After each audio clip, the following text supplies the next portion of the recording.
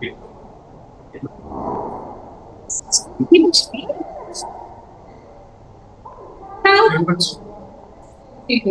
are master student today.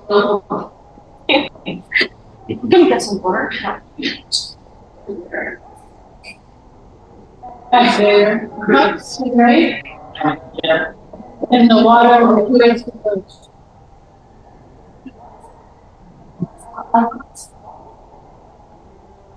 There are cups right there.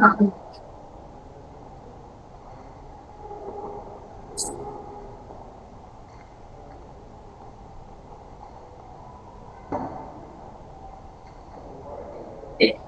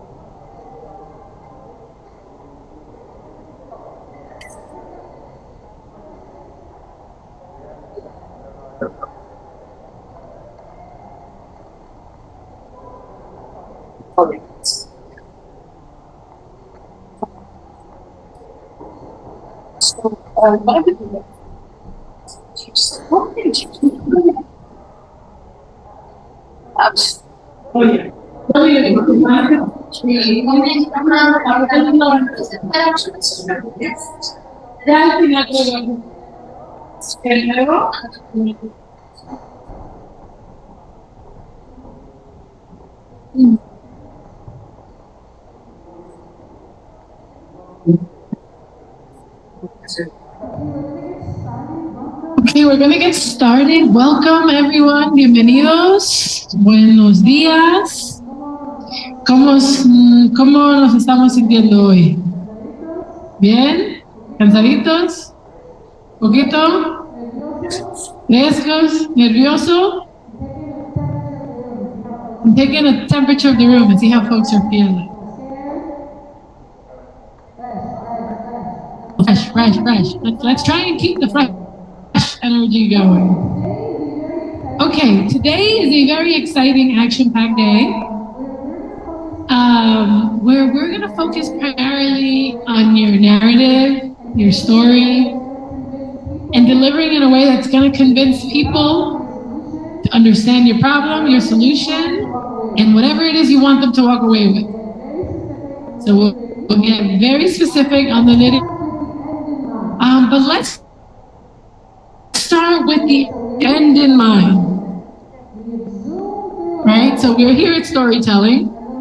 We have zoomed through a lot of this. And remember, we don't expect you all to have finished everything, but to have started on a lot of these pieces.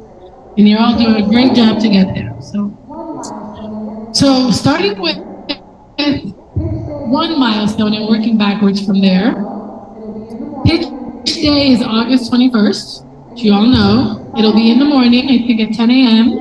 And you will pitch for 5 minutes, and you will get 5 minutes of questions from the judges. We're going to confirm the location soon, and we'll send you a lot more information. But one thing we can tell you is they will have an exhibition area. So if you have either a digital or a physical prototype or model that you want to bring, there will be a space for you to have it so that you can talk about your solution in more depth outside of your pitch. ¿Me entendió todo el mundo? ¿Sí? ¿Alguien no? ¿No? Okay. Okay. The what? Oh, yes. Thank you. Los premios, lo más importante, ¿verdad?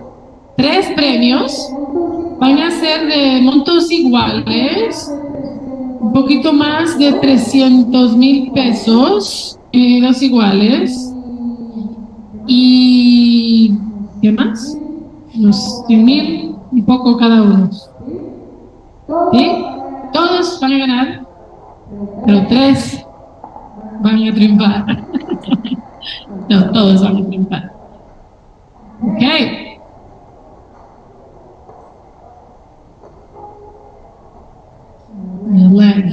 Okay, so for today, we have 3 objectives. We're going to go over what we want your pitch to accomplish. We want to go through your presentation sequence, what we're calling the anatomy of your pitch deck. And then we're going to give you a lot of tips on the art of pitching. What differentiates a good pitch from a great pitch? Can any of you share what companies you've seen pitched or companies that exist right now that you feel really inspired by? Products that really speak to you and something about the way this company moves in the world like really speaks to you. Mm-hmm. Yeah, back in the day, the iPhone. Yeah. Like very exciting. So Apple, every time they came out with a new reveal, right? Every year, Steve Jobs do this big reveal in his black turtleneck. Why did that speak to you? Well, because it was relatable. The iPod was like a really nice device already. And then he had the phone. Yeah, so the iPod, when he revealed it, it was 1,000 songs in your pocket or something, or 1,000,000 songs in your pocket. I forget the number. That was really easy to understand. You have all this music, and they're in CDs and tapes, and in my computer, and in my radio. And I can't take it with me everywhere I go easily, right? And so, was it 1,000,000 songs? I forget, what was it about the iPhone? I don't remember very well. I just remembered like the emotion that I had. And what was the emotion that you had? I don't know, like it was like the new thing, the most innovative cell phone that it was, because it was touch. At that time, the touch screens was really strange to see. Yeah, so I'm a little older than you, and I remember I had a BlackBerry. And BlackBerry was, I think, the first smartphone that came out because you could do a lot of things. It was like it was made for like business, basically. You can do big conference calls because the speaker was really loud. You can check your email. That was like the big thing. You had your email now in your phone. But every time I tried to log on the internet, my God, that was so painful. The iPhone came, right? It's like, oh, finally, I can actually use the internet on a phone, right? And everyone felt like, wow, this new marvel, this shiny new thing that wasn't just cool and beautiful, but that you can actually do a lot of things. Anyone else? So we know Apple. Apple makes every list of like companies that make us feel something special. Yeah, he was a master. And when we get through deconstructing the anatomy of the pitch and the art of the pitch, we can come back to the examples to see what he did that made him such a master. Any other companies?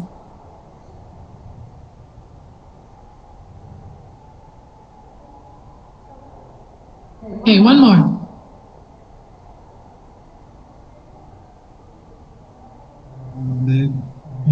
Windows 11. Windows 11. Tell me more. Satya Nadella taught us how was the process of making the Windows 11, and then he presented some images of the product, and then he invited his colleagues to explain a little bit more of the functionality of the system. So what was special about Windows 11 from Windows 10, 9, 8, 7, 6, 5, 4, 3, 2, 1? What was special about it? Same. The same? No, I think that they focus on the productivity, and a little bit more available for the user to understand the environment that they developed. Okay. So I think it was a good presentation for me. Yeah, okay. So I too am a little probably older than you, and I remember that like Microsoft dominated every like business application, right? Excel, Word, PowerPoint. We're still using them, right? Even if Google brought them online and made them a little simpler, we're still basically, you're right? So the functionality of these tools are still why Bill Gates was, for a long time, the richest man in the world. Uno más. ChatGPT. ChatGPT! Yes, tell me more. It was a TED Talk, but I'm very familiar with all the TED Talks. And Does everyone know what ChatGPT is? ¿Sí? Yeah. ¿Todo el mundo sabe? Or actually, ¿Tú? Un poquito. ¿Qué es ChatGPT? ChatGPT, it's a natural language processor Mhm. that you can artificial intelligence, and you can ask them and talk to him everything, and the language create actually new things, new. Yeah. Entonces, ChatGPT es inteligencia artificial. Cuando ayer podías entrar a Google y pedirle que te... ¿Cómo se llama esto? ¿Dónde encuentro esto? El ChatGPT ahora es más inteligente, escribe de una manera generativa. Entonces puede coger todo lo que encuentra en Google y decirte, ese es lo mejor, ese es lo segundo, ya es mucho más inteligente. Es un asistente artificial. Sí, puedes usarlo como asistente artificial o De muchas formas, ¿sí? de muchas maneras. ¿Y por qué te emociona ChatGPT? Well, ChatGPT, yeah, it's excited because I always see sci-fi films, and then like Iron Man or Interstellar, and then like the intelligent assistant, and actually I was like, oh, that was very cool that you don't do the thought thing, and you only choose a point and ¿Dilo en español? unir los puntos.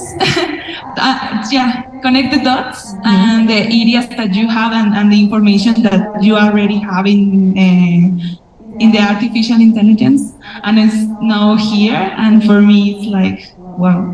Yeah, that's very exciting. So from science fiction to science reality, basically, right? Yeah. So now we can all have a virtual assistant that's a little smarter.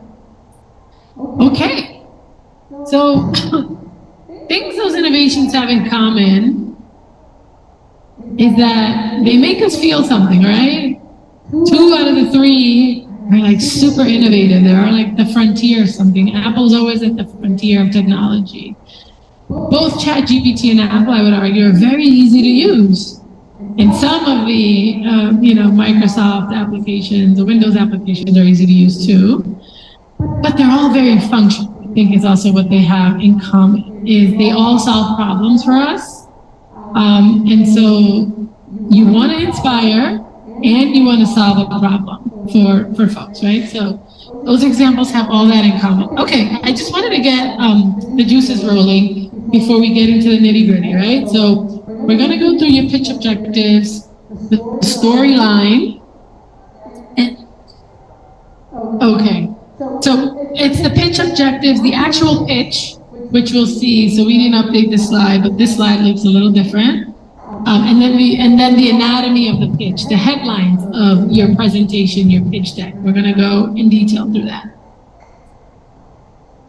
Okay, so I kicked us off with asking us what inspired us because, dreams are really powerful. Can you, Alex, Diego, I swear I'm going to get all 3 of your names right. Diego, can you read this for me? Dreams are powerful. They can inspire us to imagine that things could be radically different than they are today. Then believe we can progress toward that imaginary world. Yeah. Okay, so you are all dreamers. You are all dreaming a different, more radically cleaner, more efficient, safer Ciudad de Mexico, País de Mexico, and world, right? All of you are envisioning a better city, a better country, a better world. your dreams need to inspire other people. You're going to need to inspire so many people to bring your dream into reality. And at the end of the world, at the end of the day, I don't think anything is more powerful than a dream. You know, sometimes we talk about dreamers like, oh, you know, they're not going to get anything done. But Steve Jobs is one of the biggest dreamers we had in this country, and he's revolutionized all of our lives, right? Even if you don't use Apple products, they're not cheap. You know about them, right?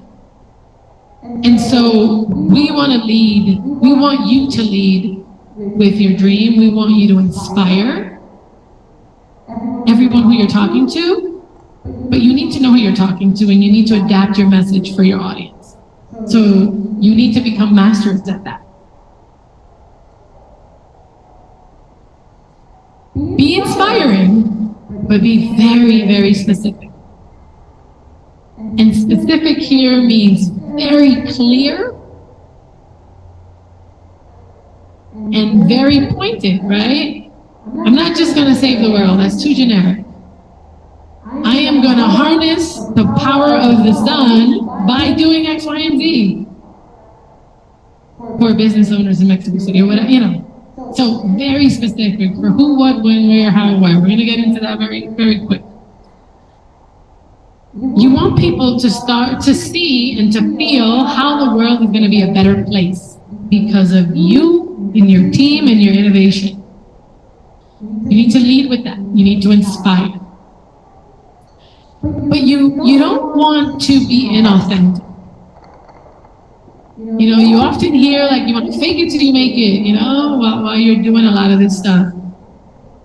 There's a little bit of that, but really you need to be true to yourself.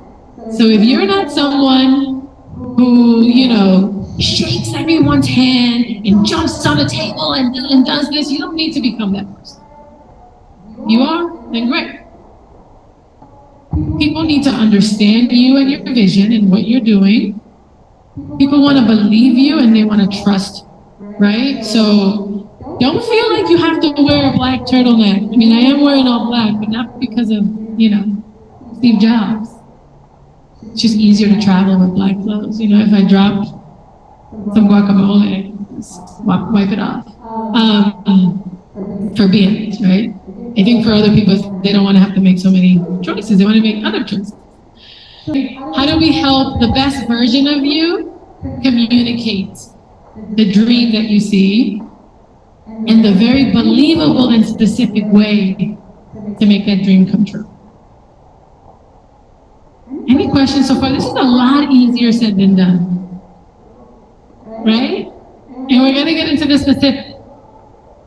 But any question, does anyone believe that like you don't have to be inspiring and you don't have to be clear, you don't have to be specific?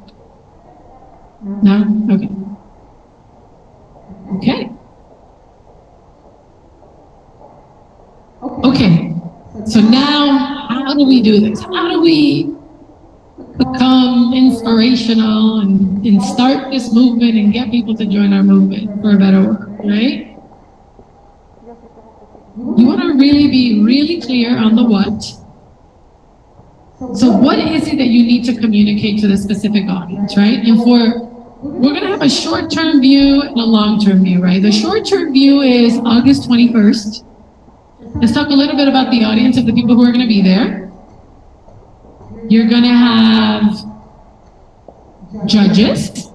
Do we know who the judges are going to be? Not yet.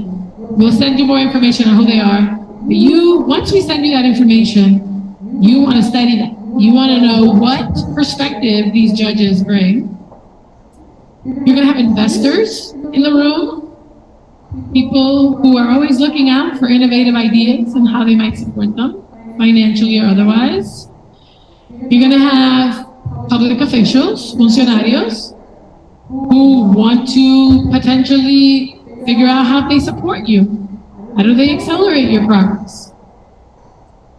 And you're going to have industry. You're going to have heads of company, you know, and other business organizations who might be interested in some of your solutions, who might be some of your partners, some of your customers. Now, the first thing you can do to up your chances, right, of doing really well is you got to bring your own group of supporters. So it's going to be in a big venue, and we're encouraging all of you to invite as many people as possible. If you can, you want to have a little group in the back saying, when you go out, Batu, yay, Batu, Batu, Batu, Batu. Action! Acarreados, traigan sus acarreados. Bring your fans. Maybe your mother, your sister, your wife, your friend. Bring your support system. This is a big accomplishment for all of you.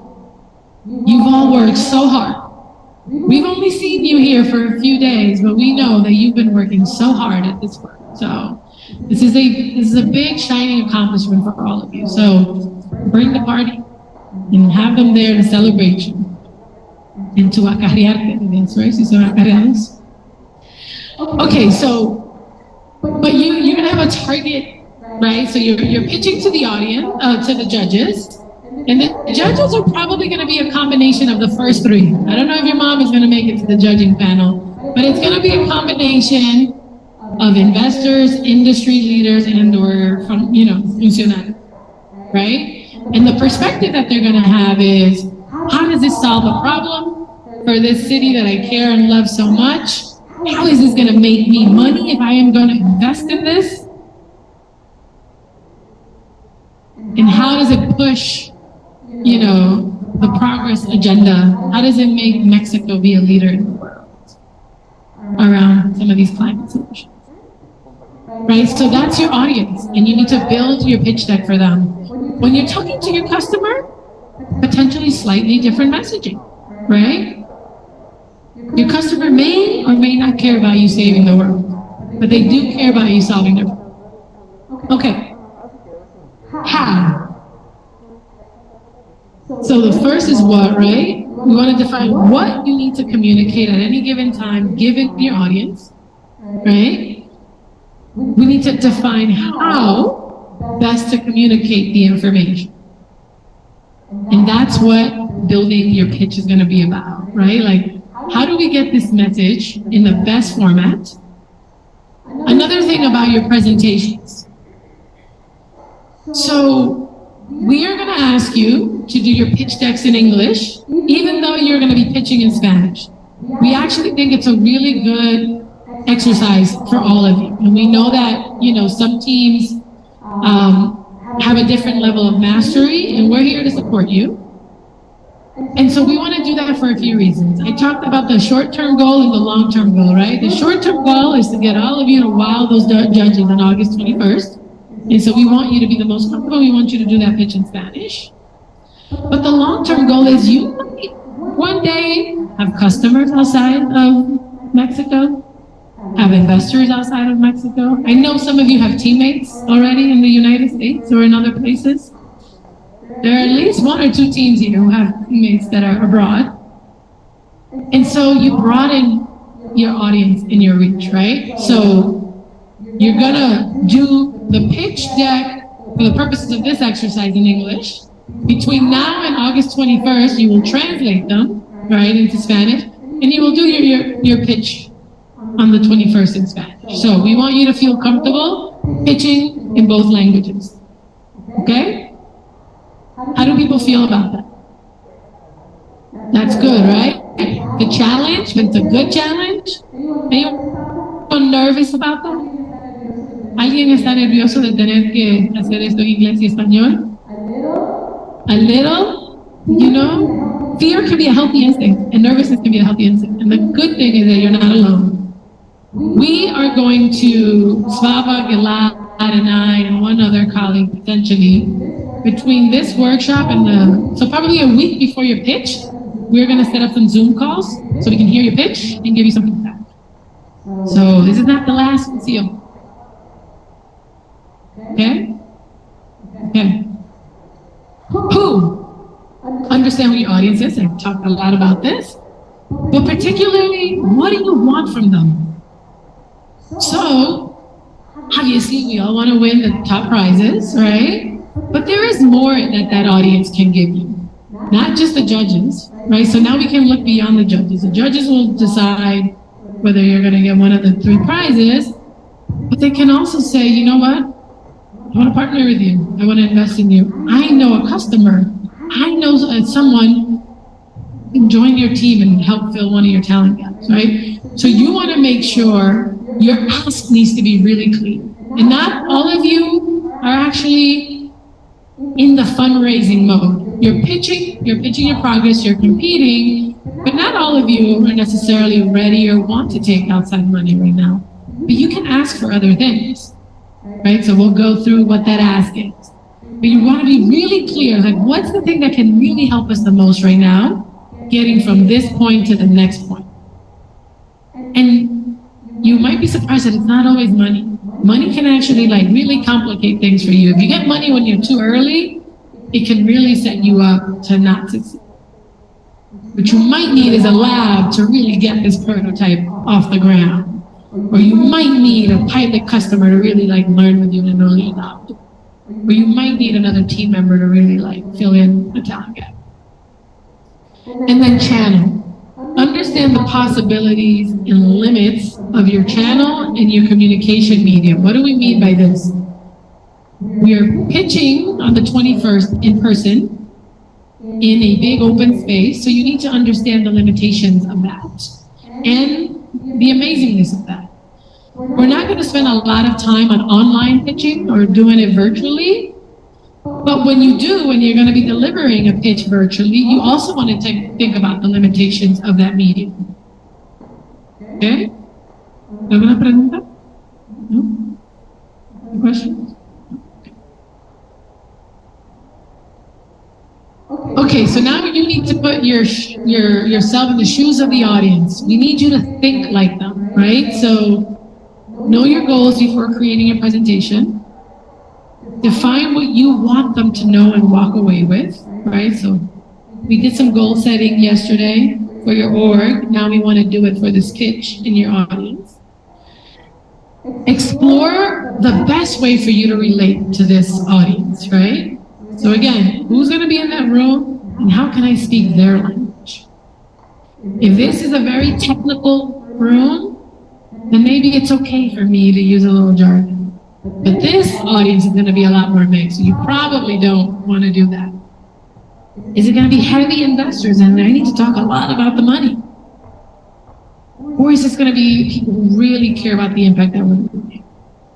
It might be all 3. It might be 1 or 2 of those, right? So you need to really have that in mind and decide ahead of time for them what you need them to think. I need them to think that I am the first to market, that I am, the most innovative. There might be 3 other people doing what I'm doing, but the reason that I'm going to win is because of X, Y, and Z, and that's what I need them to walk away. What is it that you need them to walk away with? Right? And so the specifics that you want to keep in mind is the size, the demographic, their expectations, their knowledge, their interest, and what are they really there for? What is it that what you're doing helps them accomplish?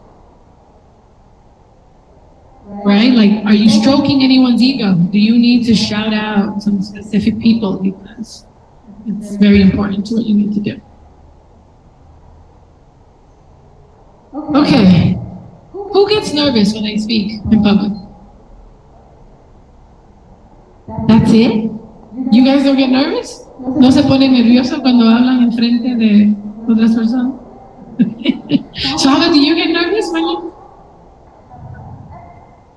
Every time. I think this is the #1 phobia in the world, the fear of public speaking. The biggest fear that people have. But there's a way that you can channel your nervousness into enthusiasm, right? So if I'm nervous and I'm doing this, instead of like doing this, like, okay, I can still move, but I don't have to do it frantically like this, right? And you just say, okay, Let me look you in the eye. I can still move. I can still use my hands in a way that help my presentation, but that don't distract from me, right? I don't want to be doing too many crazy things. I want people to pay attention to what I'm listening, and I want my body language to support that. But we all get nervous. So if we get nervous, instead of speaking low, let's focus on speaking slower, clearer. If looking at everyone makes you nervous, that's why you want to have 2 or 3 friends in the audience. Like, okay, I'm going to look at my sister, at my partner, and at Vietnam, because he always makes me smile, right? So, really, and you need to practice. Practice, practice, practice, they say, is the essence of pedagogy. And the simple way to say that is that practice makes, not perfect, but it makes better. Better, better, better. Okay. You want to engage your audience. You want them to feel your energy, you want to use their energy. So figure out how you do that in your pitch. Sometimes I've seen people ask questions. There could be rhetorical questions where you like make the audience think. Sometimes you make a statement that makes them think. Sometimes you do a pause. Like you drop something really important, like we are going to harness the sun's energy. Do something. How are you going to do that?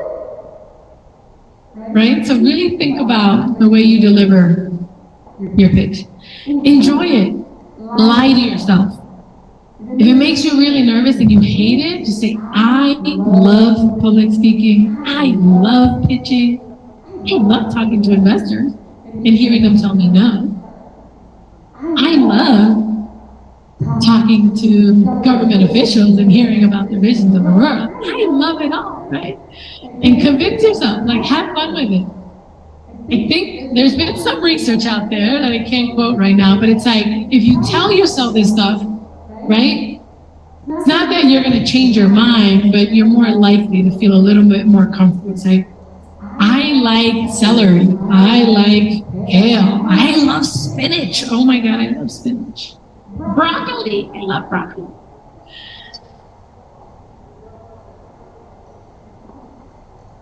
So, nervousness, we talked about voice, intonation, speed. So if you're someone who speaks really slow, then you want to challenge yourself. Okay, how do I pick up the pace a little bit?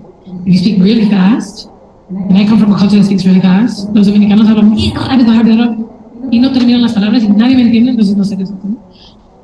Okay, how do I speak slower? Right? And you are each other's best critics. So you will decide who's going to pitch. You might not have all 6 of you or all 8 of you to pitch, right? That might be tough in 5 minutes. But I think you should all develop that, right? And be each other's coaches and honest, right? Feedback is a gift. See it as a gift. And people helping you get better. Okay. I think I covered most of this. The other thing is, be really disciplined, and this comes with practice. You want to end on time, right? So here's what I do. Here's how I prepare. I actually try to write a script, but I will never read that script on the slide. Do not do slides. It's very, well, especially when we get nervous. I'm like, oh, ya, se me olvidó todo lo que iba a decir. Déjame escribirlo todo aquí, leer de aquí. No. I think writing it down, writing a script for you, could be a really good way to get your thoughts, to get the right words, to time it. But you want to learn it. You don't want to be reading from anything, right? You want to command. You don't want people, because what sometimes happens is, if I'm doing this and no one's paying attention to me, we're just reading this right now. So in terms of preparation, end on time, and you're going to be a lot better at that if you practice, if you write down what you're going to say, and you don't want to put everything you're going to say on the slide. Because if it's very text heavy, then I'm going to read the slide. Why do I need to listen to you?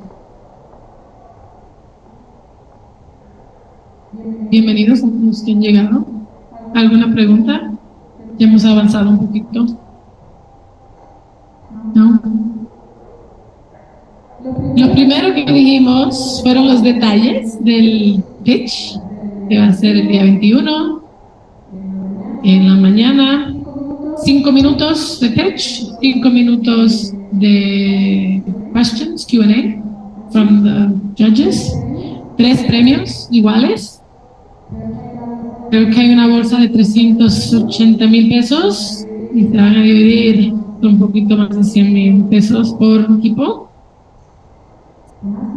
¿Qué más dijimos, amigos? Me olvidaron.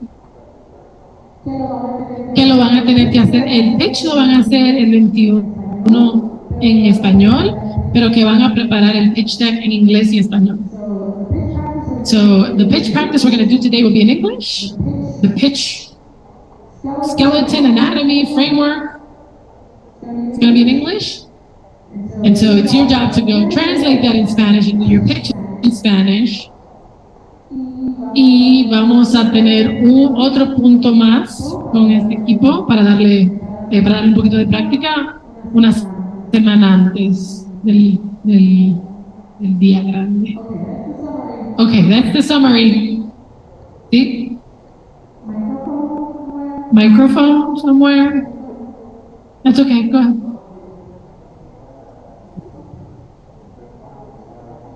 In terms of the slides of the pitch, for this exercise, is necessary to define any format? 2, 3 slides, problem solution, and... Perfect question. That's what Svava is going to spend a good chunk of time going through. So the answer is yes. We have some suggestions, particularly based on what we've seen from the teams that tend to succeed, what they communicate in those slides. So yes, we will give you a framework. And today, by the time you leave, you will have a headline on every one of those slides. So that is what you're going to walk away with today. Okay? I'm not going to spend much time on this. When I go around, if any of you have any big online presentations, you can tell Svava and I, and we can give you a few pointers on how to do this online. But for now, we want you to focus on delivering your pitch live. Yeah. 5 minutos en inglés o 2 minutos y medio en español. ¿Ah? En español.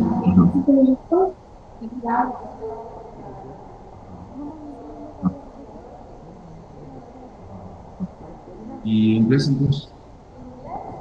Vamos a preparar el pitch deck. La presentación la vamos a preparar aquí en inglés. Y vamos a hacer un pitch pequeño aquí en inglés también. Bien cortito. No va a ser los 5 minutos en inglés ahora, pero que queremos que tengan tu pitch de elevador. Y ese sí, para que lo puedas decir en inglés o en español. So we're going to have a short pitch, your elevator pitch, that we're going to work on it in English today, because we want you to have that in English and Spanish.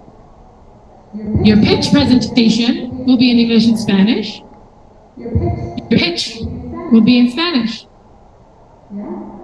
Yeah? On the 21st.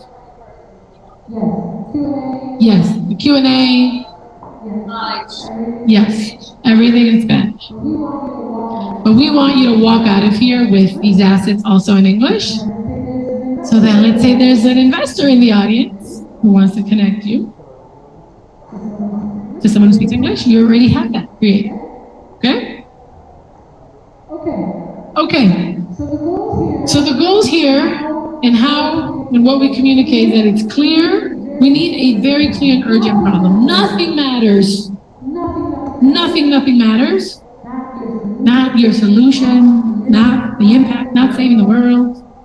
If your problem is not clear and is not urgent. I need to feel like there is a fire and I need to run out of here and you're going to help me put out that fire. I need to feel like there's a massive opportunity to go climb that mountain And the group who's leaving is leaving right now. And so you want to join that group who's going to scale it. Okay? Urgency. Clarity of the problem. The solution has to fit your problem, right? So many of you have come up with some amazing solutions. You need to be able, and it starts with the problem, you need to be able to draw a very straight line from the problem to the solution. It can't be that drivers have a problem and I have a solution for building managers, right? Or like, you need to really make it really simple. Someone who knows nothing about your space or your industry to understand, okay, there's a problem. Who has the problem? Oh, so this solution, okay. That doesn't mean that there aren't other people involved in your solution. Some of you are building marketplaces with 2 or 3 sides, but your problem really, really, really needs to make sense to the solution that you build. There can't be like, okay, cool solution, but how does that fit the problem? Or my God, this problem is very urgent, but how does the solution actually? This is the last question that you have to answer for your audience is, can we make a scalable business?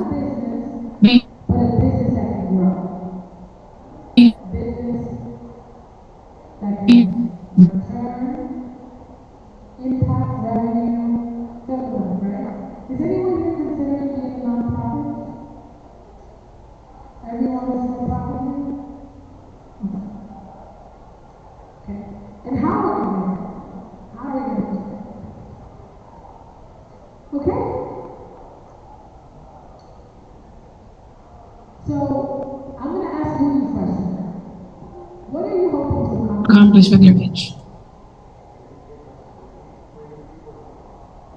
¿Micrófono dónde está? Mira el micrófono al colega aquí. So, if depending on who I'm pitching for, probably I will communicating my solution and convincing people that I'm capable of delivering it. So not communicating solution, okay. What do you want to accomplish from your pitch?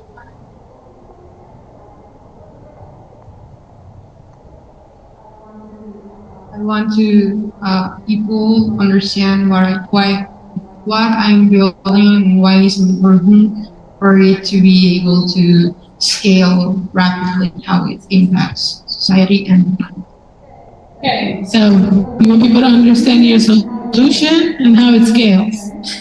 Okay.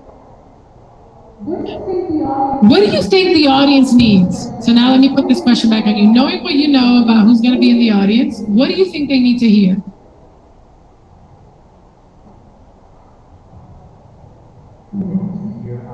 To hear the impact of the problem we're trying to solve, like how big deal is it, that they need to take action like right now, and to know one possible solution that you're an alternative for making something done, getting something done about that situation. But mainly, I think it's the point they have to understand. Yeah, they need to understand the urgency, and you didn't say it in these words, but basically, like, where do I sign up, right? That's what they want to know, or that's hopefully how they feel at the end, right? Where do I sign up? How do I join this? How do I help you?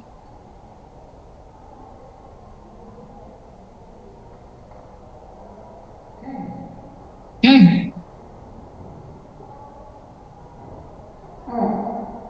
All right. So now we're going to break and work on your pitch objectives, right? So some of you shared high level. Let's get very specific for you, for your team, for your company. What do you want to accomplish with your pitch?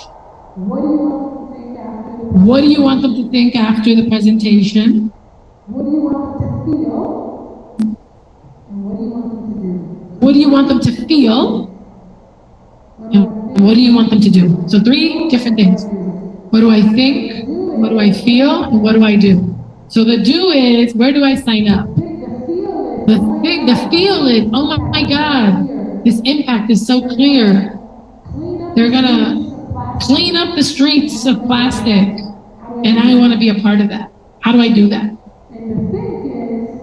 And the think is, this is an amazing opportunity. How do we make money?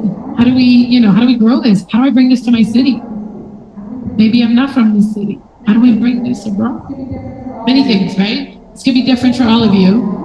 But let's spend some time now really thinking about what you want out of this pitch.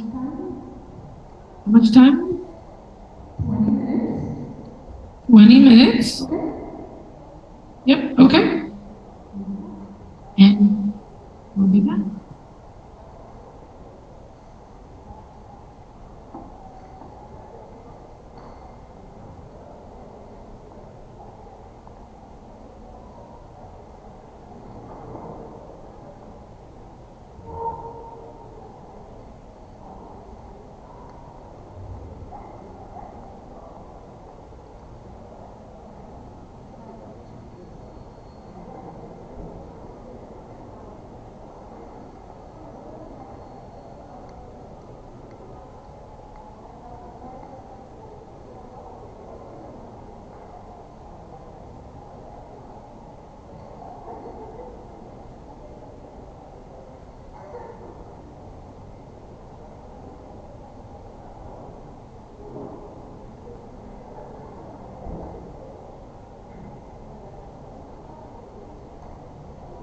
Next time we didn't do any of that. We didn't do any of this.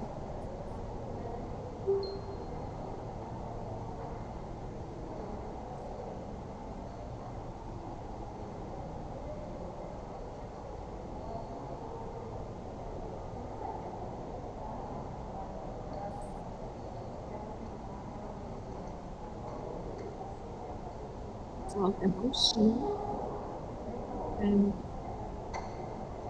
I can see how to build it, and this is what we need to make. And I was thinking, this was what we talked about. Everybody say, yeah, we will take full hour. Everybody to go through it to breathe, right? And then I was thinking team on team for this. So it's a team on team. Well, we would do this yeah, we might want to. So it's either this one is team one down, and then two big groups, or three big groups, but then who would be the third?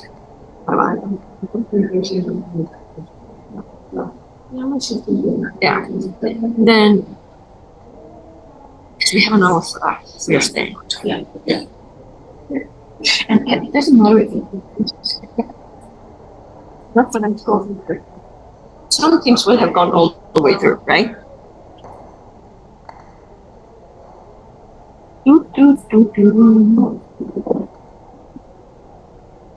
Come on.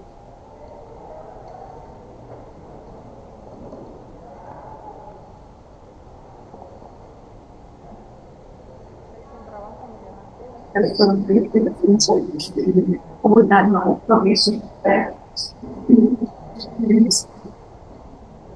Okay. See? I'm gonna lower it so it don't. Okay.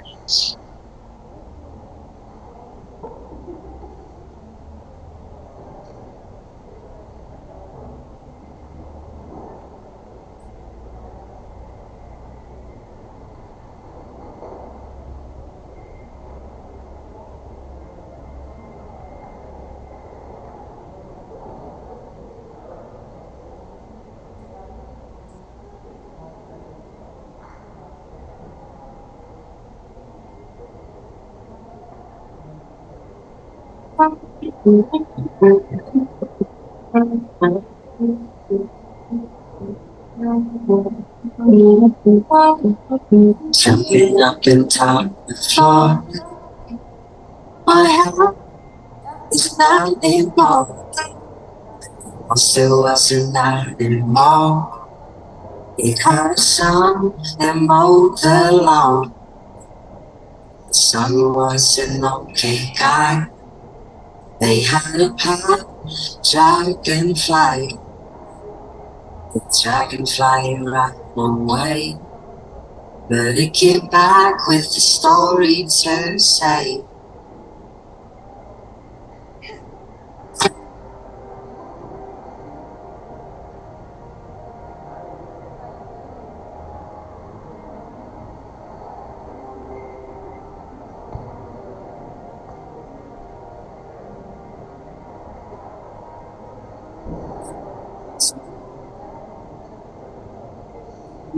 The forest like the forest of talking trees. They used to sing about the birds and the bees. The bees had to carry the walk. The sky was invading enough for the animal. They speak out the ponds and the creatures are slowly.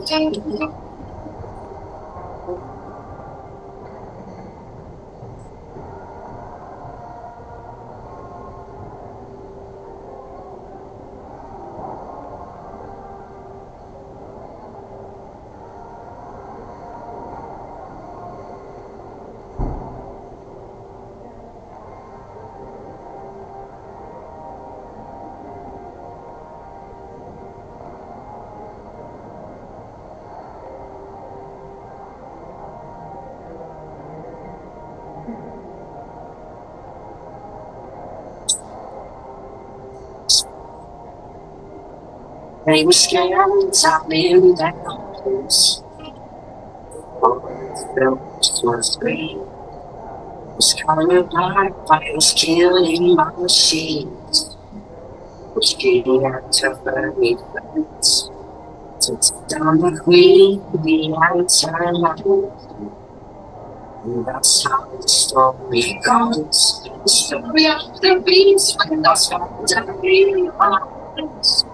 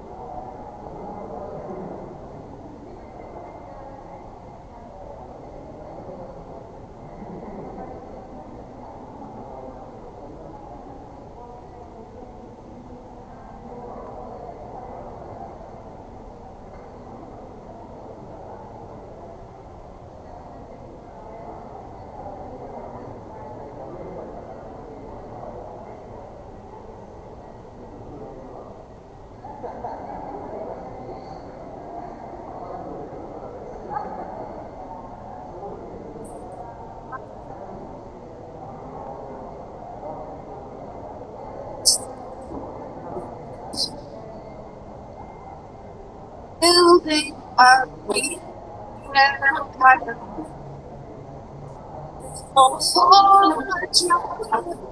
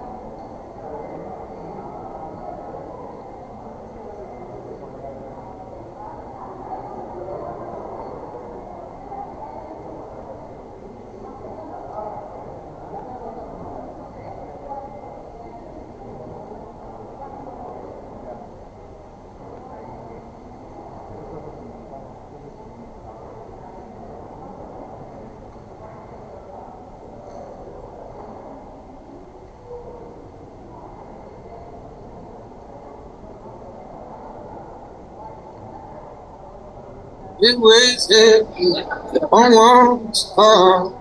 I could tell that from the start. See the one so hard to come across. There is more than DCI. I like yours very fine. Someone else be my love.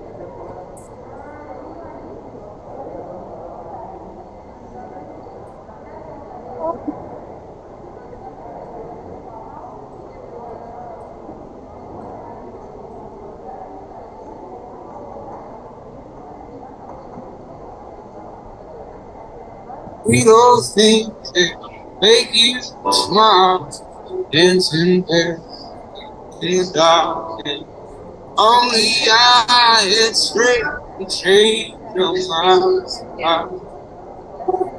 Oh, for what you need, you do not see.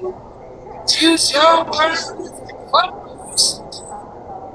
And you see that love you got is down.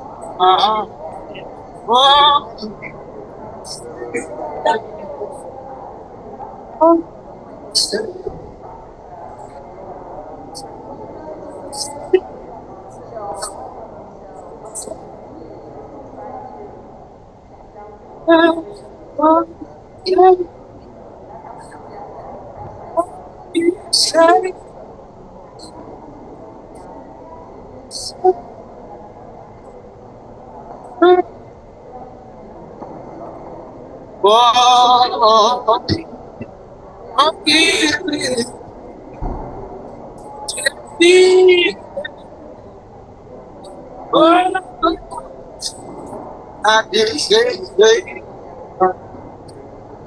it should be safe.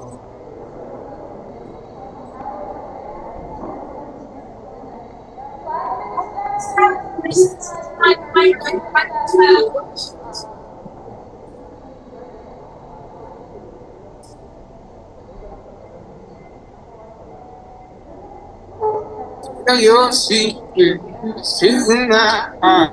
Can you do your happiness? We want everything for more we found. Love for one so pure and be so. May your feelings from.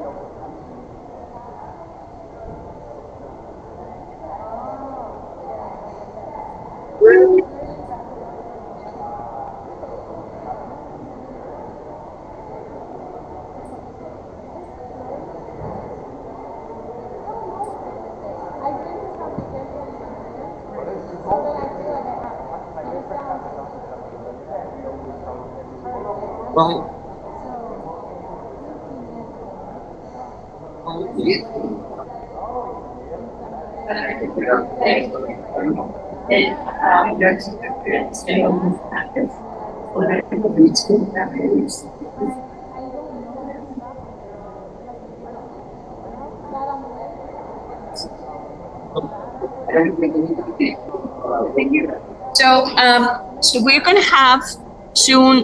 Hang on. Hang on. Your IP guy. Louder. Yeah. You want to say for the next steps? Yes, so we did that this morning, and we will do it again this afternoon. Yeah, we're not sure of the next venue. No, but we told them.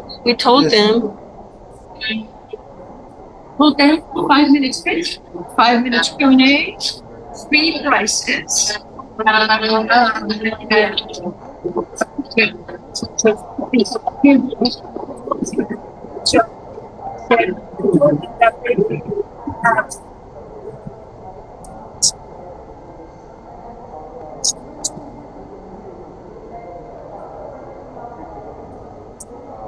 They only have like a Dutch chance. I don't know if you can see the table. It's kind of like have it on the TV behind me.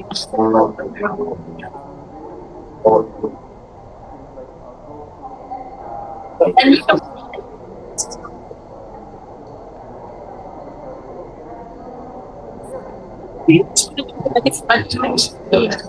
Yeah. Yes. You will turn around. You know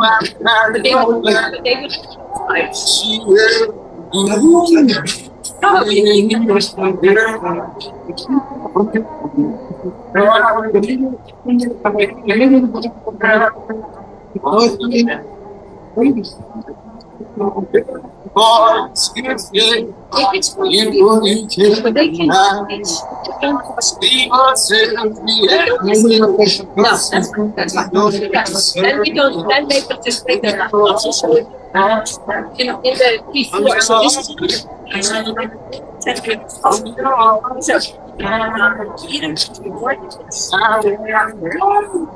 Outside, they can have tables, and they will just have some pots, and they can show people and talk to them how their solution works. Or physical problem. Then you go into pitch, and when they pitch, it has to be. That's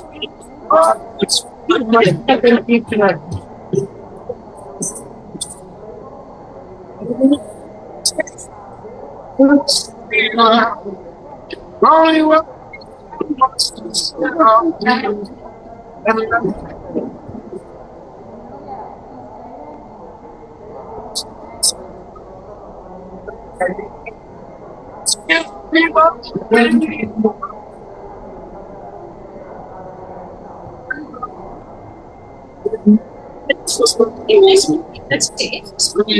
That's it. This is what you and the bunch keeps Ilan and I have both.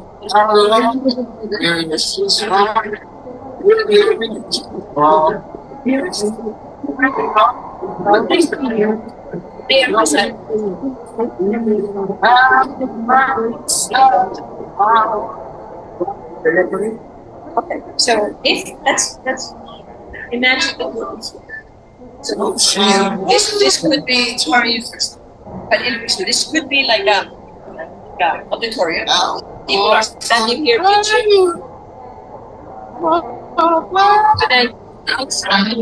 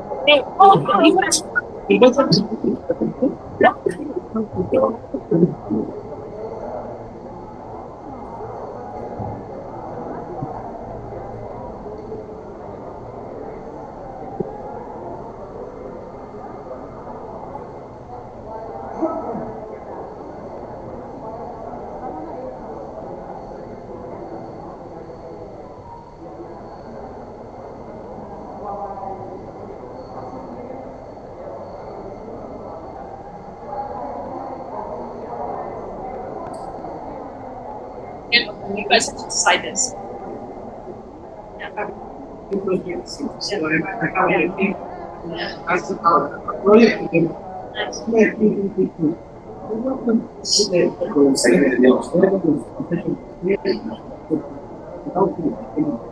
No, I want to acá.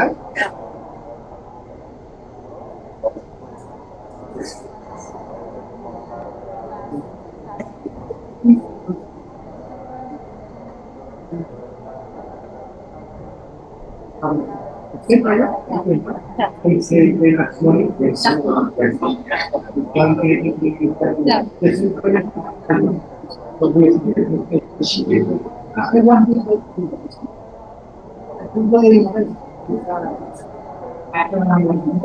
need whatever should be on the panel. We need 3, 4, 5 people on the panel.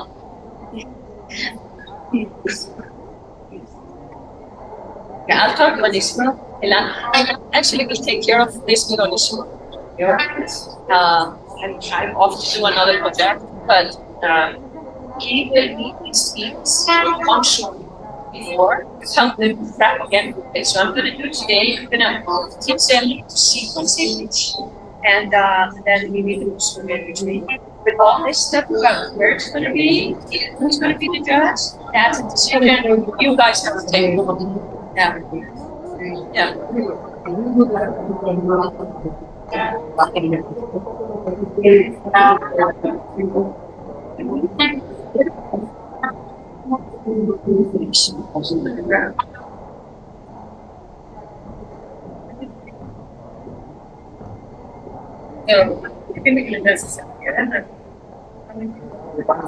Package, but it's okay. We have your page. Problem here because I'm and we don't have to. I don't know what the judges. So we only have to the judges. What the judges have to think. Okay. We would have to brief the judges and give the judges kind of advice. Okay. Normally. They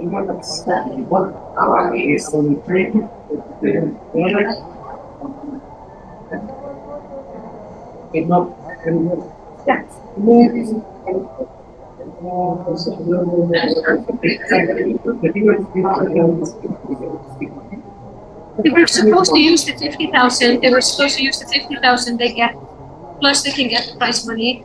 They can, that's 100,000 pesos. So they have like 150 after finishing this program. They can use that to build the battlefield. Right. Yeah. The reactor. Exactly. Yeah.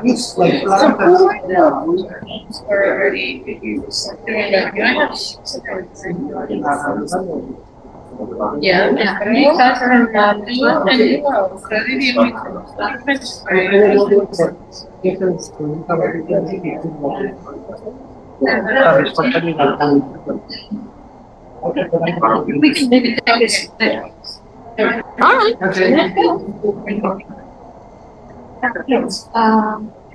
Let's why don't we call our group samples? I think we're running that about to take the last 5 minutes. Okay, so now let's come back and share some examples. Do them here? Sure. Tenemos algunos voluntarios que quieren. I'm just going to pick something, Iskara, that looks like has many tickets. So you're going to be voluntold to share with us. Okay, let me see. Who's over here? No one is here. Here we have tickets. Who is this? Who is this? ¿Quién quiere conseguir socios para hacer negocios inteligentes? Okay, entonces, walk us through what do you need to accomplish with your pitch? ¿Qué necesitas y quieres lograr con tu pitch? Bueno, lo que quiero lograr con mi speech es conseguir socios para hacer negocios inteligentes. ¿Qué son negocios inteligentes? Que beneficio a la sociedad y me beneficio yo.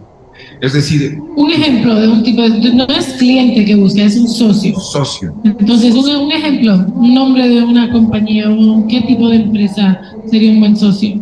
Pemex. Pemex, ¿ok? ¿Y qué hace Pemex? Pemex produce una gran cantidad de carbono, tiene una gran presión por parte de otros países porque está contaminando. Entonces yo le te voy a proponer, oye, vamos a capturar carbono de esta manera súper eficiente y... ¿Pero son clientes también o no? ¿Te pagan? Pueda que sea o no. Okay. El cliente es socio. Okay, so his biggest thing is to find a hybrid of a partner customer.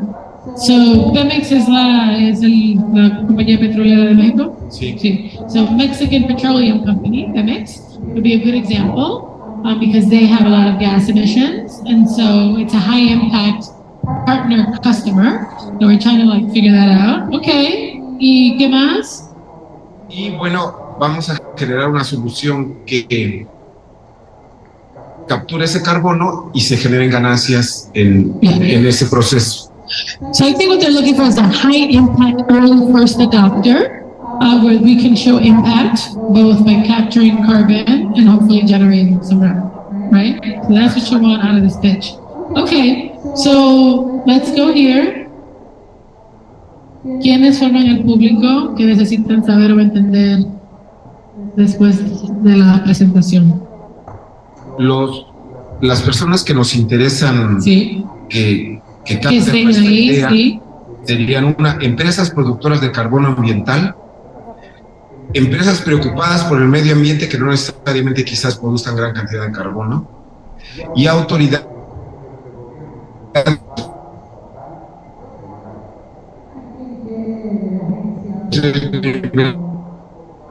de gobierno municipal, estatal y federal. Bueno, ahí impactaría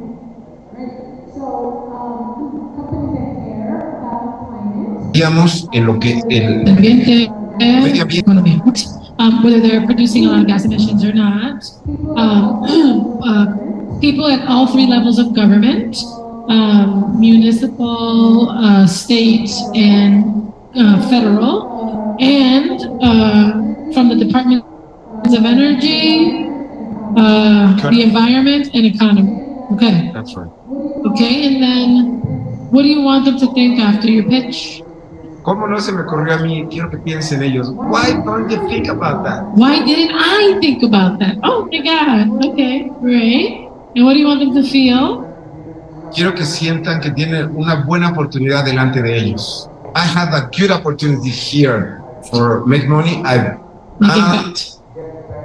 get better my environment. Okay, so I see a great opportunity to improve the environment and make money. Okay, and what do you want them to do? That take part of it. Let's be more specific. How do you want them to take part of it? Más específico, ¿cómo? Hay muchas maneras. Puedes buscar otra persona que entre en el equipo, puede ser un cliente. Ellos, ¿no? Sí, ¿qué quieres que hagan ellos? Ellos que se acerquen a mí, que me digan quiero formar parte de esto. Pero ¿en qué manera? Como socio o como patrocinador. Okay, so he's looking for partners and investors. Okay, he wants them to come up to him after and say, I want a partner or I want to invest. Okay, great. One more? Okay. Okay. Let's find someone who is here. Ooh, here's someone with a lot. Yeah, a lot of sticky there, Nax. So Nax, can you walk us through 3, 4, and 5? ¿Me dan el micrófono, Nax, por favor?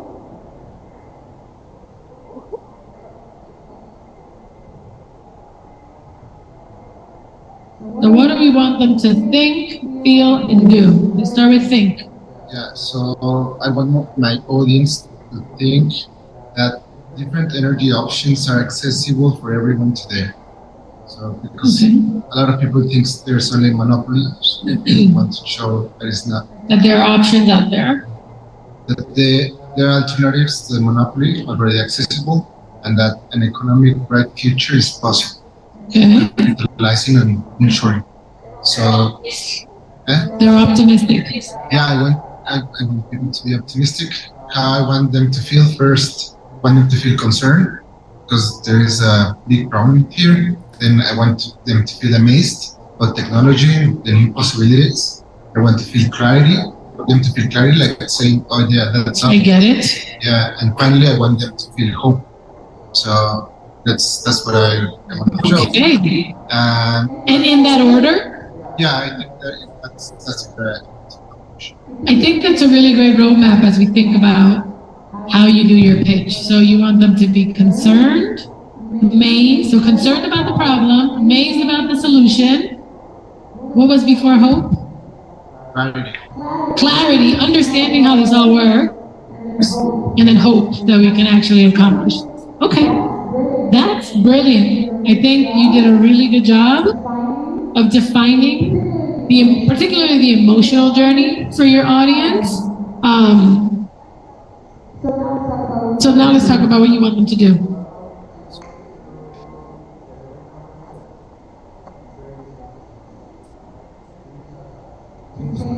change to a different energy source. Yeah. Okay. Okay. Okay. I want to be urgency. Another stages. Okay. So the feeling like curiosity and urgency feel like they belong here. What is the action? So I think you got to the action. If I want them to feel curiosity, the action is I want them to go to my website. If I want them to feel urgency, I want them to sign up. Right? Right? So let's tighten that up a bit. But this I think is a really great example. I think Max did a really excellent job of touching on the emotions of how he wants his audience to feel. And so let's get really specific from that emotion, from urgency, or from, and you map the journey really nicely, right? So from concern to amaze. So I'm concerned about the problem, I'm amazed about the solution, I understand the solution, and I this hope here, I might make it a little more actionable actually. I think you can bring curiosity and urgency instead of hope. Because what do I do with hope, you know? But if I have curiosity, I can go to your website. If I have urgency, I can sign up, right? Unless there's something that you want me to do with this hope, right? Inspire. Yeah, maybe it's inspire or, yeah. Okay, that was really good.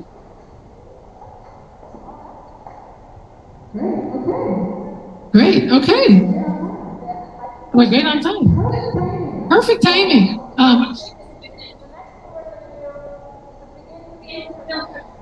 Without people looking at this, most of them do, but we want you to abandon them for the purposes of this exercise. Do not open your laptop with that. For a few hours. Amigo, si quiere venir. Tenemos aquí un amigo que nos va a hablar mucho de la IP.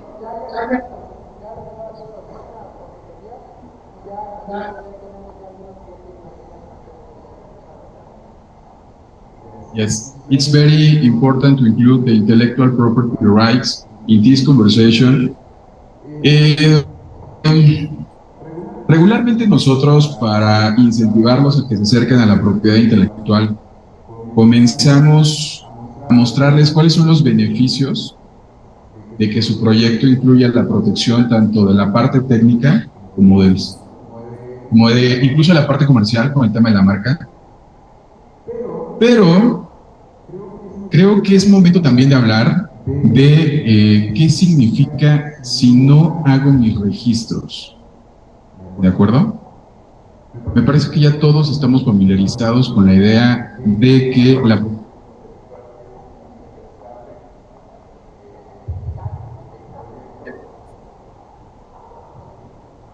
Pero, ¿qué pasa si no protejo? En particular, en los casos...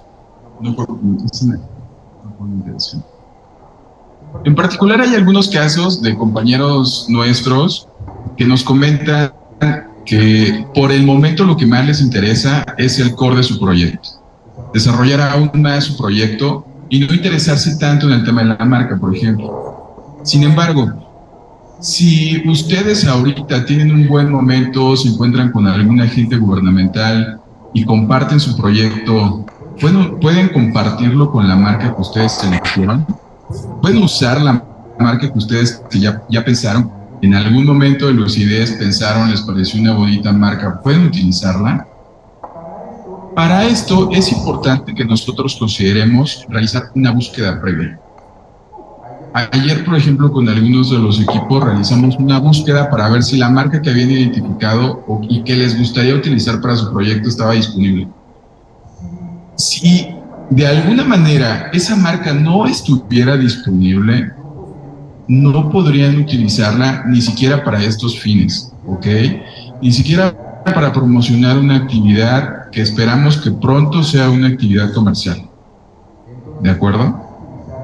Entonces, antes de utilizar el nombre que ustedes designaron para sus proyectos, necesitamos saber si el nombre está disponible, porque tenemos la intención de que se convierta en un proyecto próspero económicamente hablando futuro.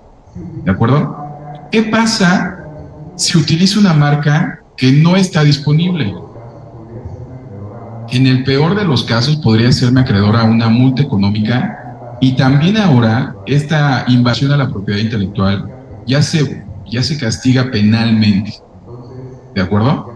Entonces, si ya comprendemos los incentivos buenos, también es importante que conozcamos las consecuencias de no hacerlo. ¿Vale? Mi intención aquí es que hasta octubre tendremos asesorías completamente gratuitas en estos temas de propiedad intelectual. Me encuentro en este espacio para los equipos, para las personas que quieran proteger todas las aristas de su proyecto, se acerquen conmigo, agendamos una sesión y cada proyecto tendrá su propio espacio, su propio tiempo para analizar y para que se lleven una estrategia de propiedad intelectual para lo que ustedes están desarrollando ahorita y para lo que le están invirtiendo tanto tiempo, tantas emociones y sobre todo tanto esfuerzo compartido. ¿Vale? Entonces queda abierta la invitación. Levanten la mano, ¿quién falta de asesoría en propiedad intelectual? 1, 2, 3, 4. 5, 6. Súper. 7. Bueno, entonces, al final del día, las personas que estén interesadas en este tema pueden acercarse conmigo y les comparto el procedimiento para que tengan una sesión. ¿De acuerdo? Gracias.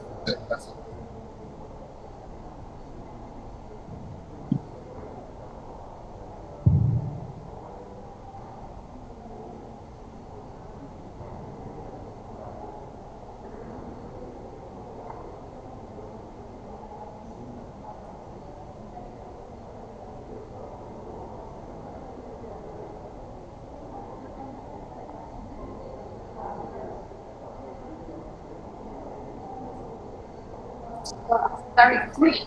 Just the elevator. Excellent. Is he done? All good. Good. All right. Hey, this is one working. Okay. Do you need 5 minutes to stand up? You are the only group I've ever been with that does not like to stand up. Usually, anywhere in the world, people need to stand up once in a while, go outside and come back in. I'm gonna see how that works for you. So let's take 5 minutes. You can all go out, but you have to come back because we're gonna have a very long session. So stand up, get coffee, go to the bathroom, go outside, cat your dog, whatever you wanna do. And then 5 minutes only.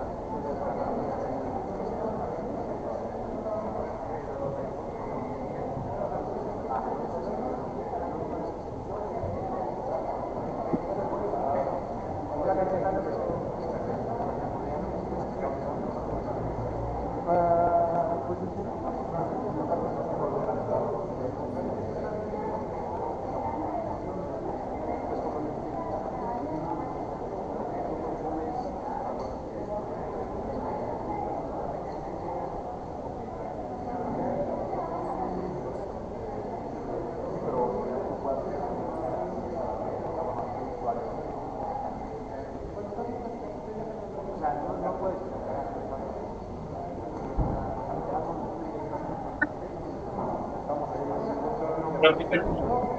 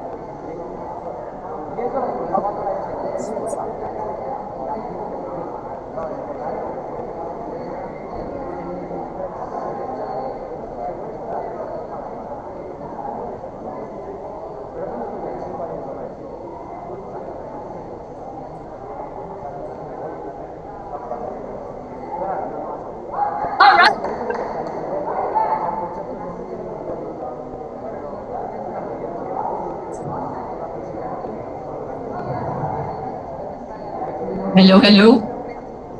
Are you ready to? No, I can't get you to sit down.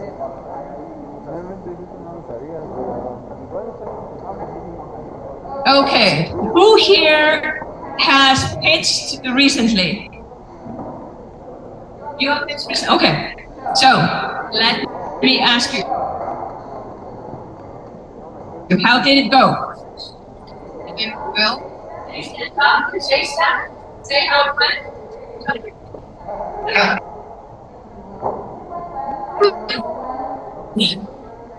It went well.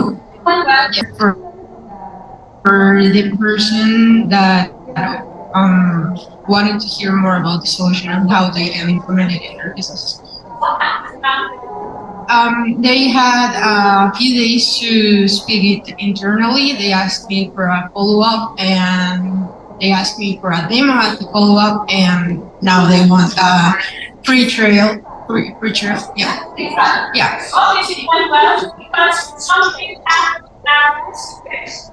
The last touch of how you run this, and something happens afterwards. Okay? So, you said that you just fixed. Yeah, sure, definitely. Well, it went really well because we already knew like the type of people we're gonna be in the judging session. We already have experience pitching, like quite some experience, and the solution like was quite being a match on the program we were actually pitching for. So we got everything covered. We already knew who it was, what were they gonna be asking, and how, what type of solutions we're looking for. So we just adapted the pitch for the purpose so that they could see like a good match. And also to fulfill their expectations.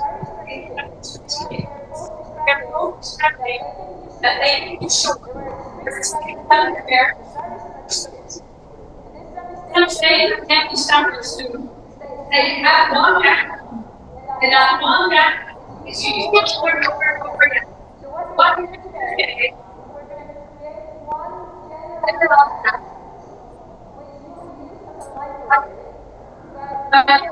with absolutely but we need to that to make sure that the story holds. So, is anyone here who has had a terrible, terrible, terrible pitch? Completely failed. Yeah, exactly. What was it about it that failed? Well, it was actually our first public pitch, like in a big forum, and well, basically it was also like the nerves. We were pitching mostly on the pandemic, so it was just Zoom, and when we passed to the presence, in presence pitching, and it was like a big forum. I was pretty skilled. It was like the first impression of the ocean. This is not the same. And the thing that went wrong was, besides the nerves. We didn't really know exactly in that situation who was going to be there, what were their expectations, what they're looking for. So the pitch was like, it was a generic pitch, and it was not as impactful as it could have been not otherwise. So yeah. Preparation and practice is key. So I keep telling the story that now I earn a living by moving my lips. I earn a living by talking to people like you and working with people like you. But I probably did not speak publicly until I was 30, I would think. And I was always that person who was at the very back. And if someone called on me to speak, I thought I would literally die. And so it's always practice. I was just so lucky to work with people who kind of taught me how to do this, and being okay with having my own style. So all of you, although I don't know you very well, but I see your styles are going to be very, very different. So make sure, like Iscaira was saying, don't try to change who you are, but fall on your strengths. So, yeah, music, that's fine. We'll go with that. So what I'm going to talk you through now is a couple of things that we have seen. We've done a lot of research into successful pitches that actually end with action. Either people give you money, or people come and talk to you, or you get some kind of a follow-up. Because that is what you want. You're not pitching just because you have nothing better to do, right? And most people are afraid of pitching because it's almost like a competition, right? And it's a good thing to be a little bit nervous. And I remember when I started teaching, I was teaching in a business school, and I had never spoken publicly before. And I had like 300 people in the audience. Till this day, I cannot remember what I said. And I hope it was about whatever topic I was supposed to teach, but I completely blanked. I had no idea what it was that I said. So then over time, you practice, and then it becomes second nature, and it becomes who you are, and blah, blah, blah, So anyway, so this guy we talked about, and he had one simple rule. And this is the one simple rule I want you guys to adopt. And I'm sorry, is it okay? Is there anybody here? No, I can't say it. Can someone ask in Spanish? Because Iscaira had to go to a meeting, so we can't translate. Is okay if, do you guys okay with English? You, okay. Iscaira will come and, can you explain to them that Iscaira will come and translate a little bit later? No problem. Okay. Because we have two teams that and I do apologize not to be able to speak Spanish. But one, I could do it in Icelandic. That'll be interesting. No thanks. So, but anyway, this guy had this one rule. And he said, remember that the audience is there to get information. It is as simple as that. They are just there to get information, and your job number one is to provide them with the information they need.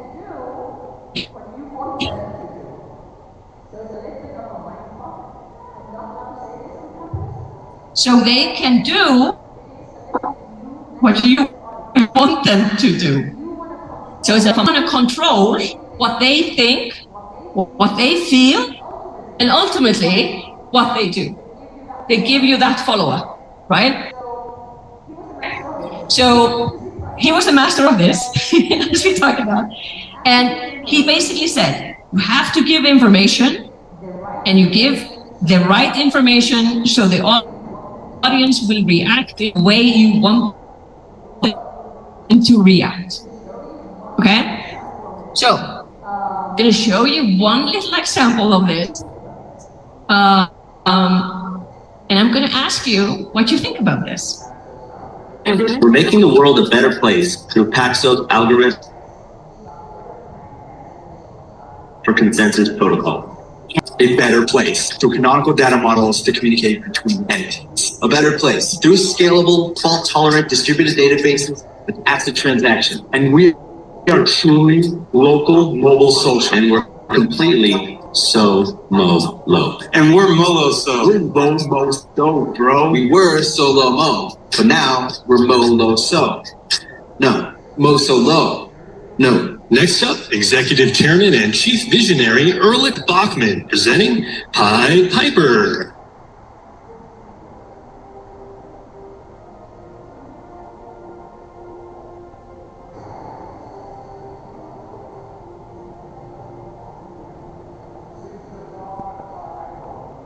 Since the dawn of time, mankind has sought to make things smaller. Until now. This is going to be you on August 21st. Okay, what did you like?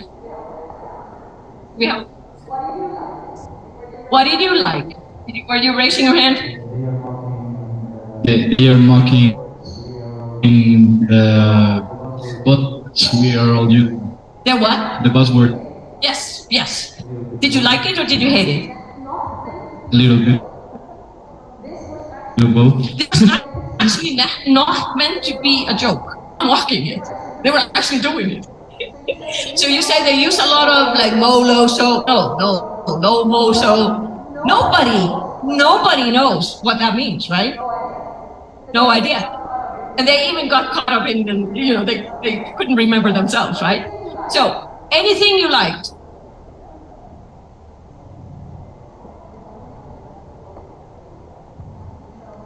Visual effects for that creates motion. Did you hear what she said? She said she liked the visual effects to create motions. This guy took it maybe a little bit too far. The whole Steve Jobs look and the drama and all of that. But the way they were trying, you saw something in these guys when they were all men, actually. This is not a good thing. Sorry, guys. You want to show that there's actually diversity. But you saw one thing. They were really interested in what they were saying.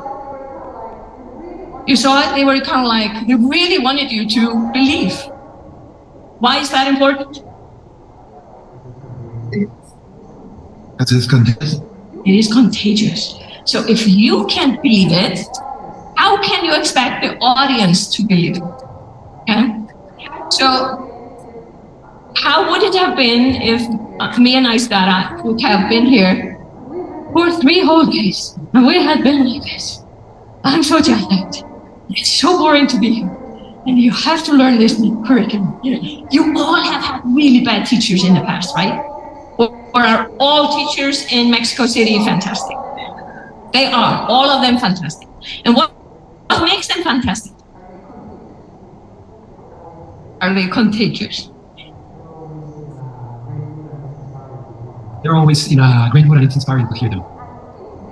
Mexico City.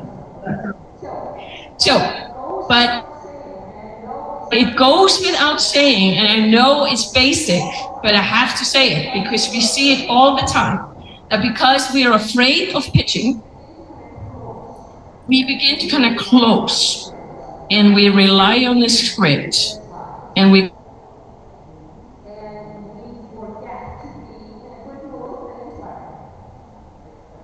begin to read the slide. and we forget. So the best 1,000 pesos at stake for you, right? Believe that this is the best thing since sliced toast. This is the best thing to hit humankind. like this guy. A little bit too much. Okay, so what did you hate? What are you absolutely not going to do? That hair. That hair, no hair. Okay, this is not the look you're going for, okay? Huh? Buzzwords and acronyms, because the audience is going to be a general audience. They will not understand. So you have to help them understand. Remember the other slide with Steve Jobs? You are here to provide information. It is not more complicated than that. But you choose the information and you deliver the information in a way that people actually want to hear more. Okay? So you don't want to put the audience to sleep. Okay? So there are some tricks, and I know it's tough. But it has to be clear, it has to be simple, and it has to be visual.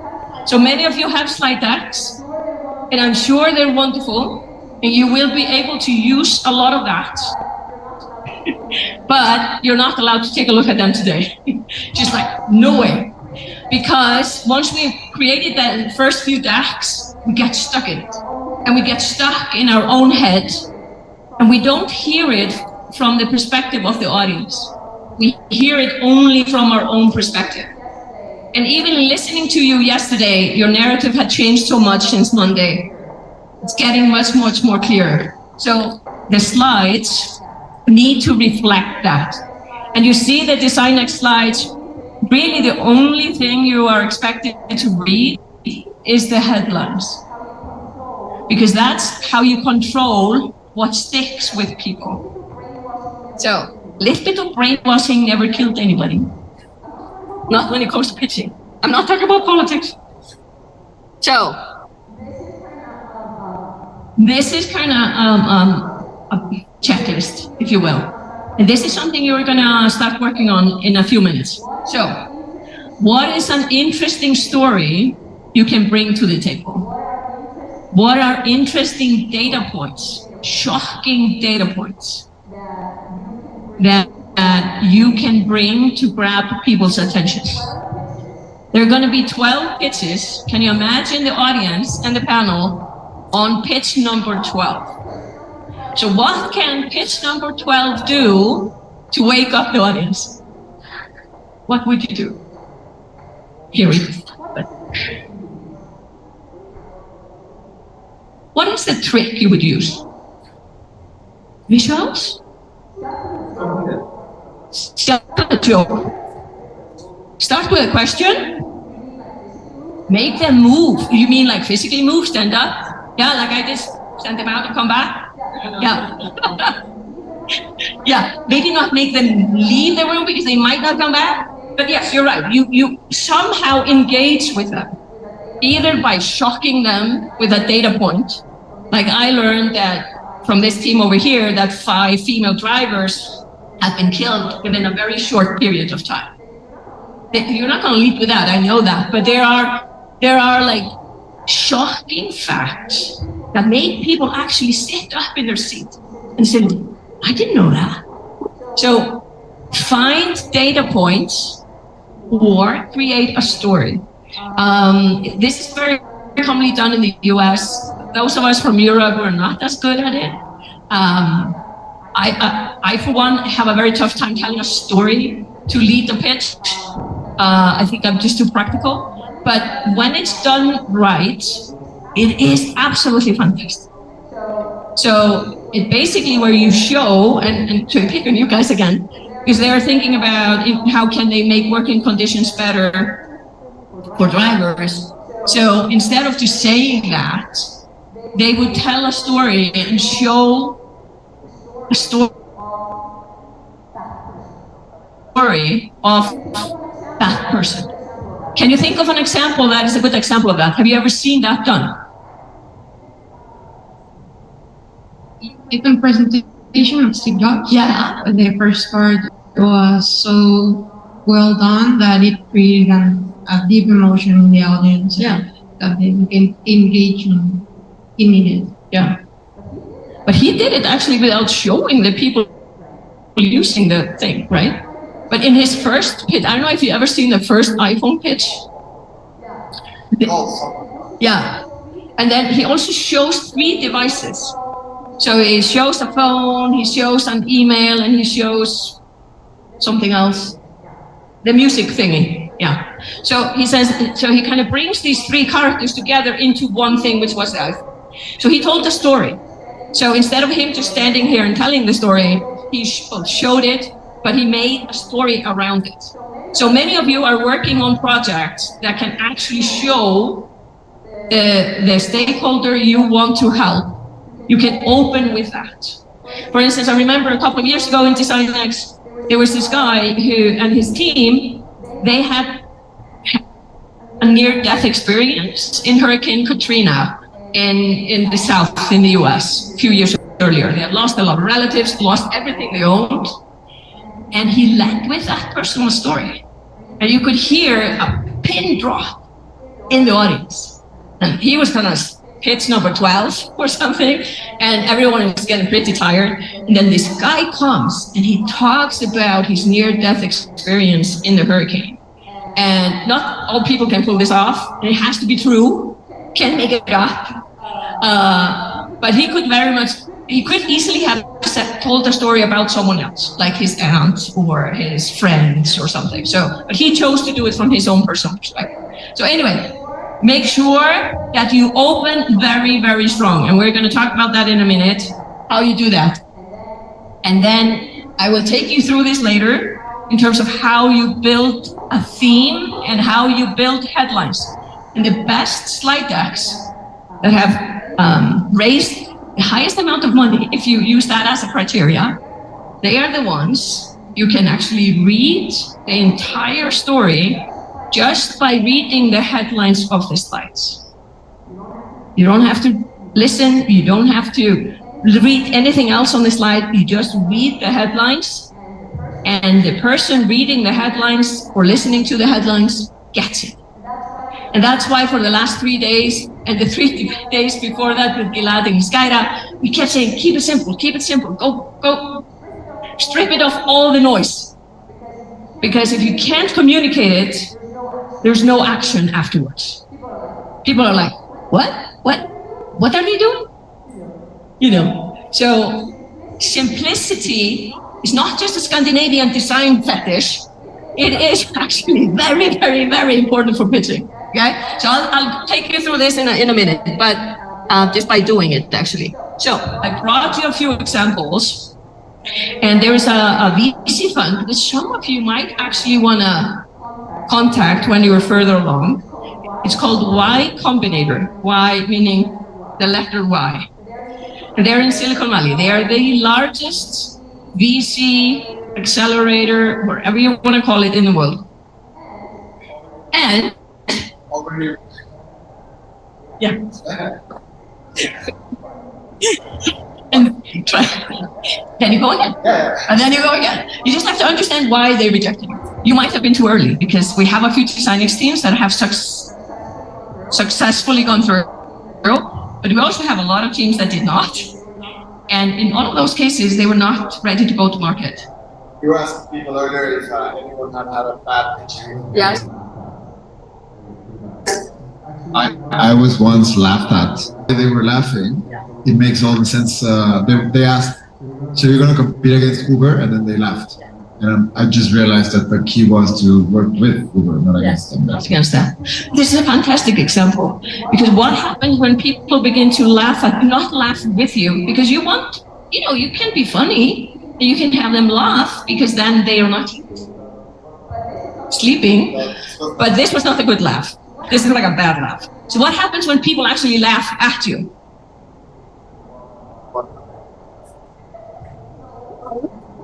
You just have a better next time. But what happens in there? We start thinking, how can I get a job? Yes. I'm going to apply for a job at Ford, or Kia, God forbid. Who will take you on? No, what happens in the brain of the audience when you see people are actually laughing? What is happening? What happens afterwards? Yeah, they are stopped listening. Because anything you say after they say, like, are you going to compete with Uber? Right. After that, they don't listen to anything you say. Not a single thing.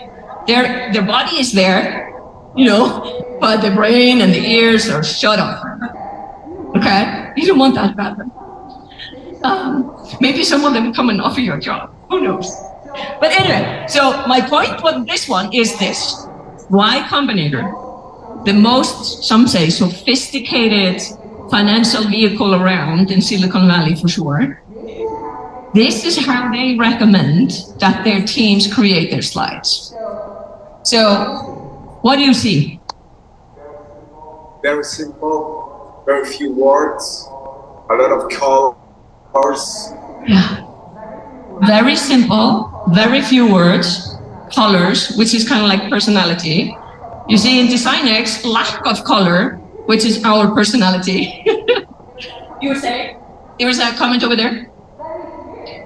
Very clear, exactly. So, what happens? This is, for instance, the financial slide. It just shows what is called a hockey stick. It shows the growth potential, but it doesn't show the details because the details happen afterwards. Like in your example about getting a follow-up, that's where all the details come. The purpose of the pitch is just to create this action. How can I work with you? I want to know more. That is the only thing you need to accomplish. They need to understand what you're doing, and they need to want to talk to you afterwards. Okay? That sounds pretty cool, right? It's taking me 3 days to understand what you're doing, but that's okay.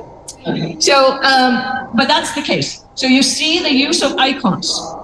So they use visuals to help them tell the story, correct? And it doesn't have to be this radically simple, because your personality might be, a little bit more elaborate. But this is kind of taking it to the extreme. So I just brought you 3 examples. This is very small on these screens. I apologize for that. That's also one thing I should have done. Because usually when we do this, we have big screens. So you can see some of our fonts are very small, some of our images are very small in this space. So what I should have done before I came is I should have checked that, because you can't see this. So don't make that mistake. Make sure that you understand that you need to use big fonts and very simple messages. But what this is supposed to tell you is that here's an example. You have access to all these slides to take a look at this. I just did a very simple search on Pinterest. And here is a very good example of the use data throughout the presentation. So these obviously were people who love data. They use data. So people don't have to believe them. They can just believe the data. You see how that works? Give me a shocking statistic about your problem. Do you have a number that creates this reaction? Tell me more. Yes. We know that the micro guy captured 30 times more carbon than trees. So maybe it could be a shocking statistic. 30 times more. And you say it like this, 30 times more. You don't say 30 times more. So they can't hear it. So you say 30 times more, just like he did. Mexico City generates about 6,000 tons of organic waste each day. Like it's half a stadium. Do you see what he did there? He said some number. What did you say? Say the number again? 6,000. 6,000 tons. Who knows what 6,000 tons look like? I don't know. I have no idea. So he said it's like half a stadium. And this is per day. So if you want to make it more shocking, you say in a week. And then it's what? Then it would be like 3 stadiums? Yeah, Something like that, right? So what he did there is a very, very well-known trick when you want to convey big numbers that people do not understand. So you see in this example, they're just using all the numbers. And they're not doing what he did. So this is just the consistent use of numbers. This one, however, is here simply because it has consistent use of icons. So instead of writing long text about what you mean, it just has symbols, okay? And then this one I just put and pretend that this text is not here, because this actually is a brochure. So, but you can take it out. It becomes a killer slide because it has what? What do you like about this third option minus the big text? Again? Big titles.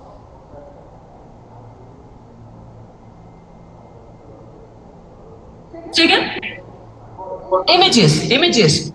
They're using images to capture your attention. And they're changing the color. Yeah. So it looks like these guys here had or have a brand. It has character, right? But they do one major mistake, which is they have these beautiful headlines, but they waste them because they say our people. Okay, and then I have to read. So the headlines are the most expensive real estate on your slides.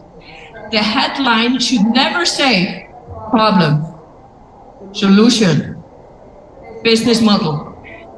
It should say what you want me to think when I look at that. So if you are having a slide showing the problem, you don't write the word problem, okay? This is the most common mistake startups do. You know you're talking about the problem, but you want to show the problem. But more importantly, you want to have a sentence that drives the key message home.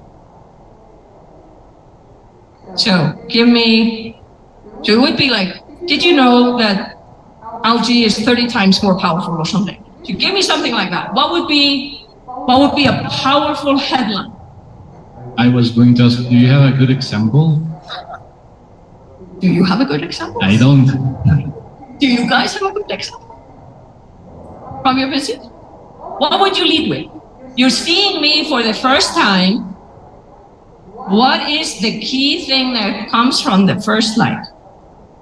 Or you don't even have slides, you just want to tell me something shocking or interesting. What?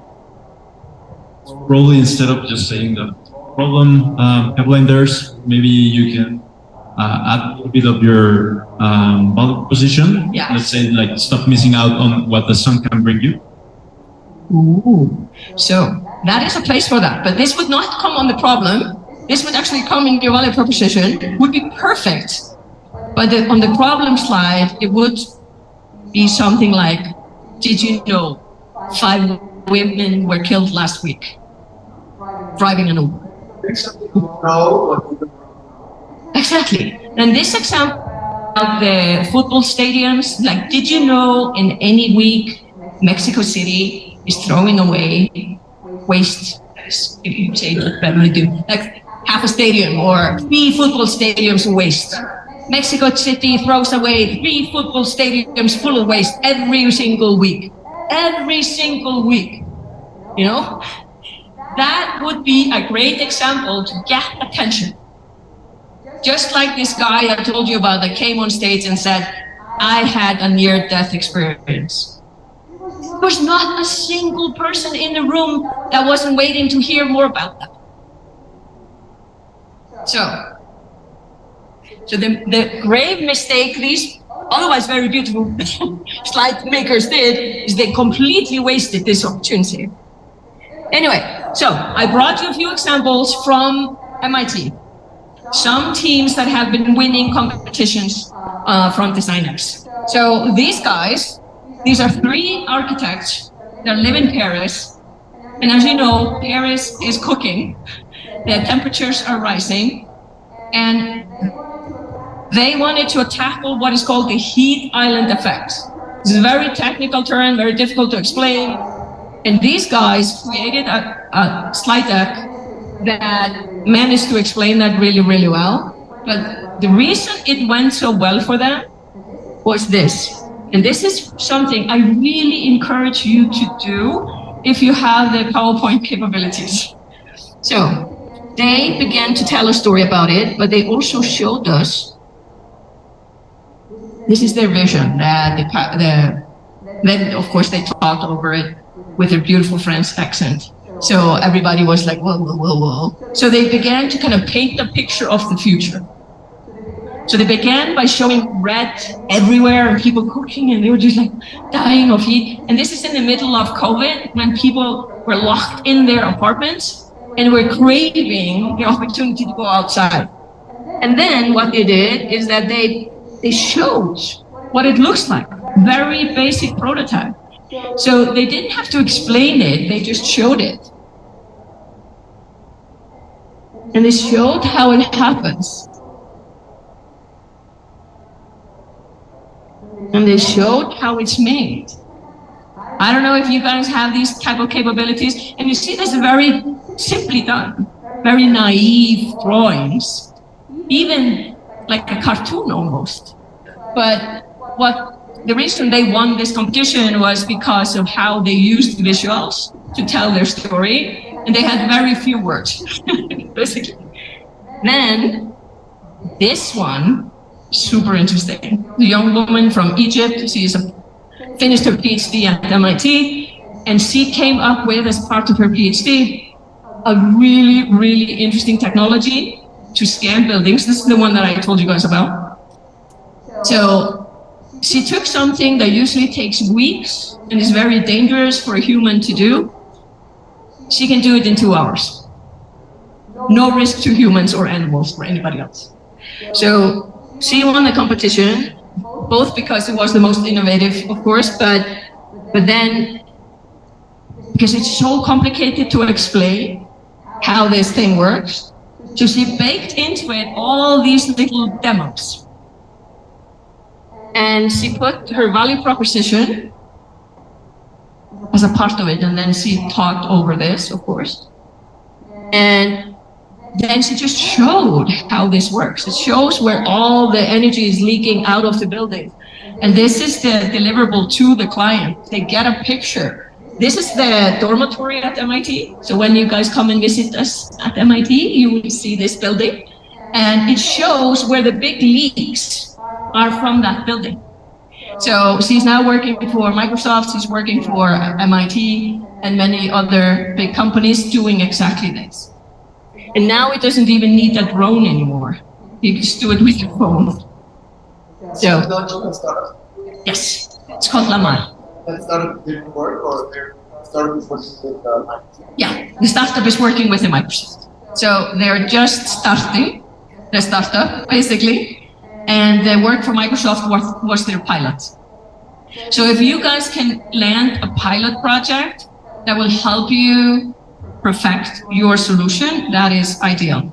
Because that allows you to tweak everything from pricing to features of your solution. So that's kind of it. I'm not gonna give you more examples because you kind of know where I'm going with this. But here's another one. They didn't have any fancy slides. Very simple narrative, but what they did, they managed to paint a very, very simple picture of the problem they were solving. And they showed before and after. So this is before, this is how their main stakeholder feels right now. This is what that stakeholder feels like afterwards. So you don't have to have these fancy PowerPoint capabilities, but that helps. But you can also get your message across in very, very simple slides. This is how you do it. So There is a sequence. But before I go into that, anything you want to share? What has worked really well with you guys when you are doing your pitch decks? And do you like your current pitch deck? How do you like it with your work? Okay? Don't be shy. Do you like your current pitch deck? Got you into this program in a way. So it can't be too bad, right? There was a lot of people trying to get into this program. You were selected, so there's something there, for sure. But what do you like about your current project, the current pitch deck, if anything? We have a pitch deck per se. We have a sales deck with our customers. We have like a comedy relief, and it always gets us like nice regular clients, and it's just it's a gift, yeah. We will see that gift later today. Okay, anything else? Do you like your current deck? Do you have a deck? No? Parts of it? Okay. Yeah, you like it, Sammy? What do you like about it?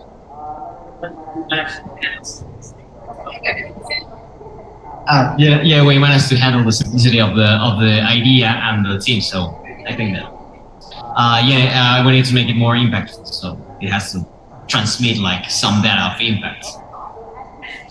Strong, yeah.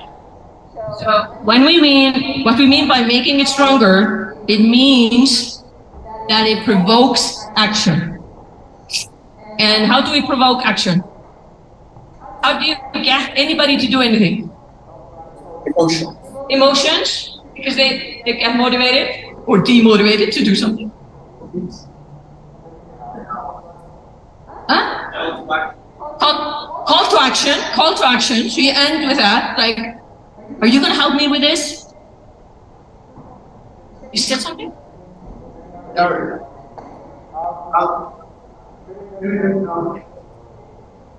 Yeah, telling them what you need them to do to help you.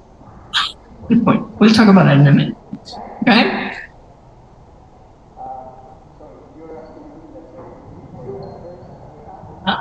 What I've seen is really useful. You obviously invite them to invest, but you also give them another choice of how to help to solve the problem you're stating. That's really useful. Yeah. It's like you don't ask for the money on the first date.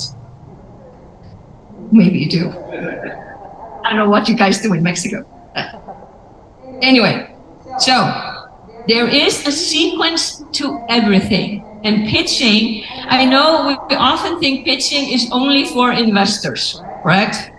But pitching is maybe pitching to investors maybe 5% of the time, 1% of the time. Most of the time, you are pitching to your customers. So it is the basis of your sales stack. But it's also when you're pitching to people like Bernardo here, because you want to use his facilities, you want to tell a story to someone that can help you along the way. It could be your potential partners, it could be you're applying for a grant, you're pitching to investors, but it is basically grounding you in what you do and what you don't do. So don't underestimate pitch as something you use once a year. Pitch is the core of what you do. This is the beginning of your strategic document. Okay? This is basically laying out the strategy for your business. Okay? So how the heck do we do that? So I'll show you. I'm gonna make this a little bit bigger. Hopefully everything gets a little bit bigger. You have the slides, so take a look at the slides. For some reason, it's like frozen. Come on. Okay. It's not allowing me to zoom in. But anyway, so if you guys can take a look at your slides in front of you, and I'm gonna walk you through it. So, this is the overall. I'm not saying you should build your deck exactly like this. I'm just saying that this sequence has kind of come about after looking at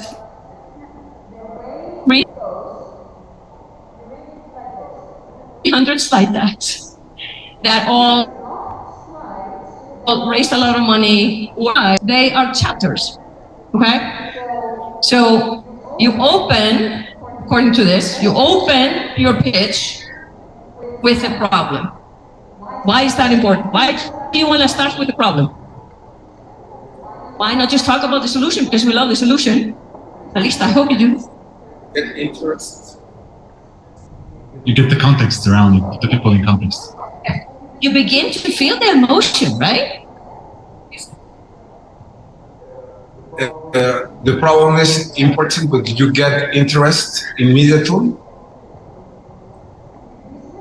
This is actually a really important point too, because people might not care about your solution. There's a lot of solutions out there. They might, however, care about the problem. And if you can basically base people inside the problem, then you have emotion. Emotion creates motivation or deterrence, like demotivation to do something. So when you see advertising that tells you not to smoke, what do? They show you someone dead, or they show you someone with really bad lungs, some mayhem, something horrible has happened to this person, right? And for some people, this actually works. For a lot of other people, it actually does not work. And over time, if you show it again and again and again and again and again, it stops working. That's why it's so important for you guys to understand what motivates the people you're trying to speak to. And why on earth are they interested in the problem? Okay? So you have to kind of put us in the problem. The guy who founded Designx, the guy who called me when I was somewhere in Serbia or somewhere trying to build a company or extend our company, he keeps saying, his name is Dennis Frenchman. He had this idea of Designx because he was tired of his brilliant students not being able to go out there and create impact. So he keeps saying, show me the people. Show me the people. So when you are talking about the problem, you have to show who it is, because we respond much better to people than to an image of a black lung or whatever. You have to show me the people. So for instance, a couple of years ago, we had a startup going through Designx. They were dealing with flood zones. And there's an example in your PowerPoint deck about it. I'm not going to spend time talking about it. But what they did, their entire deck was showing flood zones. And there were no people in the entire pitch deck. And Dennis was like, where's the people? Where's the people? What was the answer? Dead. They were dead? Maybe. At least they were not there. He's right. So the reason they chose not to show a single person, they just showed the buildings half sunk in water and all the junk that came with that. They didn't show the people because the people were not there. They had to flee or they drowned. Okay? So even if I say, show me the people, there are cases where it's more powerful not to show the people. You know what I'm saying?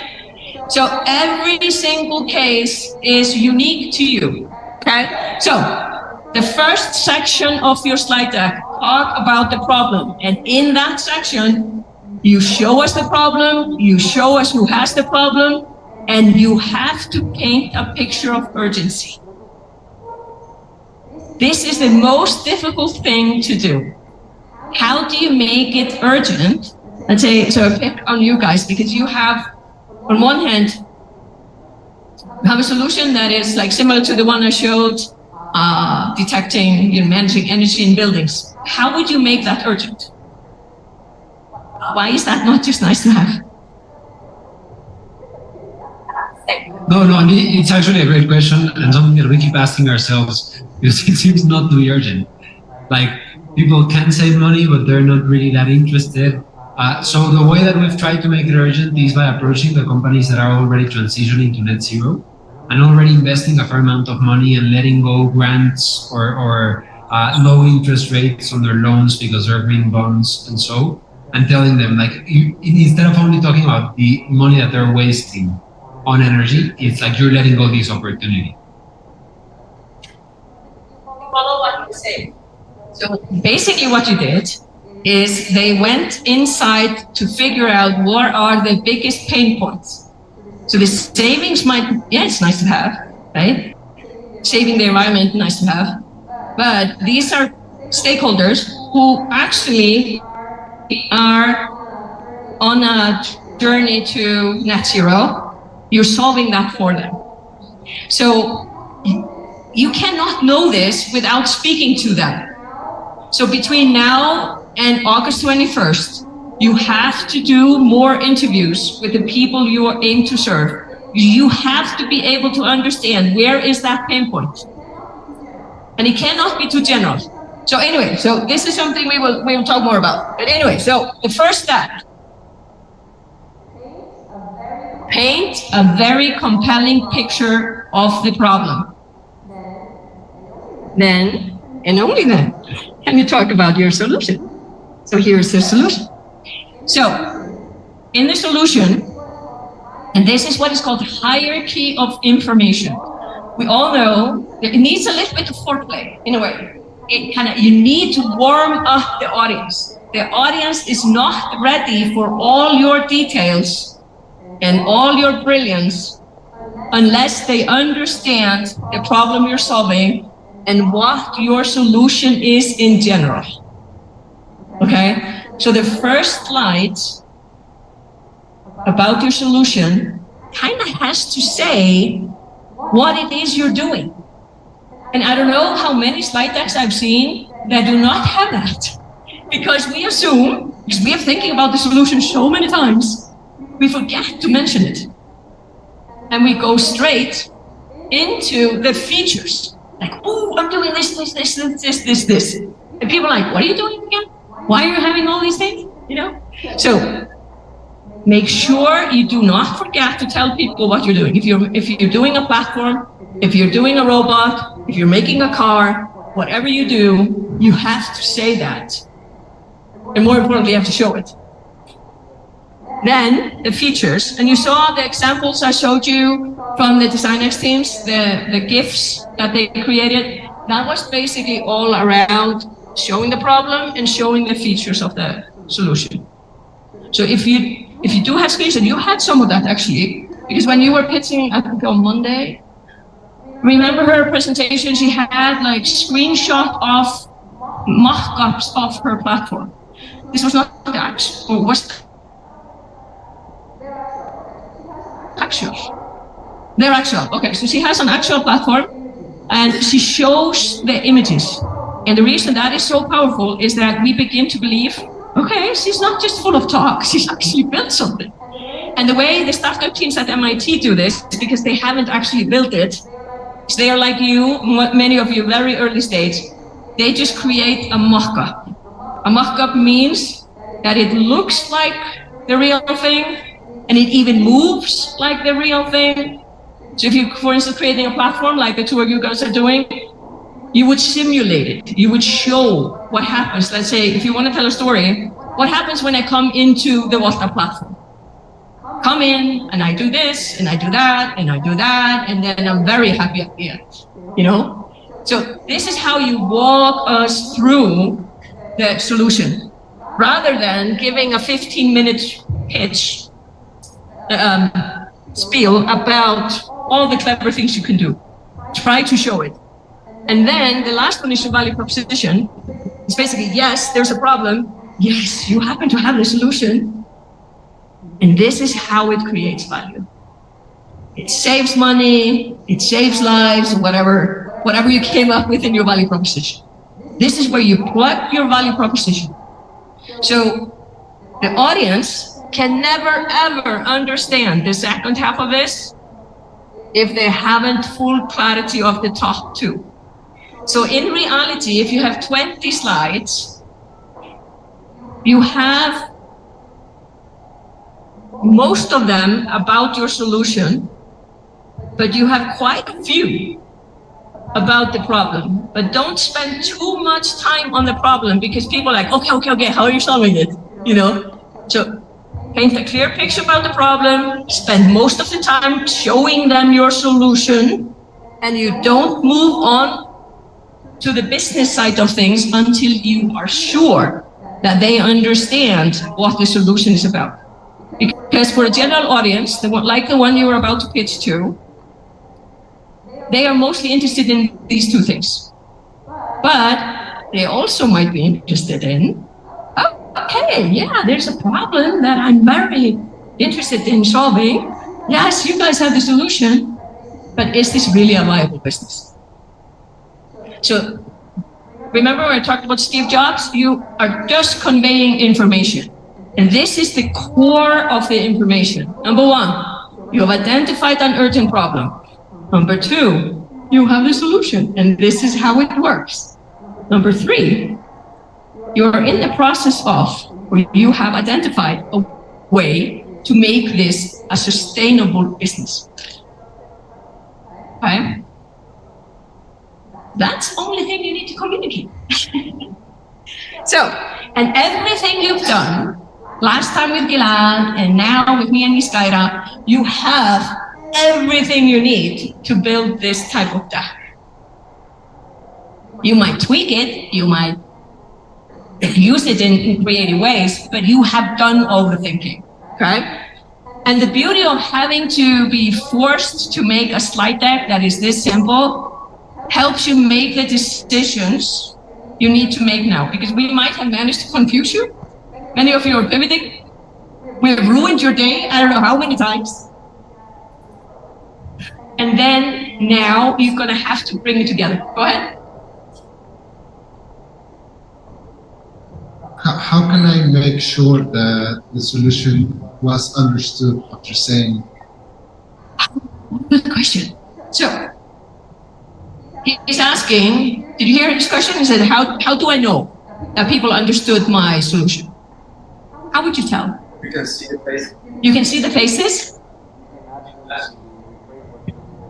Yeah, in this big auditorium, you probably cannot ask them, but you would do that, let's say if you were in front of your customer, or if you are in a smaller forum, you would say like, what did you hear, or whatever.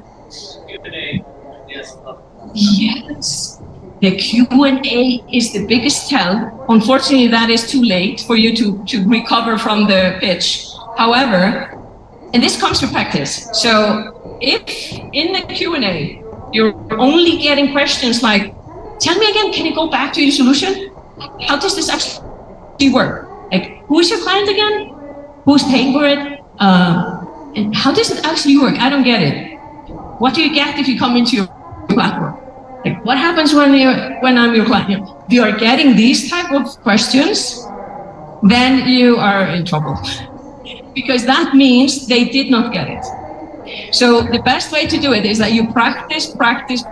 So if you have friends and family or coworkers that have never seen your pitch, leading up to August 21st, do many rounds like that and ask them to be brutally honest.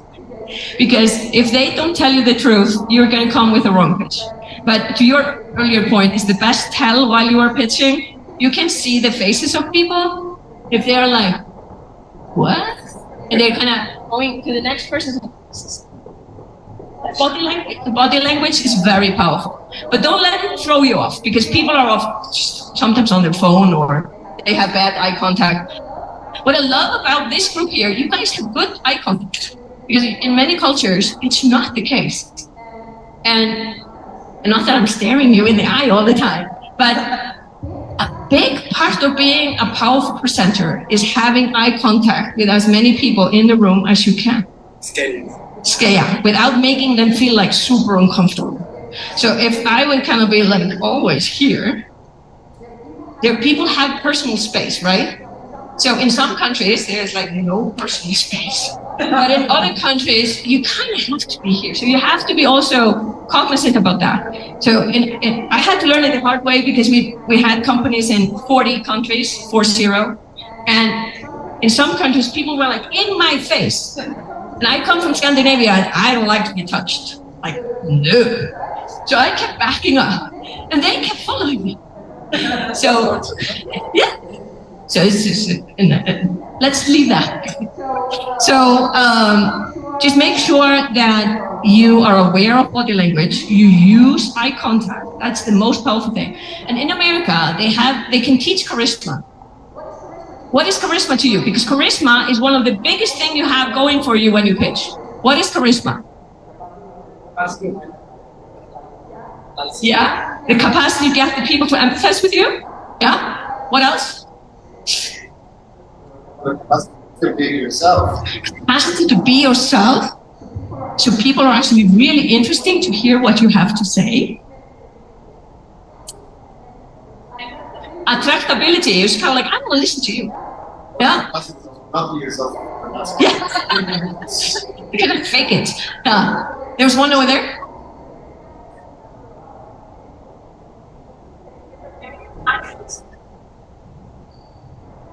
Well, it could be the capacity to understand the feeling of the other.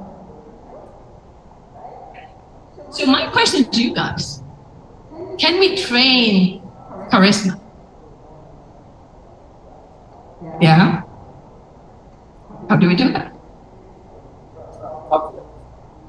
Confidence. But now, I'm a very insecure person, let's say. I'm like very, very, very, very shy. Shy. How do you get that confidence? Practice, and you are so excited about this fantastic solution, you cannot wait to tell the world about it. And you know there's no one that is the same type of expertise as you have in this solution. And I hear it when I talk to all of you. It's like you have deep understanding of what you're trying to do when it comes to your solutions. Be a bit fuzzy on the problem and how we'll make it into a business, but I can hear that you have this belief in your product, right? So if you're shy, you can be the most charismatic of all. If you're shy, be yourself, but you have this enthusiasm for what you're talking, okay? So studies show that in addition to that, eye contact. People associate eye contact with charisma. And there's one more thing. Do you know what that is? Huh? Pausing? Well, you're kind of demanding a room. That's a technique, yes. It's a really good, actually, pitch technique. Say again? Tone of the voice. That's all technique as well. You can learn all of that. You have command of the language.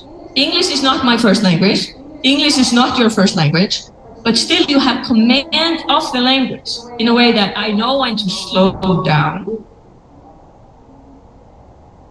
and pause.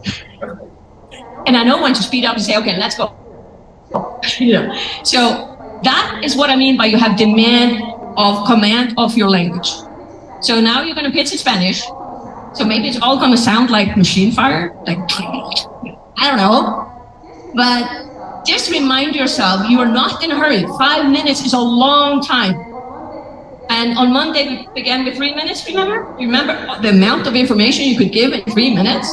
Now you have 5 minutes, and your story is much crisper than it was on Monday. Okay?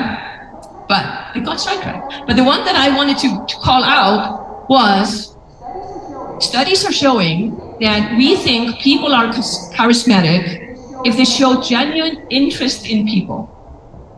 So how do we do that? How do we fake that if we're not interested in people?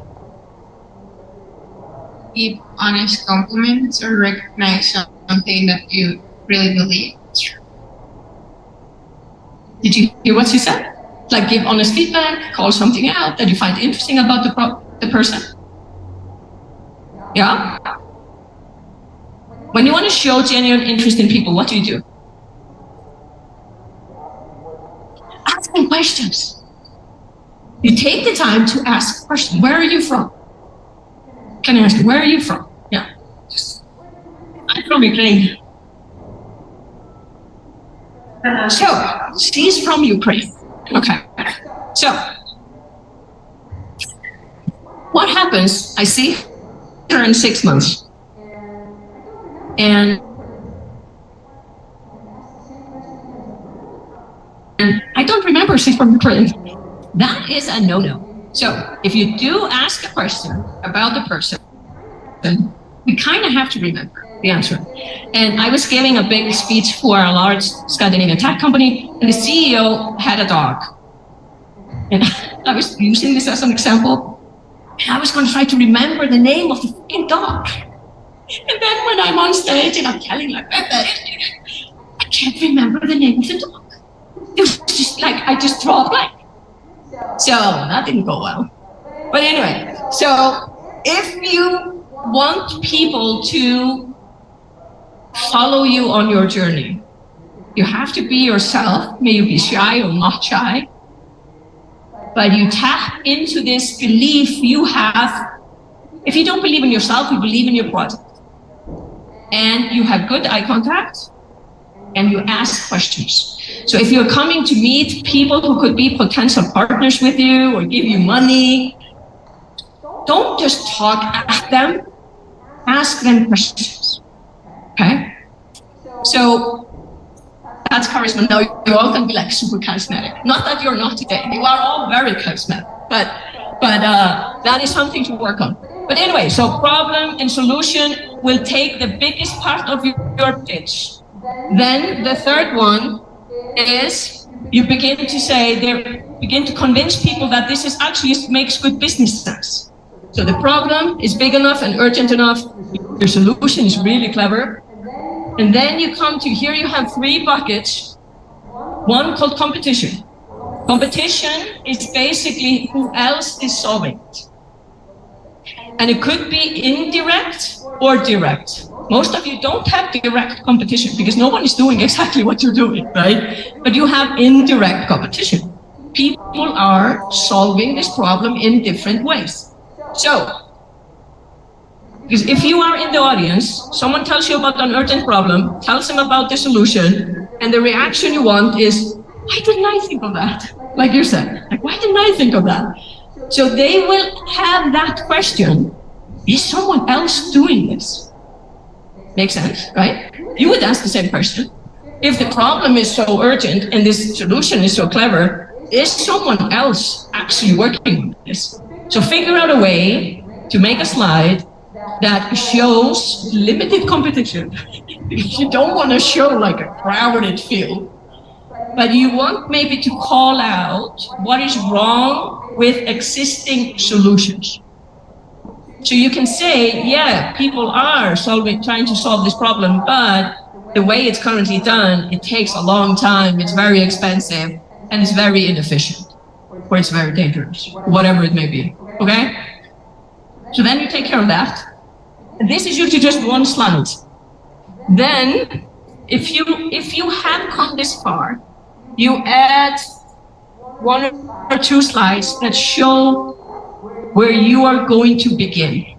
So a beachhead market is simply a term used in the US a lot about what is your first customer segment. So you would say, we're going to start this here in Mexico City, and we're going to survey small and medium-sized businesses, whatever it may be. But then you can say, that's this beachhead, but then you can say, but the market in Latin America for this type of solution is this big. And here is where you can bring in data. Okay? If you have not come this far and you do not think you can tell this story convincingly, that's fine. You skip it. However, I would highly encourage you to try. Okay? So now the audience knows what the urgent problem is. They know how clever your solution is and how it works. They are beginning to understand, yeah, you guys are really onto something and you can really build a business around this. And then we have the 4th line, which is, this is your revenue model. Remember when we did that yesterday? It feels like 3 years ago, but it was only yesterday. We talked about how are you going to make money? This is where you say, we are using a subscription model, or we are doing this or that and that, okay? Very, very simple. This is usually the slide that nobody understands. So check yourselves. It has to be in 3 bullet points. Very, very, very simple. I don't know if any of you have financials yet. You guys might have in 1 or 2 other teams. Most of you will skip the financial slide. The financial slide is showing that hockey stick. Most of you haven't gotten there yet. And that's totally fine. Because the audience, like I said, is interested in the top 2 things. And then, but however, what is interesting is your timeline. So, you talk about how you make money, you have financial, put that in as one slide, but one slide is basically where are you now, what is going to happen over the next 12 months or 18 months or whatever timeline you're working on. And this is to help the audience understand how they can help you. They understand you do have a prototype. They understand you don't have a prototype. They understand that you are about to fundraise, whatever's on your timeline, okay? So be very strategic what you put on that timeline, because that is supposed to be designed to signal to the audience where they can approach you, okay? And then the last one, you see, you, the very important people, are almost towards the end.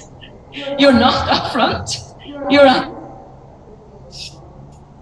And that is because the philosophy, I guess, is that you say problem, solution, business, and we are the people to pull it off. And you don't go into any detail. You just basically say, we are a team of 3 architects, or we are a team of a computer scientist, architects, and a city planner, or whatever you guys are. We have experience in this. But you don't put your CV on there. You put the relevant experience that signals to the audience that, ooh, they are the right team. I believe in these guys. Okay? So you have to bullshit a little bit, but that's okay. And then if you do have any awards, then you are saying, hey, we are the team to pull this off.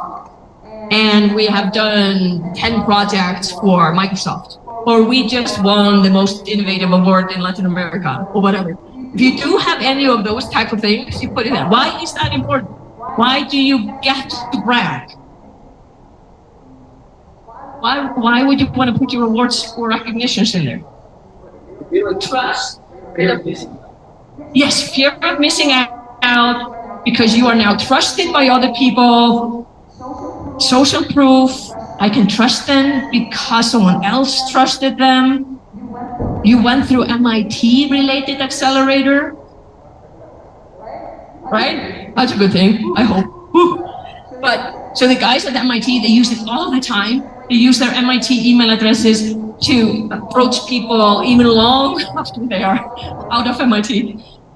So this is, you build trust through association. Many people do trust you without validation. So if you have any kind of awards, any kind of recognitions that are valid to your problem and your solution, I'm not saying you won an award when you were 9 years old. You should not put that on here. But if you do have anything like that, you put it here. If not, skip it. Most of the time, teams skip it because most teams, early stage, they don't have anything. So we just put it here just for you to know if you do have something, put it here. And that is to make people trust you. And then this is the $1 million slide. This is the last slide. What do we typically see on the last slide? Thank you. Thank you.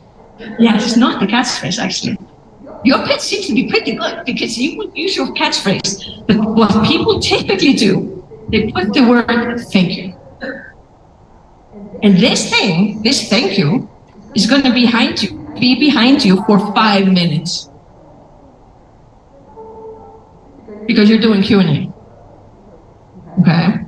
However, if you have your core message or you have a diagram that explains how your solution works, you want that thing behind you for 5 minutes, right? Because that brainwashes the audience, again, what it is that you need them to know. If you were pitching for money, you would basically have the last slide would be the ask. Like, we need $5 million to make this happen. Or, we need you to help us pilot this. So, it depends on where you are in your process. If you do have a direct ask, you can. But for this general audience, it would not be appropriate to ask for money. But you can have a call to action. I think you said that today. You said like call to action is often a really good one. It's like, help us make this happen. Or you can help us make this happen. Why? And then one more thing. What should you have on your pitch deck? The very last. Contact information. Thank you. People actually forget that all the time. If you are asking for people to contact you to help you make things happen, they will have to know how to do that. You can give the LinkedIn, or you can give your website, or you can, if you don't want to have your personal email on display, that is maybe, you just have to think about that. You might not necessarily want to have your name and your personal email, and this goes viral, you know? But how can people contact you? Okay? Simple? Okay. I know it's warm in here, and we have one more thing to do, and now you're going to go to work. This is what we need to do. There are 2 assignments today. Can you wake up your... This has never happened to me, that someone actually fell asleep in my session. Do you want to wake him up? No. Don't do it. Don't do it. So, yeah. No, it's okay. It's okay. You're with us. This is a new record. I've never had anyone fall asleep in my session, like ever. I don't know if it's a compliment or it's like, I really need to get a new job.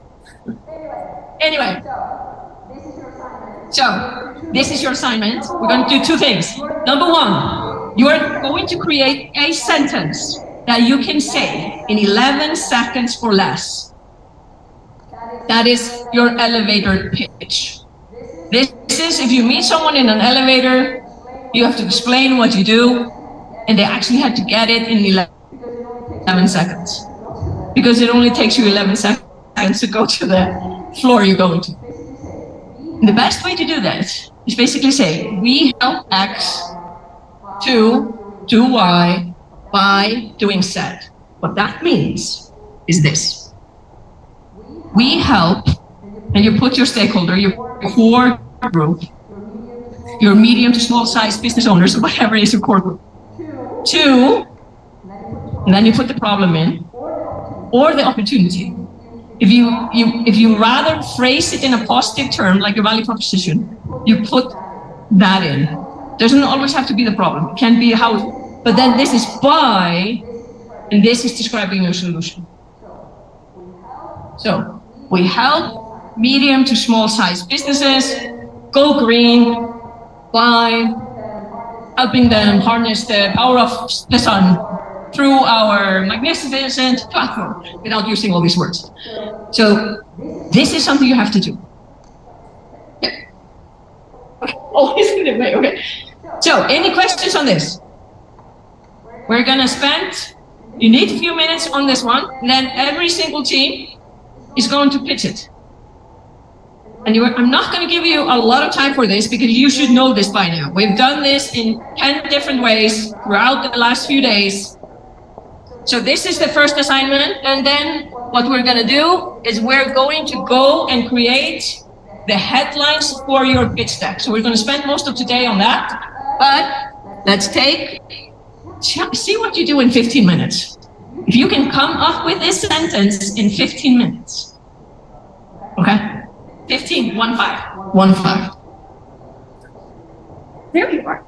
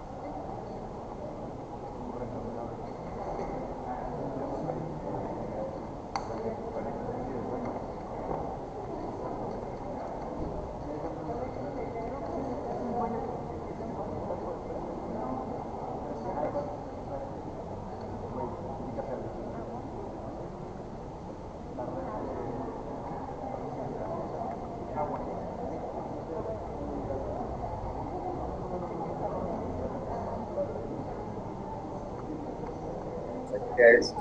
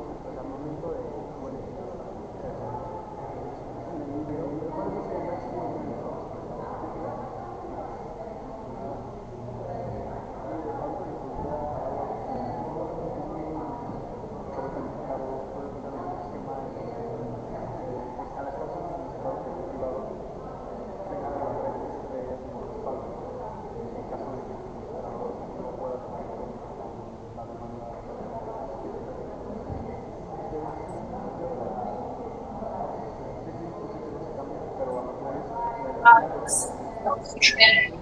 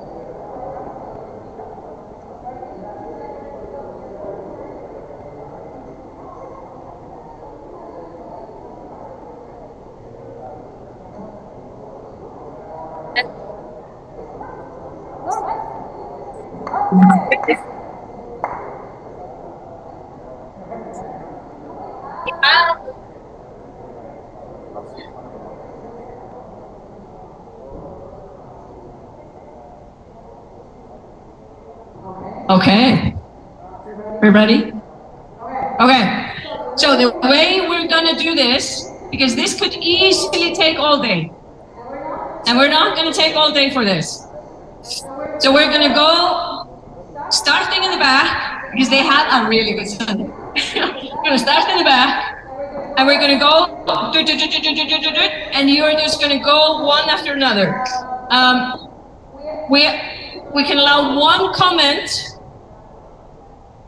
per pitch, right? So make sure that you use that well. So do you want to start over there? And what we're going to do now, we're going to try to do this without seeing it on the screen, which makes it much, much more difficult to do.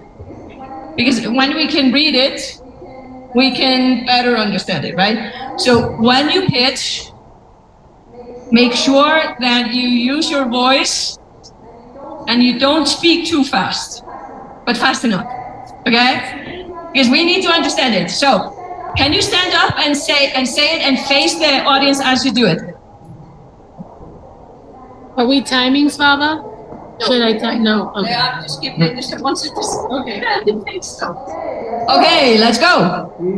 We help people and families and communities to reduce their impact on organic waste by recollecting and using it to generate biogas and its utilization in other companies. Okay, repeat to me. What did he say?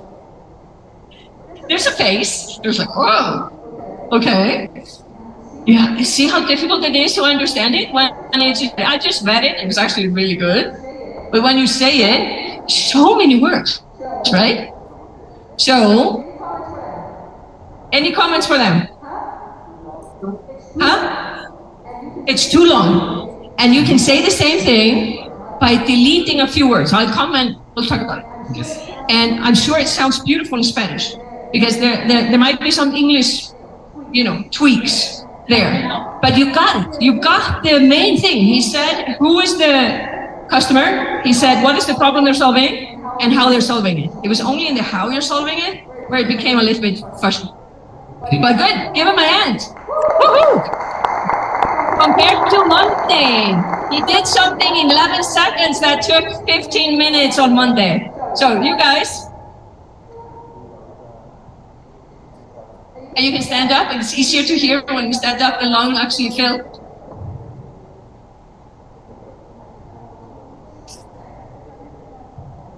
Okay, we make green hydrogen from organic waste and produce energy with them to help big agri-food industries to turn to sustainable practices with a smart bioreactor.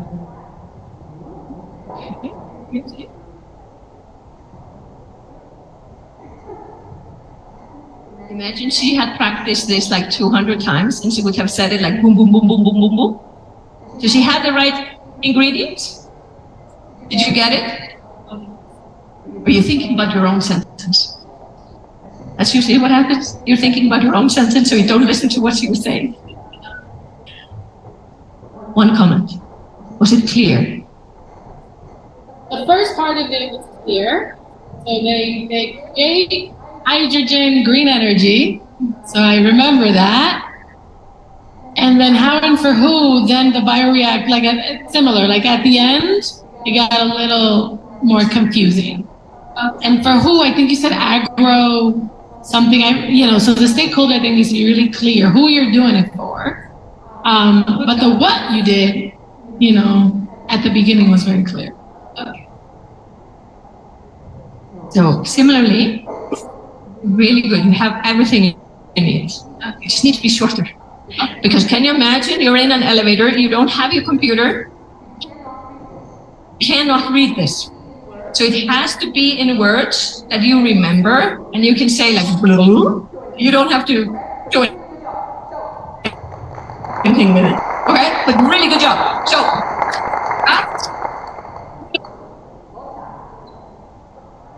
Volta.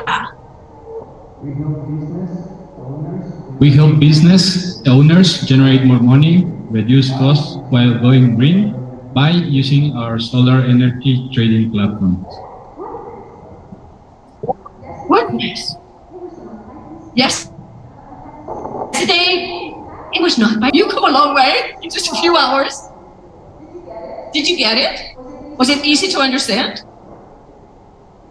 Can you say it one more time? Because it's a good example for all of you. It's like relatively few words, very simple English. Go ahead. We help these business owners to generate more revenue, reduce costs by going green, while going green by using our solar energy trading platform. It has all the words in there, like boom, boom, boom, boom, boom. There's one thing there at the end. I think we want to ask them to think about. What is that?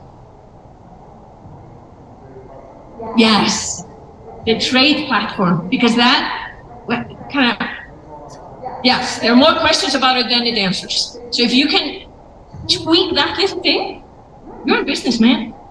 Really good. Thanks.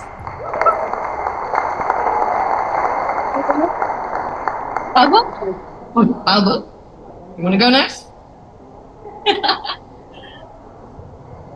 So we help industrial companies easily fulfill their energy needs through our data intelligence and AI-powered marketplace.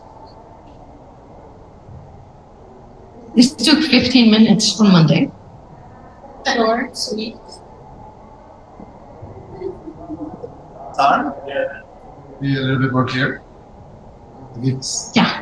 You're saying needs, but I don't know what the needs are. It's very general. Yeah, he said energy needs, but you kind of got lost a little bit because you were not fully confident in your sentence. You were kind of like, am I saying this really? You know? So, yeah, there's energy procurement needs. Energy procurement needs might actually be really good. That would actually makes it even more specific, right? Are you okay with where he said our marketplace at the end? Do we all know what our marketplace is, right? Anna? Rather than matching place, whatever it was. Yeah. Yeah. Yeah, exactly. And everybody is doing a marketplace. So think about, can you be more specific on the needs? And is there a sexier word than marketplace? But sometimes we just have to go with a boring word because it's the most understandable. But this was good. Really good. Okay, excellent. Step 40. Yes, Trina, please go. It's gonna go next. Okay, this is my elevator pitch. We help industry and city to reduce the dioxide carbon emission generated oxygen through bioreactors with microalgae that generate economic value in the process and in a self-sustainable way. A lot of words. A lot of words I don't understand. We need to. Can you do it one more time? Yes. Hey, hi, how are you? What's your grandma? And what do you do? Well, we help industry and city to reduce dioxide carbon emissions generating oxygen through bioreactors that generate economic value in the process. Short. Yeah.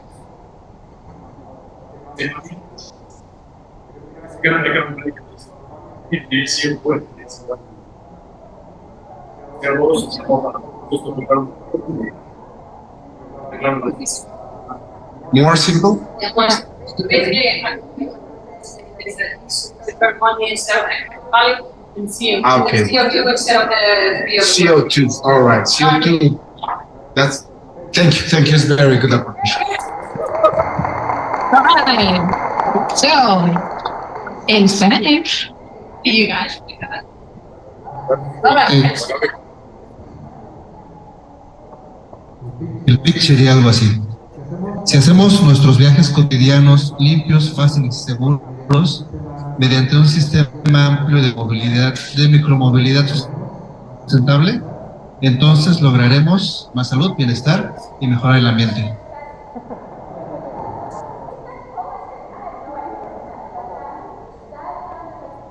That sounded like theory of change. If we do this, then this happens. So I know a little bit about their solution, but I don't know for who. Lo que nos dijeron son un poquito más como la teoría de cambio que trabajamos ayer. Si eso pasa, tenemos estudiantes de los carros cortos y de dicen, entonces es más la teoría. Lo que queremos aquí un poquito es ¿para quién? ¿A quién están ayudando? Entonces eso es lo primero. Yo ayudo a quién a hacer qué con esto, con esta innovación que tengo. Pues vamos a tratar después. Pero ¿a quién ayudamos? A la gente que utiliza regularmente el transporte público, ¿no? De micromovilidad. Entonces, una palabra para esas personas, ¿cómo se llaman? Pasajeros. Nosotros ayudamos a pasajeros a hacer qué? Micromovilidad. A llegar a su destino. ¿Cómo? Más rápido, lo que dijiste Más ahí. rápido, fácilísimo. Pero ¿cómo? Con un vehículo eléctrico o con un sistema de... Exacto. Entonces, ahí ya tienes para ustedes. Entonces, ayudamos a pasajeros llegar a su destino más rápido, seguro, limpio, fácil, con una moto eléctrica que es buena para el medio ambiente o algo así. Okay. Okay. So, you will continue to work on the sentences because the way we're going to use them is that this is the only information the panel is going to give out the money will have about you before you pitch. So these sentences are really important. They're kind of like 100,000 pages worth. Vamos a seguir trabajando este pitch aquí porque es lo único que van a ver los jueces antes de que ustedes hagan su pitch. Entonces esto va a valer más de 100,000 pesos. Entonces tenemos que tenerla bien buena, ¿verdad? Okay. All right. I think you guys are, no, you're next. Yeah, let's start over there and come this way. Okay. Bring it on. Hello, everybody. We are DB, and we help the government and industry to generate less CO2 emissions through an ESG compliance platform. Hey, look at her. She can Gusto. You know? I believe you. Did you see the difference in the body language? She's just like, I'm here. I'm claiming this space. This is what I'm doing. I rock. I had no idea what she said. She did really well. I'm teasing you. Right? Did you get what she said? Do you want to do it one more time? Okay. With gusto or without gusto? Okay, that's okay. We help the government and industry to generate less CO2 emissions through an ESG compliance platform. How simple is that? So, she identified who they were helping. She identified what is the consequence that they will reduce their submission. And then it's through compliance. The only issue is that we're debating it earlier. It's like, can they use ESG?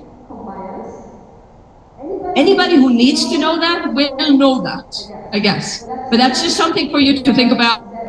Is there another word that signals to people what type of compliance? So if ESG is used in Mexico, that's totally fine. I think she needs. Thank you. Oh, you guys want to go next? Over here? I have a question, Sandra. Would environmental compliance achieve the same goal? I know ESG is more than it's more than that, yeah. But I'm just wondering, for a broader audience might not understand the S and the G, but we broadly understand the environment. I'm just wondering, there's something to consider. You can test this pitch with people and see, do you understand ESG or do you understand the environment? Environmental compliance or ESG? You just test different versions and then you have it. Hey, you're praying. Go ahead. I will speak in Spanish. Oscar, please. Okay, we're going to do it in Spanish and then I'll help you translate it in English, okay? So do it in Spanish. Okay. El problema es el ecocidio generado por el Mira, usando aquí, nosotros hacemos qué ¿Para quién con esta solución? Entonces, en este formulario. Ok. Nosotros tenemos la oportunidad de revertir el ecocidio generado por el mal manejo de residuos. Está larguito, empezamos de nuevo. ¿Nosotros ayudamos a quién? ¿A quién ayudan ustedes? Nosotros ayudamos a la sociedad, al medio ambiente. ¿Quién te paga? ¿Quién son tus clientes? Actualmente, el gobierno de la Ciudad de México y del Estado de México. Nosotros ayudamos al gobierno de México o a empresas a hacer qué? A revertir el ecocidio generado por mal manejo de residuos. Un poquito más sencillo y corto.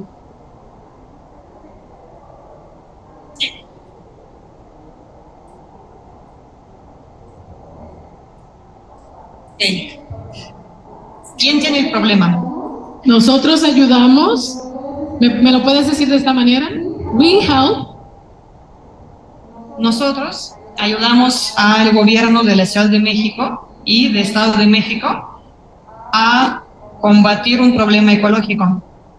¿Cómo? Creando un reactor a base de hidrólisis para reciclar. Nosotros ayudamos al gobierno de México a reciclar residuos, creando un nuevo reactor para ello. Con un nuevo reactor. Así. Ok, dímelo de nuevo, una vez más. Nosotros ayudamos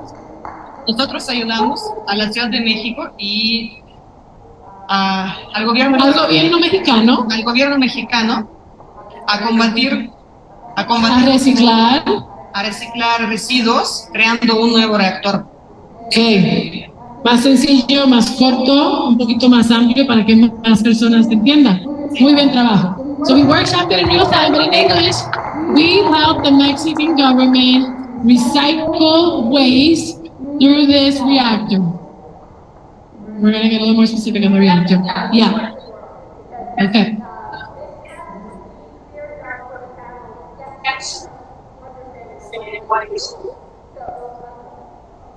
Or you go back to the Yes. I think we can say something about, a smart cement or something like that. Cement, people understand. Reactor is how you do it, but what you do is like you're creating, Yeah. So but we'll come and we'll type. Yeah.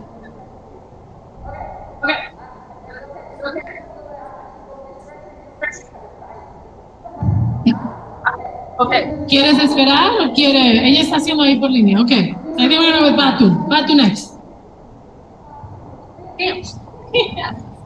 All right. So, context, we would ask everyone to forget everything we've said because we're not going to teach the same thing. And you just met us, right? Awesome. So we help businesses build energy applications and services by providing digital tools to access, organize, and understand energy data. Sounds like a value proposition on steroids. It's good. Can you state the beginning? Yeah. We help businesses build energy applications and services. Energy application and services. Do we understand that piece? The rest is beautiful, it's poetry. Is it clear enough? Energy application and services. What comes to mind? Is it an app or is it a... Okay, this is your answer. So, but it's beautiful. I would just fix that piece. Because you kind of get this reaction. It's like, what? Make it more specific. A little bit more specific on the beginning, but the rest is like flows really well. Yeah, and your style is really good. You're just like, you are kind of like smiling, but not smiling, but you were like, just like, I'm here, I'm gonna, tell you something interesting. So, you're almost there, you guys.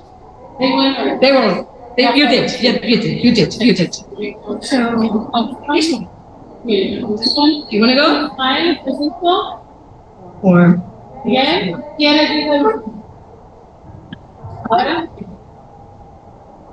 Well, is the option? Yeah.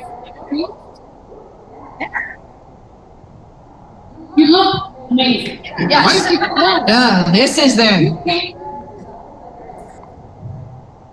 We help businesses and homes to reduce the billing of electricity consumption by the traditional way, manufacturing adhesive sheets, which generate renewable energy with biodegradable technology. Okay.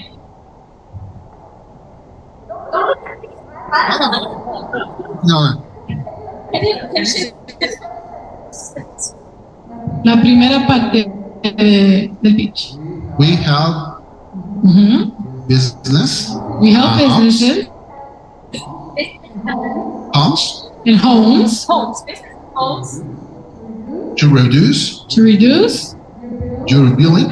Your bill. What bills? Electric bills? Yeah. Okay. We help businesses and homes reduce their electric bills. Okay, that's clear. So we know who. How do you do that? Manufacturing adhesive sheets. Manufacturing what? Adhesive. Solar adhesive. Adhesives. ¿Sí? Adhesivo. Algo que se pegue en una, ¿ya? By manufacturing adhesives. By manufacturing adhesives. Okay. Which generate renewable energy. Are they solar? Can we say solar adhesives? Sí. Yes. So we do it with solar adhesives. Solar adhesives. That generate revenue. Yeah. That generate revenue. Okay. So I think that was the only tweak. Yeah. Shorter, so solar adhesives. And biodegradable. Biodegradable. Technology. So is the adhesive biodegradable or no? What's biodegradable? El adhesivo es biodegradable. Okay. Entonces, with a biodegradable solar adhesive, that's the solution. Okay. So ponlo adelante, el biodegradable, si es en inglés, with a biodegradable solar adhesive. Okay. Generate revenue. Period. That will generate revenue. Yeah, that was the last part. ¿Verdad? Take out that last two words. What were the last two words? ¿Cuáles eran las últimas dos palabras? Oh, yeah, pero esa la ponemos adelante. Right? All right. Great job. Do we understand? Okay. Where are we at? I think he went already, yeah. Now veo. ¿Veo? ¿Están listos? Can you imagine if all of these ideas are implemented in Mexico City? Isn't this the best place to live? Like, hands down, you have to do this. There's no question about it. You have to do this. Go ahead. Do you want to stand up and be a mourner? And you face the music here, because it really matters. They can see your mouth. We have two sons. Talk to them. Make you more nervous. Sorry. Okay. We help the ride-hailing industry offer better driver jobs by improving the efficiency of the fleet. Where was that? See it one more time? Okay. We help the ride-hailing industry offer better driver jobs by improving the efficiency of the fleet. The efficiency of the fleet. Yeah. It's like super clear. There's no gender violence in there. That's maybe something we want to revisit, because that has been the one that's very difficult to kind of make work with this sentence. But this as a sentence is so super clear. I have other. Can I say? She has a second one. Please go ahead. You guys vote which one is a better sentence. We help to driver women to improve working conditions, creating electric vehicle prototype safety that will reduce the gender balance. We help female drivers. What did you say? Reduce the gender balance. At the beginning, la primera parte, we help driver women to improve working conditions. Okay, so if you do it in English, female driver or women driver. Yeah, but so you help improve the working conditions of female drivers by, and so how do you do it? What's the solution? Read it again. Electric vehicle protection, safety. So with an electric vehicle protection? Protection. I think there's a nice mix in between.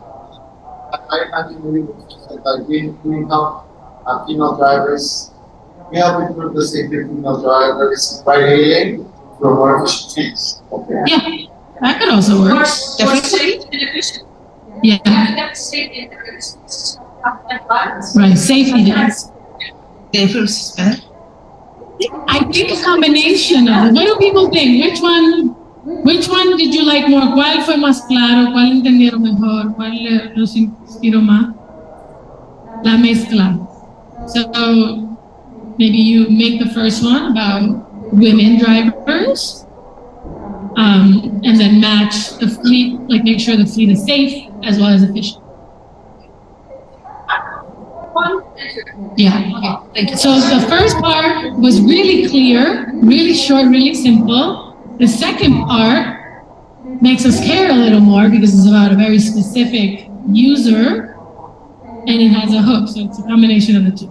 Okay, y ahora Oxford.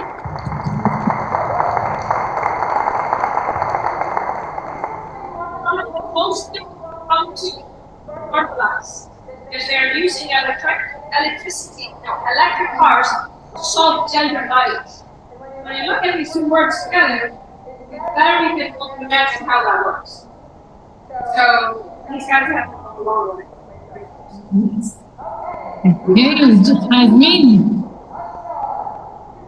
Well, we help companies to address their sustainability challenges by managing their emissions and turn them into valuable products. Great. What do we think? Yep. We help companies to address their sustainability challenges by managing their emissions and turn them into valuable products. So I wonder why not say we help companies manage their emissions. Why don't you get right to the problem? It's one of their sustainability challenges. Yeah, so just a thought, you make it a little shorter. So you're helping, this is what I remember when I heard what you said. You're helping companies manage their emission.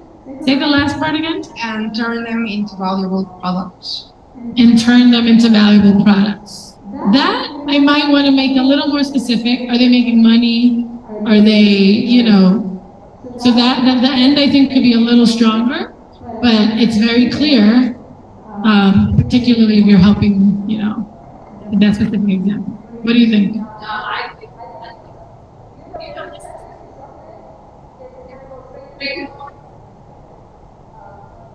It's straight to the point, easy to understand. I think the only thing I didn't understand, I know, of course, because we talked so much about it, is the product piece. Similar to what you guys were doing in what is that thing? So, but the reaction I got from hearing you pitch was, oh, how do you do that?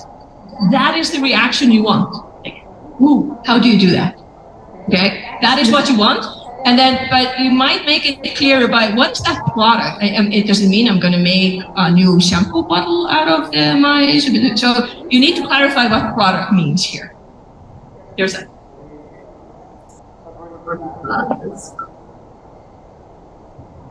If the emissions are turning into valuable product, it's already managed, so it's in plan. So you can maybe just say turn emissions to valuable products. Because to do that, you already have to manage.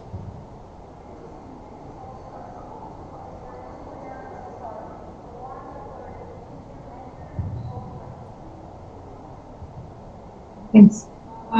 Well, it's because it's divided into parts. The one that you can measure and control their emissions in what will be like intangible way, where it's all data and it can be reflected in costs and lower these types of things. And the other one is to actually capturing the on-site emissions to turn them into plastics, fuels, refrigerants, and such.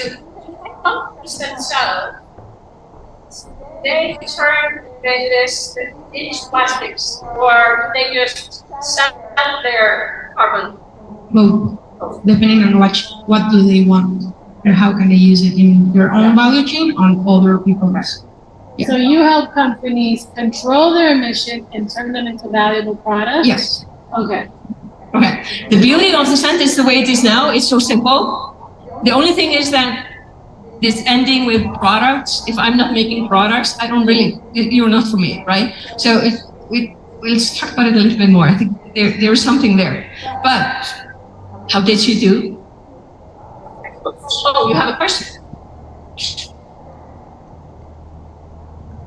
So, like, you guys are building something quite similar. Could it be complementary? Because I think that your value proposition comes more around the capturing the carbon rather than quantifying how much like pollution a company is generating. So I don't know if like the value proposition or what's different is that you actually capture carbon on site.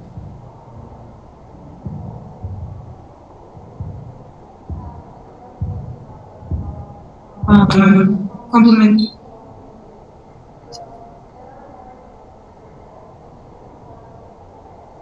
For compliance.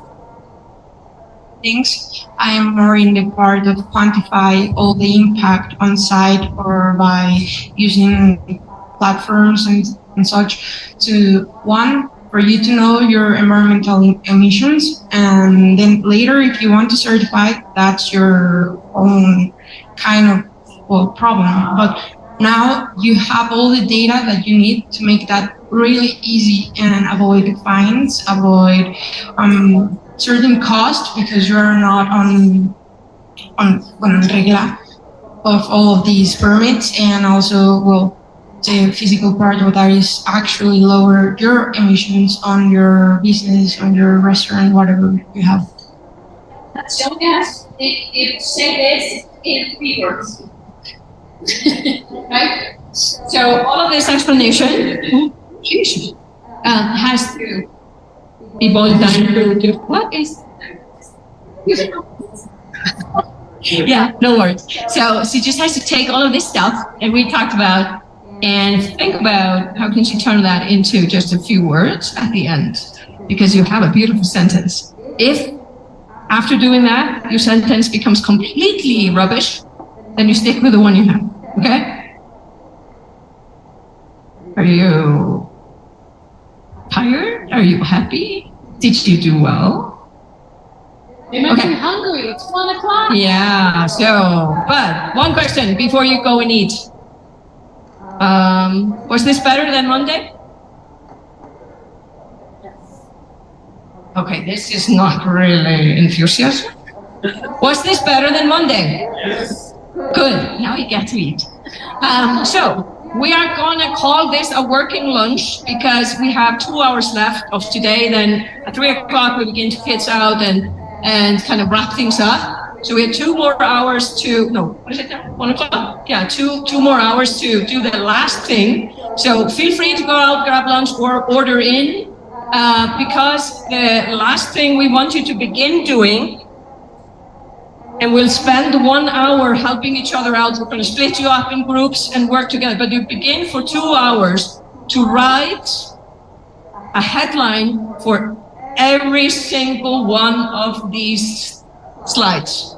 Okay? And the headline has to capture what you want the audience to think, feel.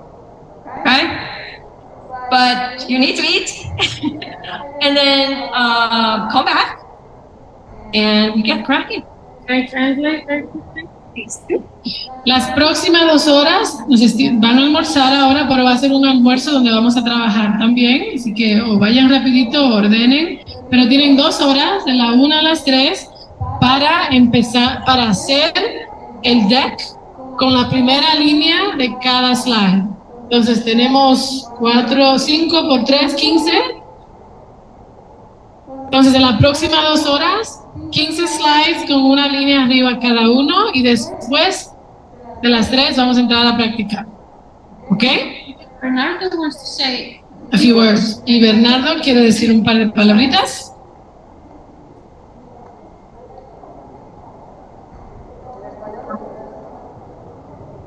En español, inglés o francés o francés, acá le gusta qué, de que tú le mató a la guagua. A ver, muy rápido, algunos de los consejos que yo tuve varios años en Cambridge haciendo cursos parecidos y no hay una regla, pero sí algunas cosas que he visto, ¿no? Por ejemplo, a mí me tocó picharle a unos que se llaman Dragon's Den, Shark Tank, y pude acabar, porque mucha gente no puede acabar. Entonces, a veces dan algunos como de tanta experiencia, algunos consejos, ¿no? Un venture capital que tiene dinero, desde que tú entras, te ve, dice, me voy a casar con él, híjole, me voy a ir a una aventura con él. Empiezan a verlo desde ahí, ¿no? Entonces, mucha gente ahorita además ven una parte del problema, pero siempre dicen, lo primero es, haz como un resumen, quién eres, qué quieres, qué necesitas, muy rápidamente, ¿no? Aunque ya vieron, ustedes nada más vieron una parte que es cómo resolver un problema, ¿no?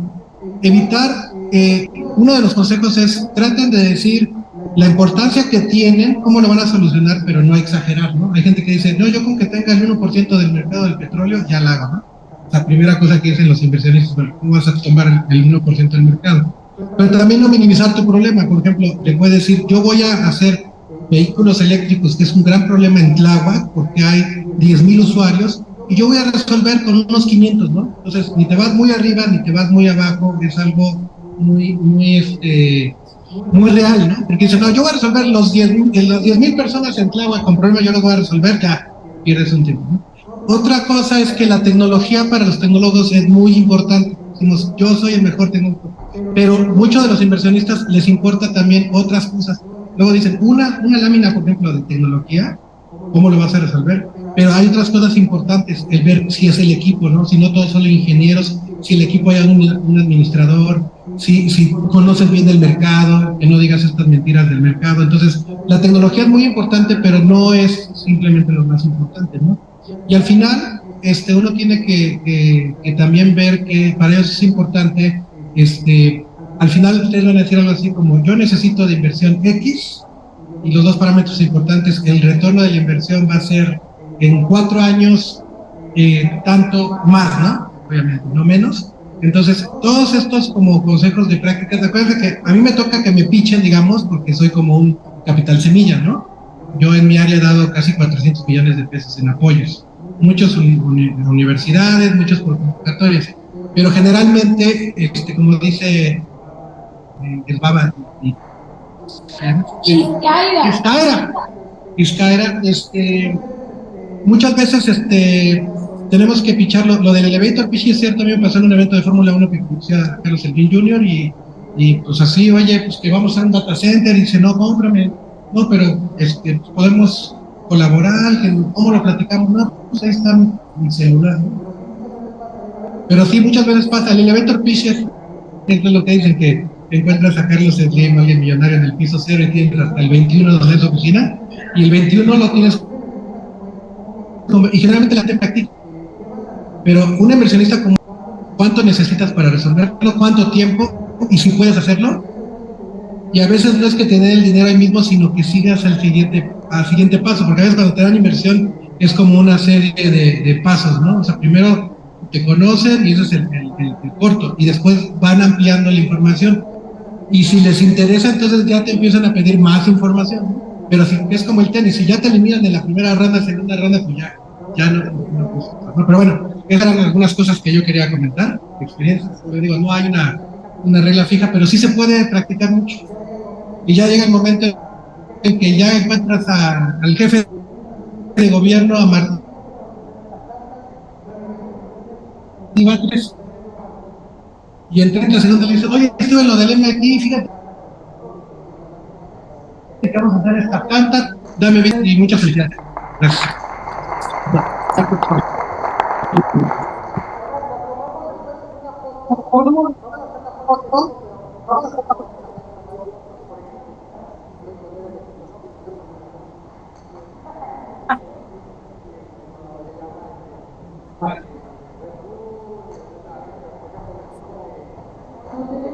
Lo tenemos agendado aquí al final, pero si lo quiere hacer en otro tiempo.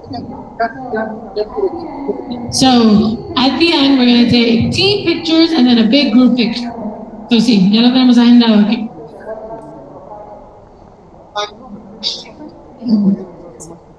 The photo taxi and photo and what they do. Gracias. Yes. Bring your prototypes in. Okay. And work.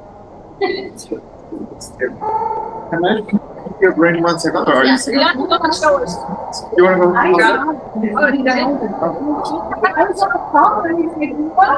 I can't see it. Okay, you. You'll see it.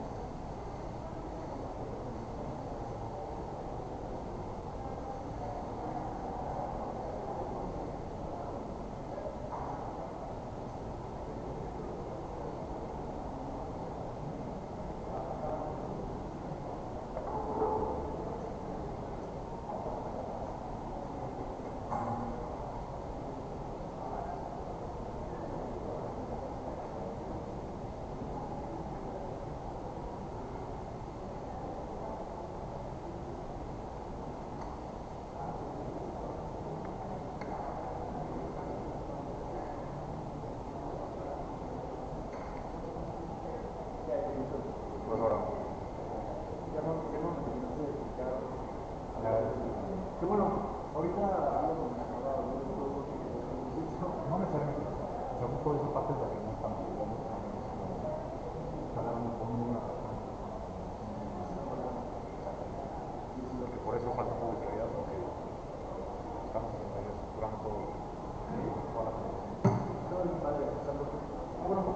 podrías recordar el tips que ahorita has hablado de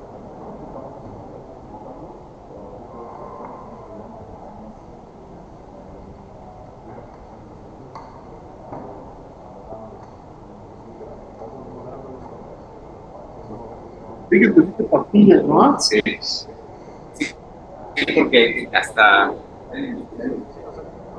porque tengo mucho contexto detrás, ya entiendo perfecto cómo nos ayuda, pero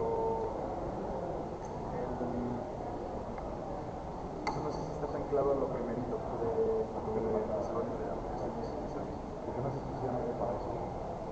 Eso que no, tanto para más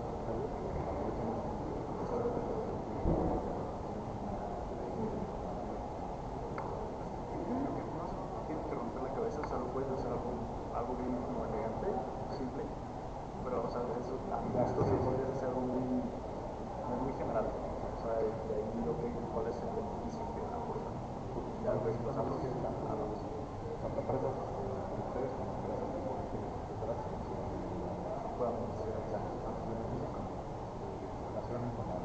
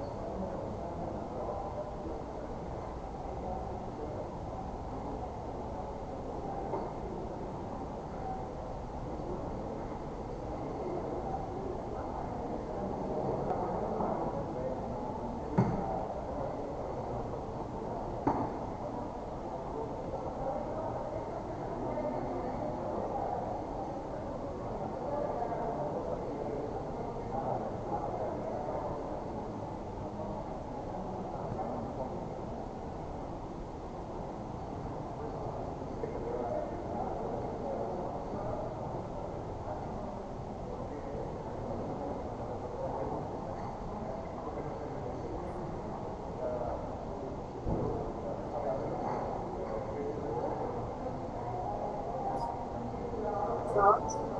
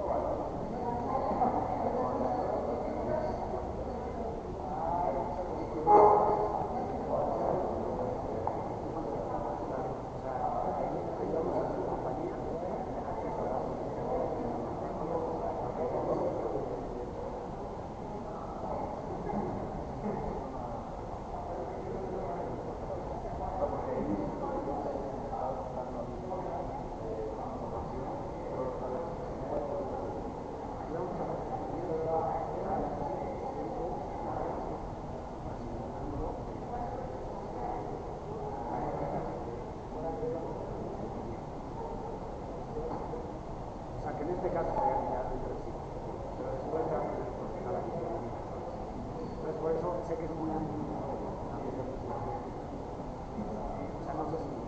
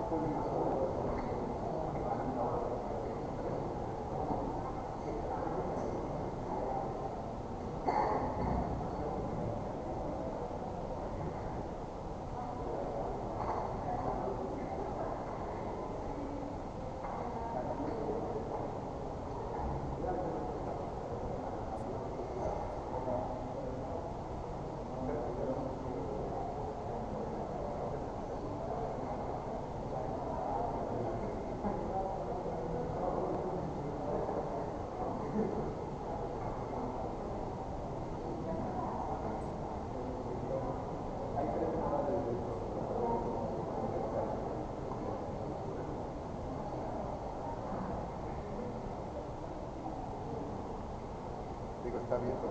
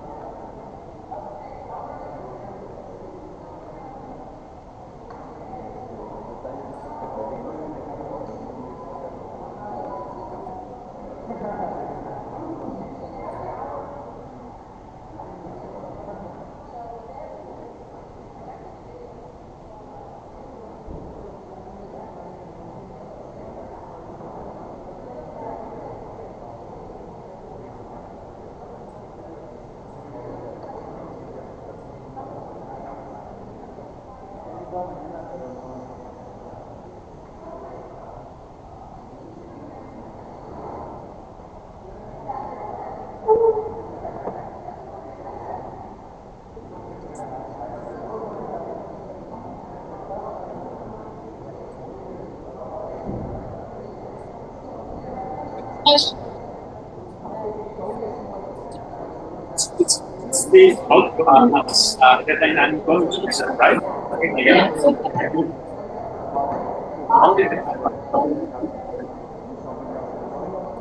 It's all of the question I have answered. Yeah, because highlighters.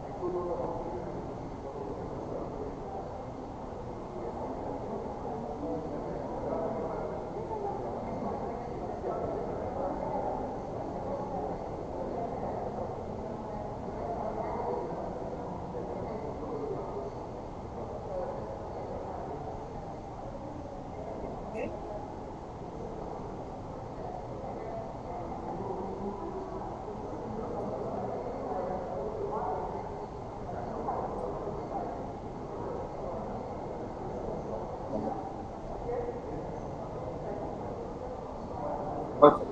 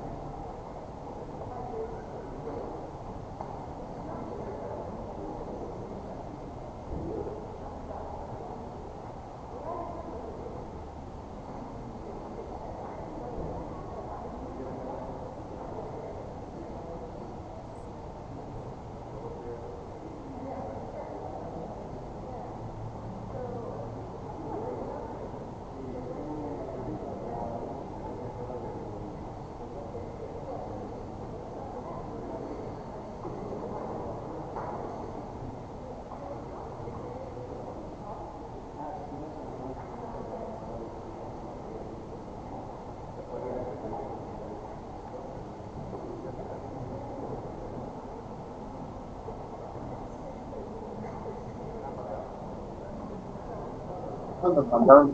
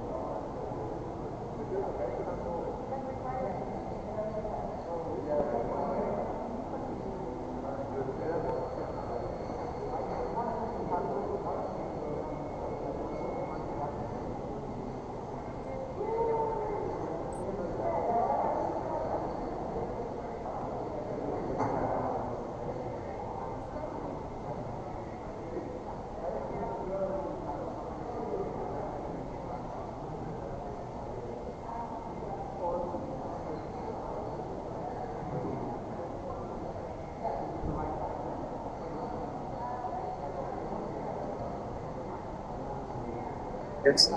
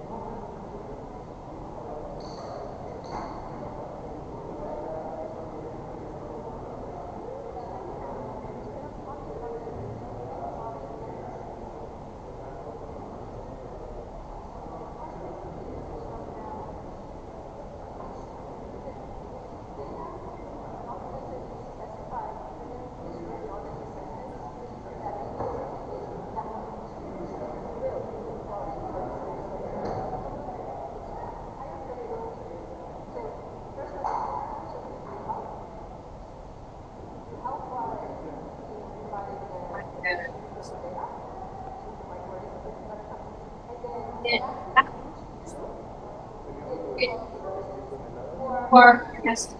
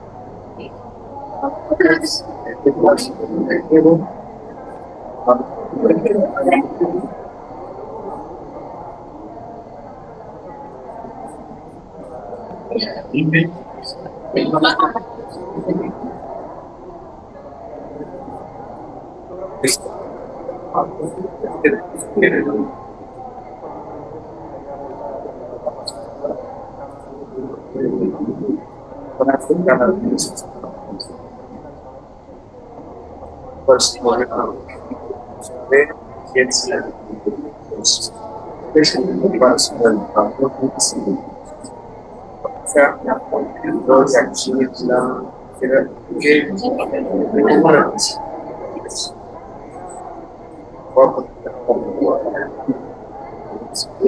Yes.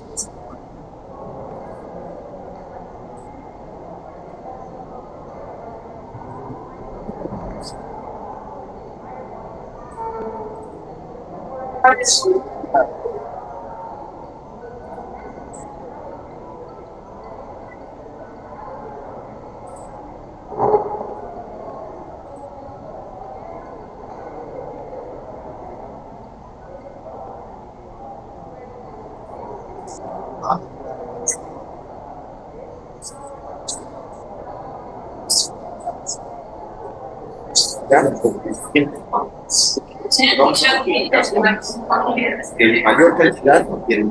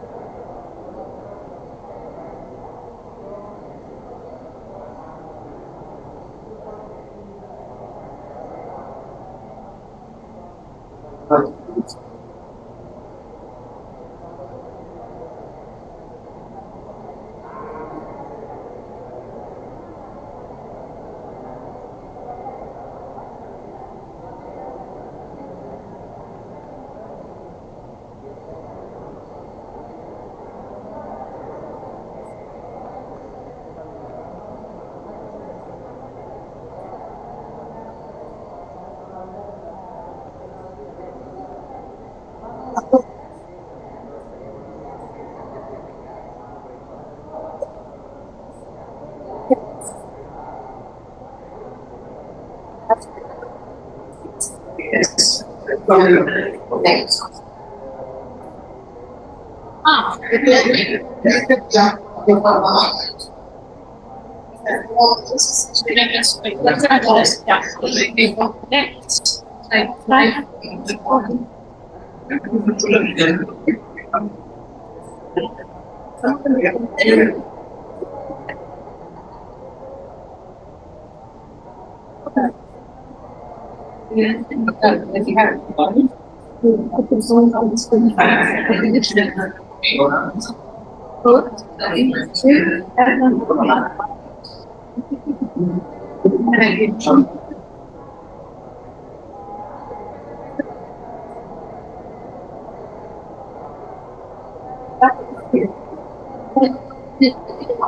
Yeah, it's like the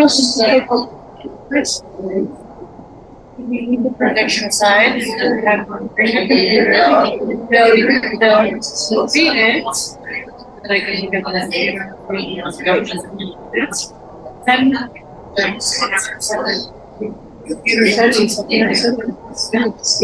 well, they have a setup. They have this all open network.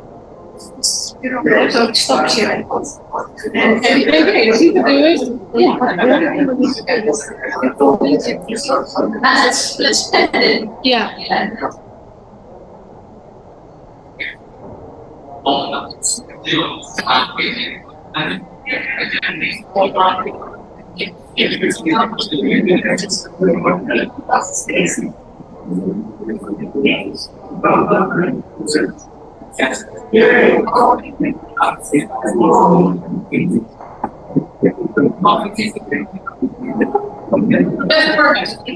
That's what I thought. So, okay, so let's do this lightning round. Then we need to conclude because I want to give them the final. So we're not good. So we're not.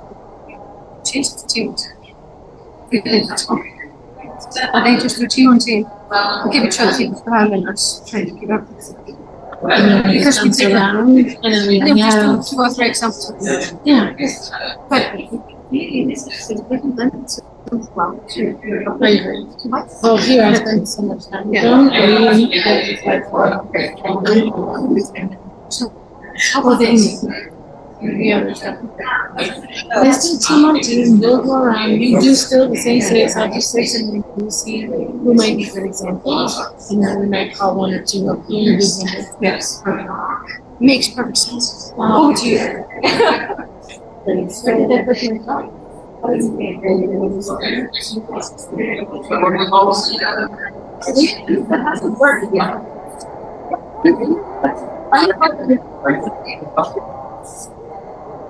Okay, ya vamos a empezar. We are about to start. So we are going to do team-on-team feedback. You are going to select a team that you have not worked with before. Van a buscar un equipo que no hayan trabajado. Ustedes se van a presentar cada uno solo the headlines de arriba. Las 15. Se van a criticar ustedes. Nosotros vamos a ir a dar la ronda y al final vamos a tener 2 o 3 ejemplos. Ok, veo con quién no has trabajado.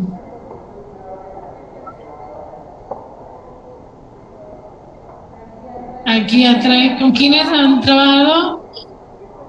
¿O con quién no han trabajado?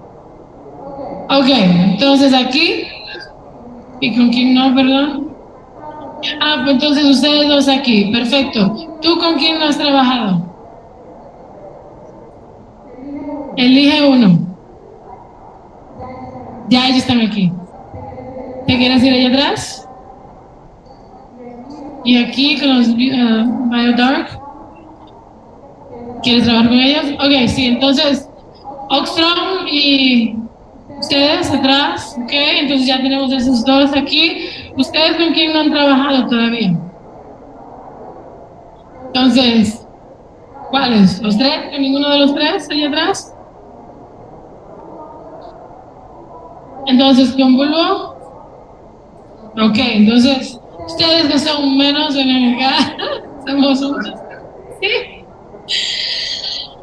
¿Ustedes con quién han trabajado? ¿Con Kine? Perfecto. Ok, ¿quieren ir allá? Sí, ellos van allá. Ok, ¿ya ustedes no tienen?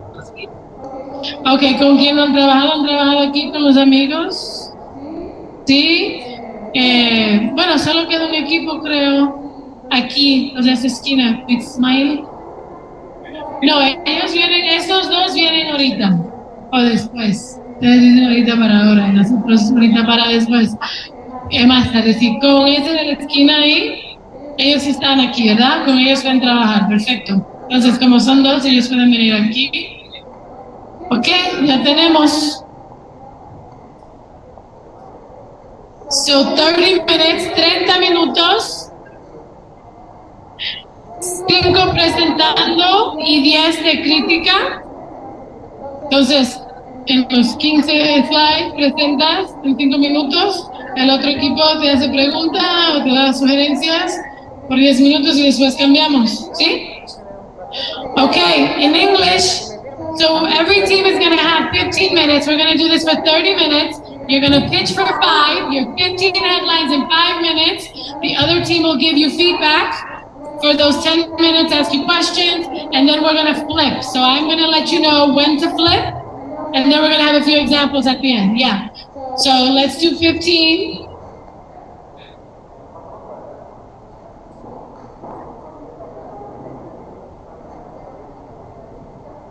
Y para el equipo, Svav, I think you and I might have, oh, you guys are here.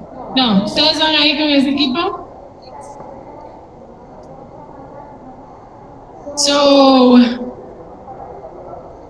we might have a 3 on 1 or oh, okay, so you can join another team. Okay, I thought you had picked a partner already. Okay. Oh, I'm sorry. Yes, so you two together. Perfect. Okay. Aquí atrás. El Dark Reactor en la esquina, sí. En ese equipo.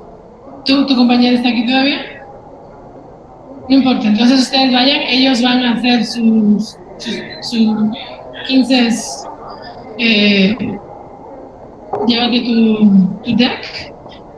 Tú vas a leer las líneas de arriba, solo las de cada slide. Por 5 minutos ellos te van a dar sugerencias, etcétera, y viceversa. ¿Ok? Ok. Ok.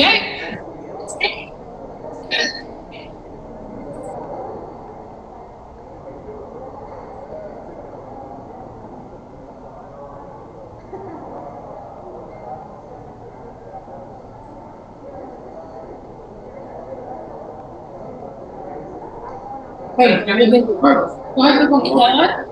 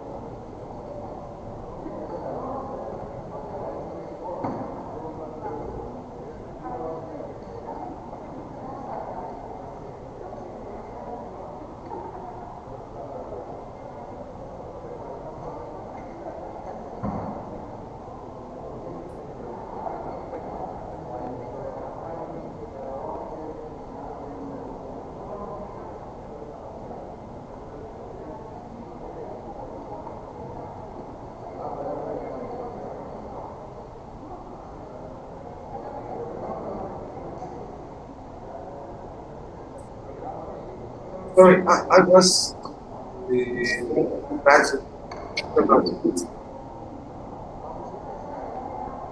Good feeling.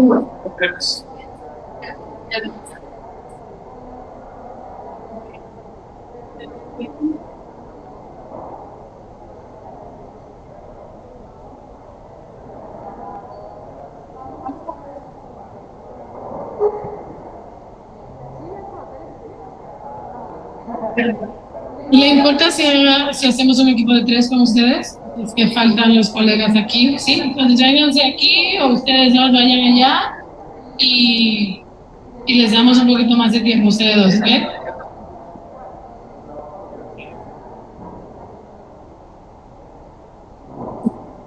Bueno.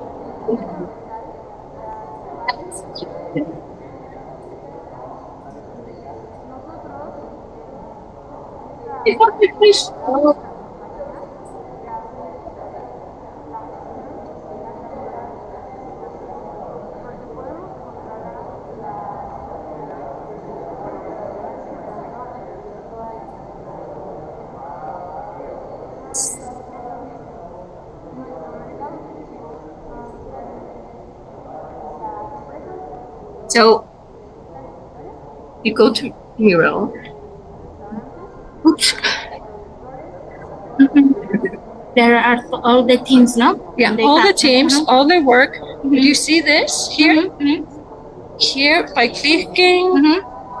Increase the and if you click this, it takes you and shows you all the slides for both Gilat's and our part. So you can see it here. It's all here. Yes. Do-do-do-do-do. I have a version, but Bernardo asked because he saw an slide. Yes. That the These are all last slides. presentation I downloaded yesterday. Yeah. But you checked, so you made some made- change. yeah, this morning. It has a Yes, little, yes. a little change. Two slides. Yeah. And I have this. No. And then I give Yes, the. it's this one. This one. Yes. So you can just download again. Thanks. Sure. I changed it this morning before we started. We know, but yeah, I sent to Bernardo the last presentation. Okay. No problem. All right. Good. Thanks. And then, yes. So,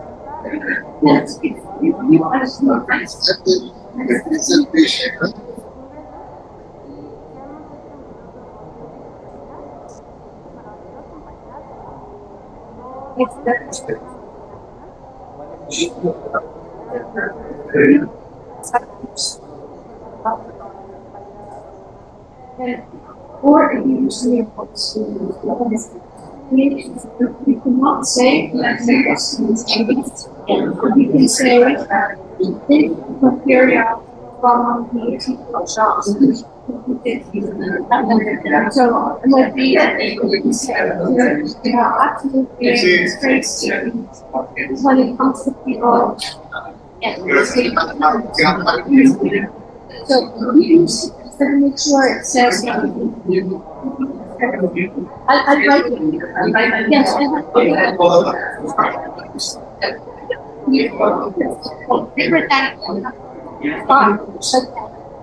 but I'm more comfortable in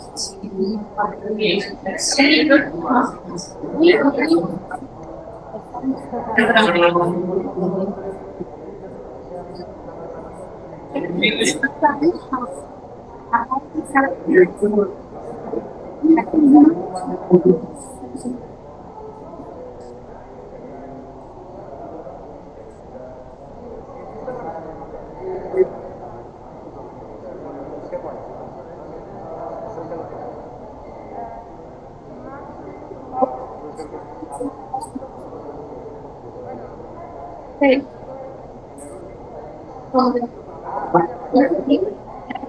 Stop that. Yeah. But for this one thing I'm sure is one episode.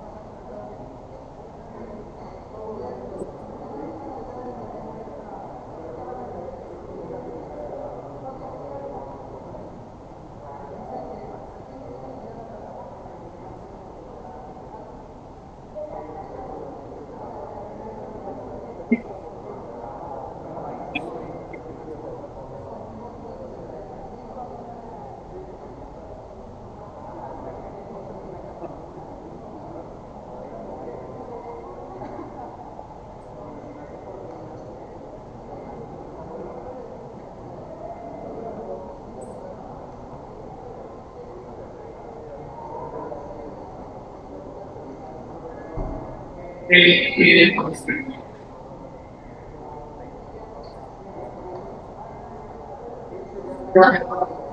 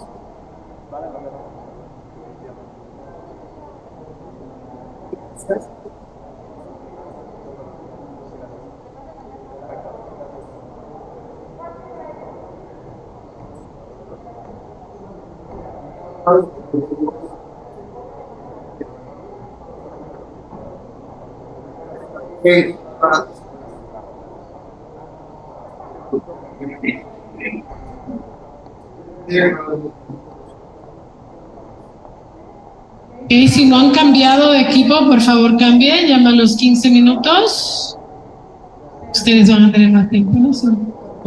Cambien, por favor, si no han cambiado.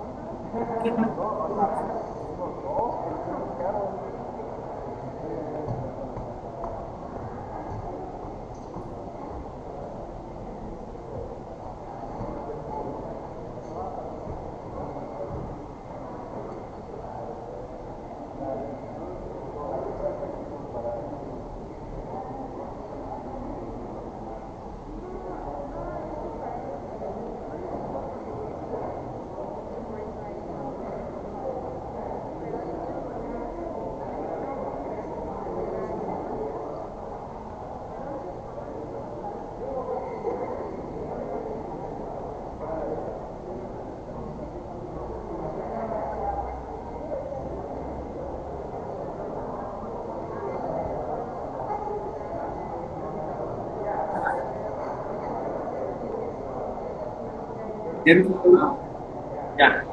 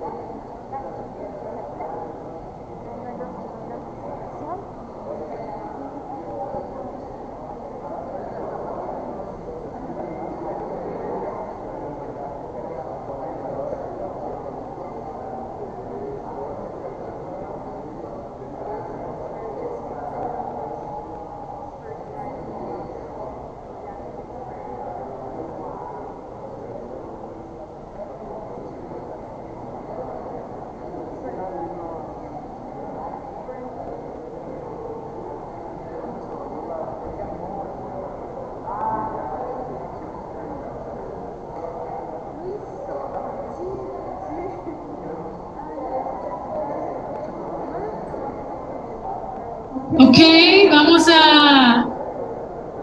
a regresar a nuestros asientos, por favor. Vamos a ver un par de ejemplos. ¿Quién se siente en buena forma para compartir? ¿Quién quiere compartir? ¿Quieres compartir? ¿No? ¿Ustedes? ¿Ah? ¿Sí? Vamos, otro más. Ustedes son uno. Ustedes aquí, algunos de ustedes dos quieren compartir. 1 minuto. 1, Y después un voluntario de ustedes dos. Ok, vamos a traer tu laptop. Okay, so I have one volunteer, then I'm going to pick my second one from those two teams. So we could just swap out here, right, Slava? We're going to go through his 15 one-liners, headlines. Is all of that on your Miro? Yeah. Okay, I'll just go to your Miro. What's the name of it again? Oh, Beyond Dark Mistakes.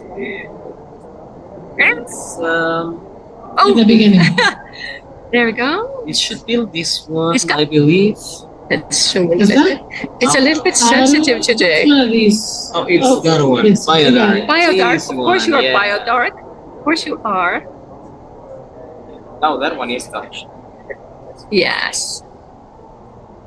Is this? We can go one by one. So where do you want to start? This one? It's the third storyline. Storylines. Big. Very nice. Okay. At least we can read it, right? Yes. Okay. Terminaron, amiguitos, porque queremos darle atención aquí. Y ya un minuto, vuela. ¿Ya? Ok, gracias.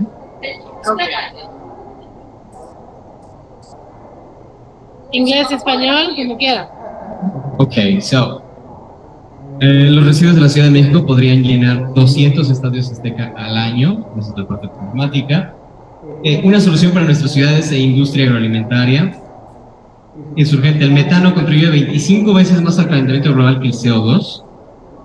¿Cómo lo vamos a resolver? Bioreactor. ¿Quién tiene el problema?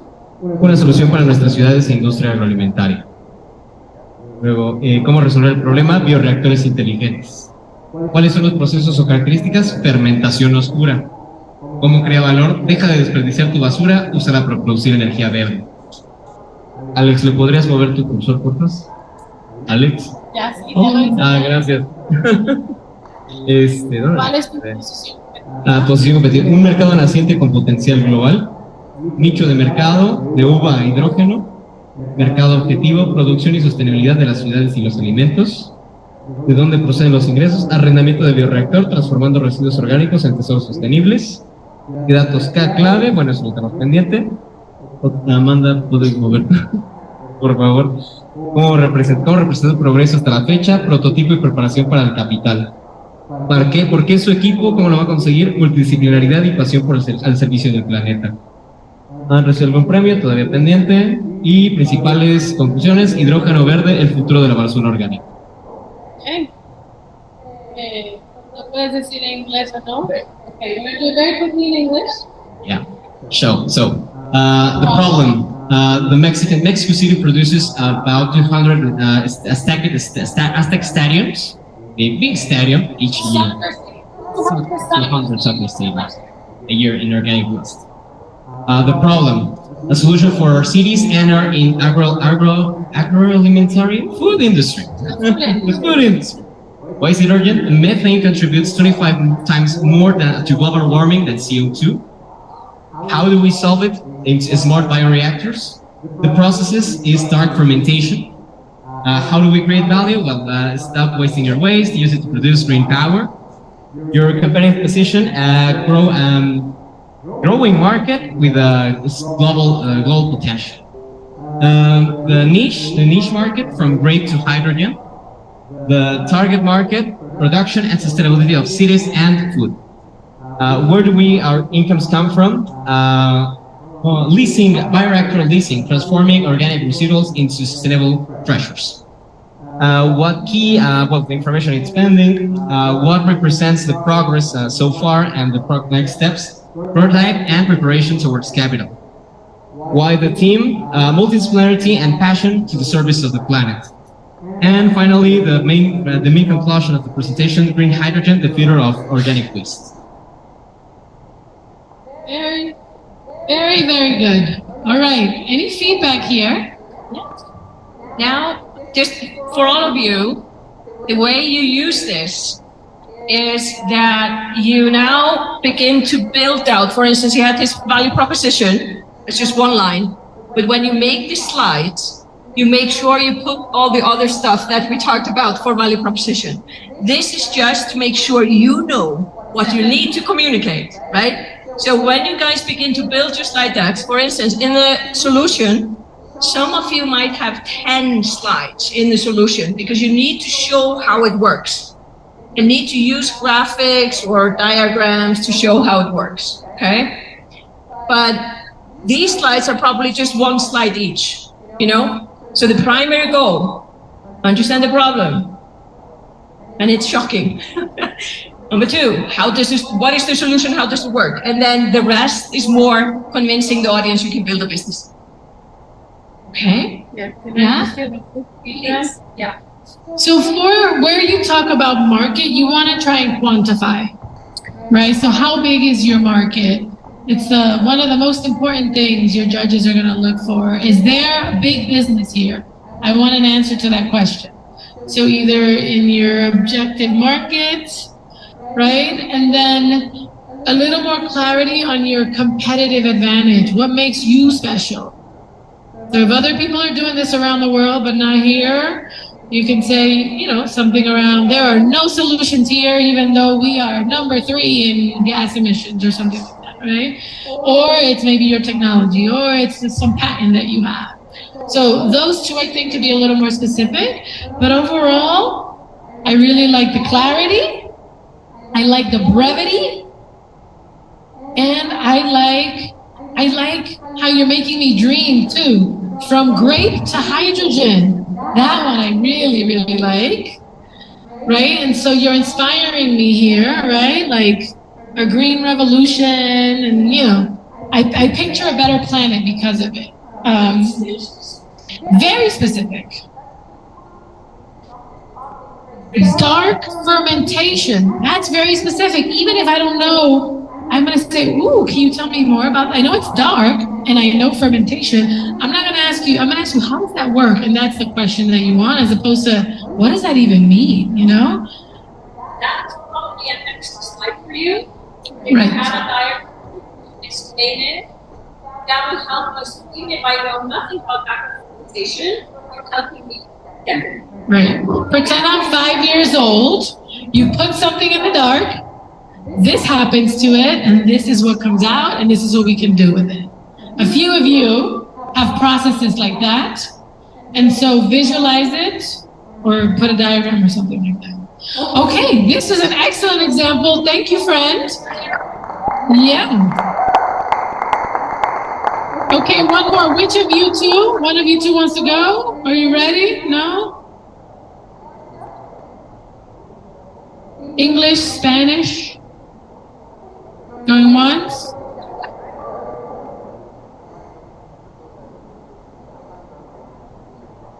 Yes? No? Or someone else can go. If you guys don't want to go, you want to go? Come on, Max. Let's do this. Is it on the mirror? Okay. Yeah. Board. I borrow the mic while we find the board. Thank you. So remember what we talked about earlier about using visuals and icons. So now you have the headline, but you have to be sure you use your images. Okay? When you build out the text. You know how to do it. All right. It's coming. He's just moving his cursor.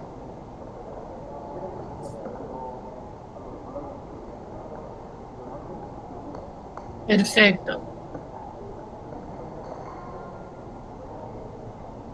Okay. Oh, sure. Yeah. You want me to do that, or do you want to do it? I can help you. Yeah. Sure. So let's. Appreciate it very much. No worries. That's what I'm here for. Is that big enough or more? I was thinking Like that? Well, that's 100%. That's as big as I can go. Okay. Sounds good. That's good. And then I'll move it around for you. Yeah.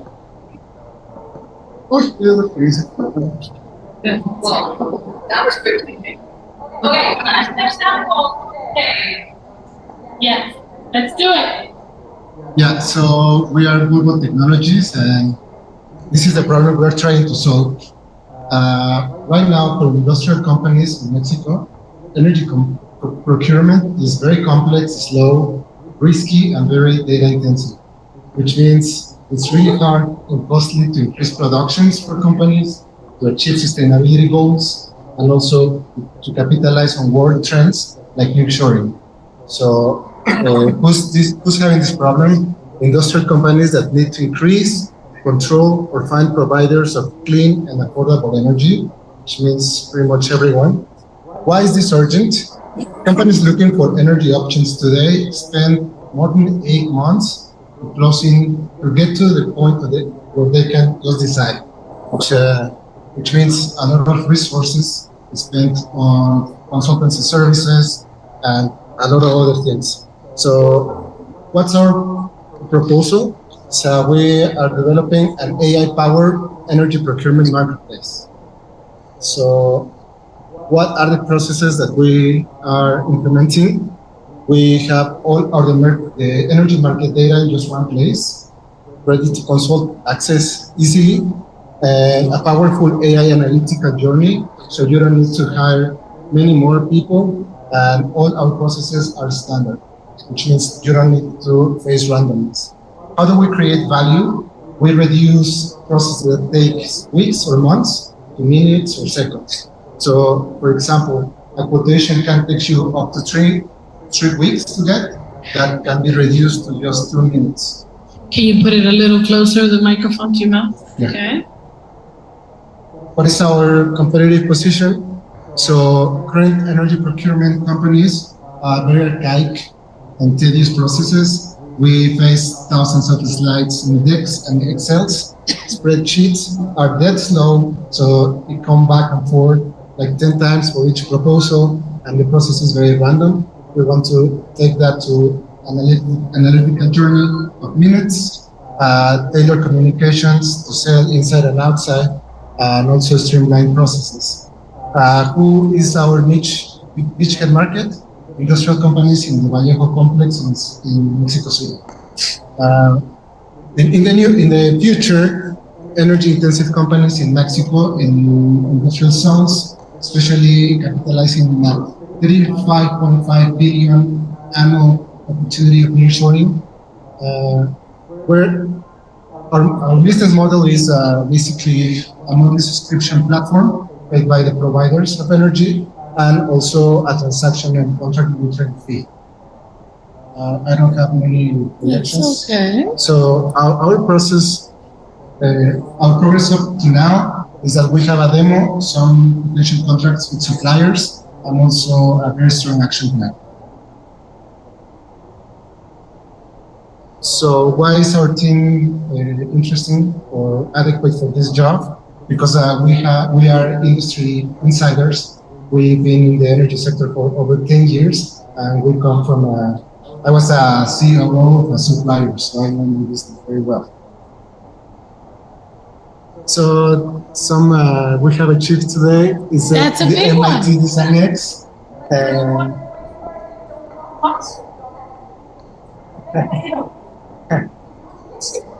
Okay. What I want people to take home is that they can know and start the energy procurement journey today for free. Okay, what do we think?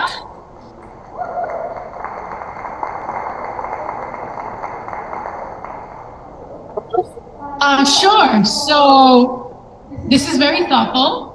So you did a really good job. I actually think we started building your slides in some of these, right? So for some, you have the headline. So a very powerful headline that I would tweak is, you're energy insiders. Instead of industry, you're an energy insider. You're like a tech-forward energy insider, right? Or figure out how to put the AI in there. So that as a headline is a pretty strong headline. AI-powered energy procurement marketplace, also very clear as a heading. Here, very long. We need to figure out how to get this clear, short, and you are very specific. So how do we get it a little shorter and a little clearer? And then here, this feels like the slide and not the headline, right? So try to bring a theme between all three at the top, and then this is how you talk through it. I think you did that here too with your competitive advantage. Like, figure out something like, we're the best in the business because, and then this is the double click. This is where you zoom in. And so I think in a few places you did that, right? Where you gave us more the content of the slide as opposed to the one thing I'm going to remember, right? What is the one thing I'm going to remember? Oh, this guy's an energy insider. That I can remember.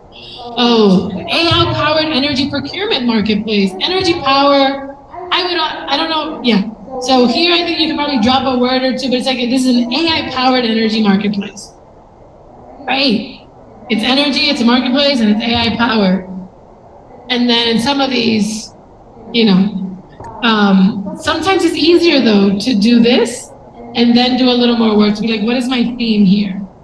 And then you can come back and finish that. But really good work. What do you think, Slava? I have nothing to add. It never ever happens. But I want to talk about the other thing. Everything you said, totally agree. And of course, you use those headlines to guide your design of the slides. You might change the wording a little bit. You might not use all the text, but you will. This guides you to stay disciplined throughout your pitch. Okay.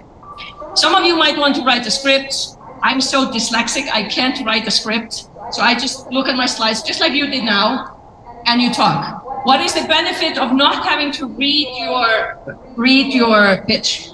You can be yourself. You know what I noticed, Slava? He was reading one, but he didn't even have to look at this. I know. So the places where you felt really confident and comfortable, you weren't even reading or looking at. So this is where we need to do some work. And it comes with practice, right? So you could see where he was like totally buying his own bullshit, you know? You could see it in his eyes, you could see it in his body language. And I really like when sometimes you came, because it can run a little bit long, like but then you broke it up once in a while and you said, how do we do this? And he can ask the question. So he's kind of introducing the problem, he's introducing the solution, and then he kind of came and said, like, and how do we do that? That is an engagement technique, right? So remember to practice. On one hand, it's the discipline of telling your story, okay? The other one is how you do it. And that's where you bring your gusto, you know, okay? That's Spanish, right? Gusto. Anyway, so I think we should just give him a hand. Yeah. A lot of work left, but he did a fabulous job. Great job, man. Great job. Because this morning, he was not this clear. Right? So we're done. We're almost done. We only have one more thing for you. Can I go into the slides? Yeah, that's what I was saying. So, okay. I'm just going to go back because we are missing a few of you this morning. Oh, yes. I'm going to break my own rule because I never go back. If you miss something, you will just miss something. Too bad for you. But I want to show you this. She's feeling generous today. Oh, my God. I'm getting such a softie. Anyway, so pitch, August 21. 5 minutes presentation, 5 minutes Q&A. We don't know yet where it's going to be. It might be here, or it might be downtown. In the Palacio, in the Zócalo. Yeah, maybe. We're confirming, we don't know yet. You will know as soon as we know. And so we encourage you to bring your prototypes, your demos, because they're digital or physical, and there will be tables wherever it's going to be for you, either before or after the pitch, to share more with the people who are going to come, probably after the pitch. So you're going to pitch, you're going to wow a lot of people, and they might want to come and learn more about your solution. Yes, you have a card.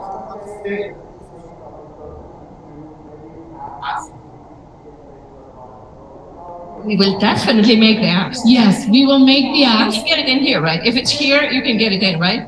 Through those double doors? No. Yeah, okay. Yeah. This is beyond our domain, but we'll definitely make requests. A video, though, is also really good. So be ready for both, and we will work with you. Pitching English in Spanish, questions in Spanish. Everything for you that day will be in Spanish. El pitch en español, las preguntas que le van a hacer en español y sus presentaciones en español. ¿Sí? Now I have a question for you. Los premios. 3 premios iguales en pesos mexicanos. Hay una bolsa un poquito más de 300,000 pesos, entonces un poquito más de 100,000 para los 3 ganadores, aunque todos son ganadores. Whatever she said. We're all winners, but 3 of them will get over 100,000 pesos. Yeah, so it really matters. This pitch really matters. But it matters way beyond the pitch day. The pitch day is just practice, right? This will help you build your business. So what you have been going through in this MIT DesignX workshops, like I said before, is really just helping you make better decisions. This is no magic formula. This is just a mindset that helps you ask critical questions and talk to your customers. Do you want to translate that? Or can you repeat it again? No, I can't. Sorry. Okay. I was thinking I wanted to remind you to talk about what folks beyond their project might want to do, looking at universities, things like that. I'm going there. Sorry, I was like, I have to remind Saba. Yes. But if you say it again, I'll translate. No, it's more about the program itself does not create the best startups. The program itself helps you ask the right questions. Que este programa no necesariamente va a crear las mejores empresas. Este programa es ayudándole a ustedes a preguntar las cuestiones más importantes. A lo mejor no va a ser este proyecto que se va a lanzar y va a sanar el mundo y lo van a hacer millonario, pero ya tienen una metodología para el próximo proyecto o para otra idea que venga, que está pasando aquí a unos amigos que tienen una, pero otra como que empezó a correr y entonces vamos a seguir esta metodología. So I was telling them that it's not just even this startup, but it could be another startup or another idea that they now have a method of asking questions. That's kind of what we wanted to leave you with, is that there are definitely teams in here that will launch these ideas. There is so much power in this room. So I kind of have to agree with Gilad. This is very, very, very strong cohort. So you definitely have to launch some of these ideas. However, it's much better not to launch and do something completely different. If you have, by asking your customers and by asking the right questions, realized, yes, it was a good idea, but it can never be sustainable, then it's much better to kind of face it and move on. But there are things in this room that definitely the world needs. And all of you should now know how to do it. Maybe you want to continue with this one. Maybe you want to apply to MIT and come and do it there. Maybe you do not want to work on the one you're working on, but you have another idea, because all these conversations have led to something different. I'm going to translate it. That's very inspirational. Está diciendo que no todos los proyectos aquí se van a lanzar, pero sí hay proyectos aquí que sí se van a lanzar. Hay demasiado poder aquí y ya creo que hay varios de ustedes que ya se han lanzado. Entonces, la oportunidad aquí es que se lleven ese aprendizaje para cuando vean otra oportunidad, si no quieren trabajar en el proyecto que están, o si le llega otra idea, o si quieren ir a MIT a estudiar en la universidad y desarrollarlo allá. Cualquiera que sea su camino, ya tienen una herramienta aquí para poder emprender. And one thing I like to say to people, right? Marry the problem. If you're going to marry everything, marry the problem, but date the solution. Si se van a casar con algo, cásense con el problema y nadie se va a casar solo con cualquier cosa, ¿verdad? Es como un problema que entiendan de verdad, que de verdad y de noviazgo con la solución, porque el noviazgo puede acabar. No se casen necesariamente con la solución, hay que casarse con el problema. This is the best advice you've gotten, I think, like ever. Because the solution is supposed to change over and over and over and over and over again.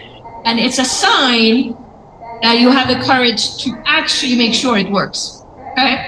So, next steps is that you will get some emails from us in Gilad with how you can, where the pitch is going to be. Also, we would love to have a Zoom meeting with every single team in Spanish or in English, where about a week before you pitch. Van a recibir varias comunicaciones de Svava y Gilad de qué esperar de ahora y el pitch, por ejemplo, ya cuando sabemos dónde va a estar, etc. Y también le vamos a ofrecer un meeting por Zoom para que puedan practicar ya su pitch una semana antes del día grande, que es el 21. Puede ser en inglés, puede ser en español.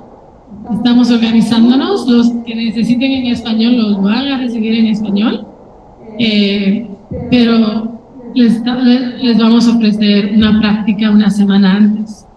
¿Okay? So we will do that practice run, but then after the pitch, all of you are just going to continue to work on your thing, hopefully, or you decide to do something different. But Bernardo, he had to have an interview, but what he was supposed to tell you is that you can always contact Bernardo and his team if you need technical assistance, if you need anything that he can help bring about. So although we're done today, your journey is just beginning. So this is not the end, this is the beginning. I can't wait to come to Mexico City, driving new cars and buying energy or use algae to do, I can't wait to see what you do, maybe here or something else.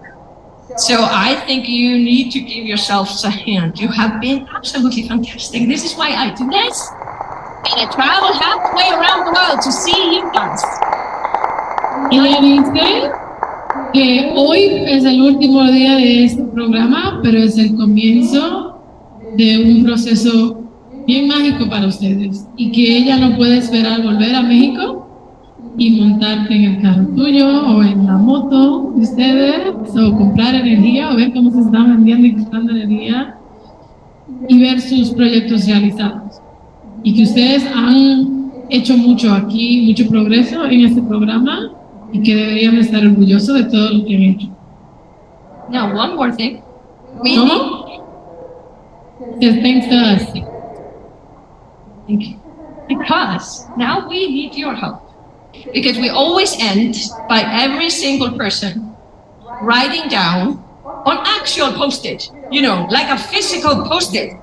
Like, so each and every person. I have the prompts.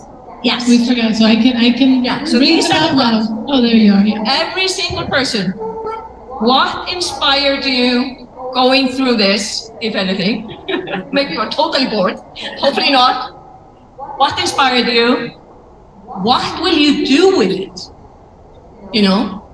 And then finally, give a shout out to someone that you just want to recognize for. You've been here working from morning to night together.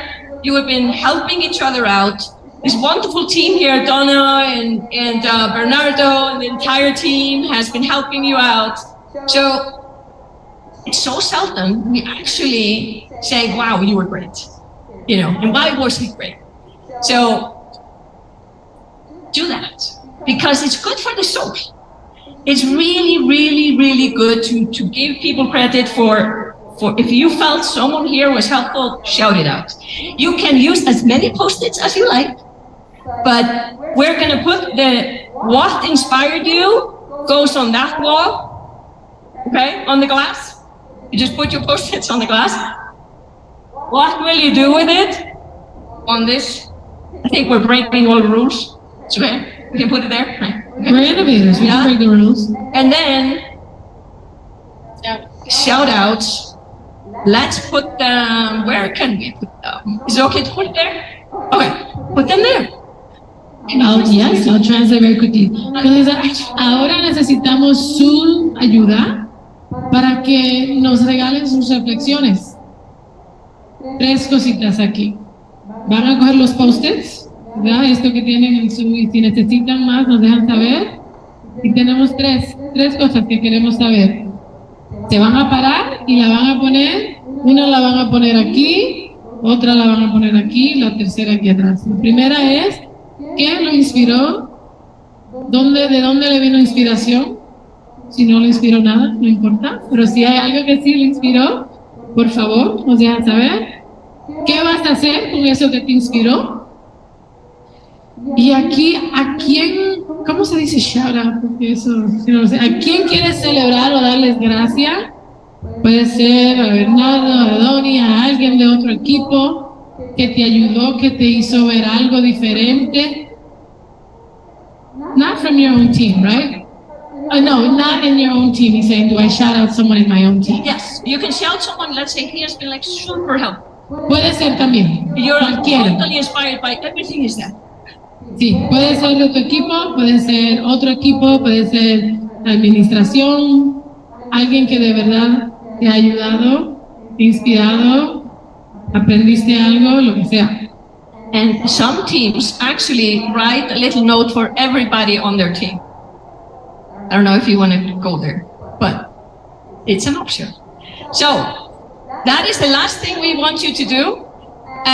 But when you've done that, just walk around and read it. It's really good to kind of see it, but don't leave because I guess there's someone who wants to take your photograph.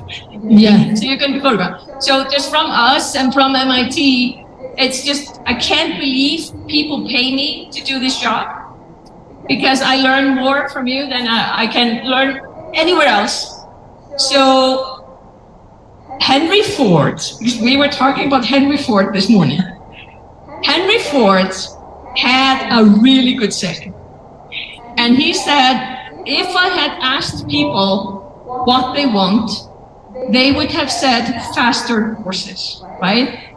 You remember that from day one and the stuff that Gillette went through? If I had asked people what they want, they would have asked for faster horses. What that means to you is you have to ask people about their needs. And in this example, people needed to go from A to B really fast. So they needed a faster horse, right?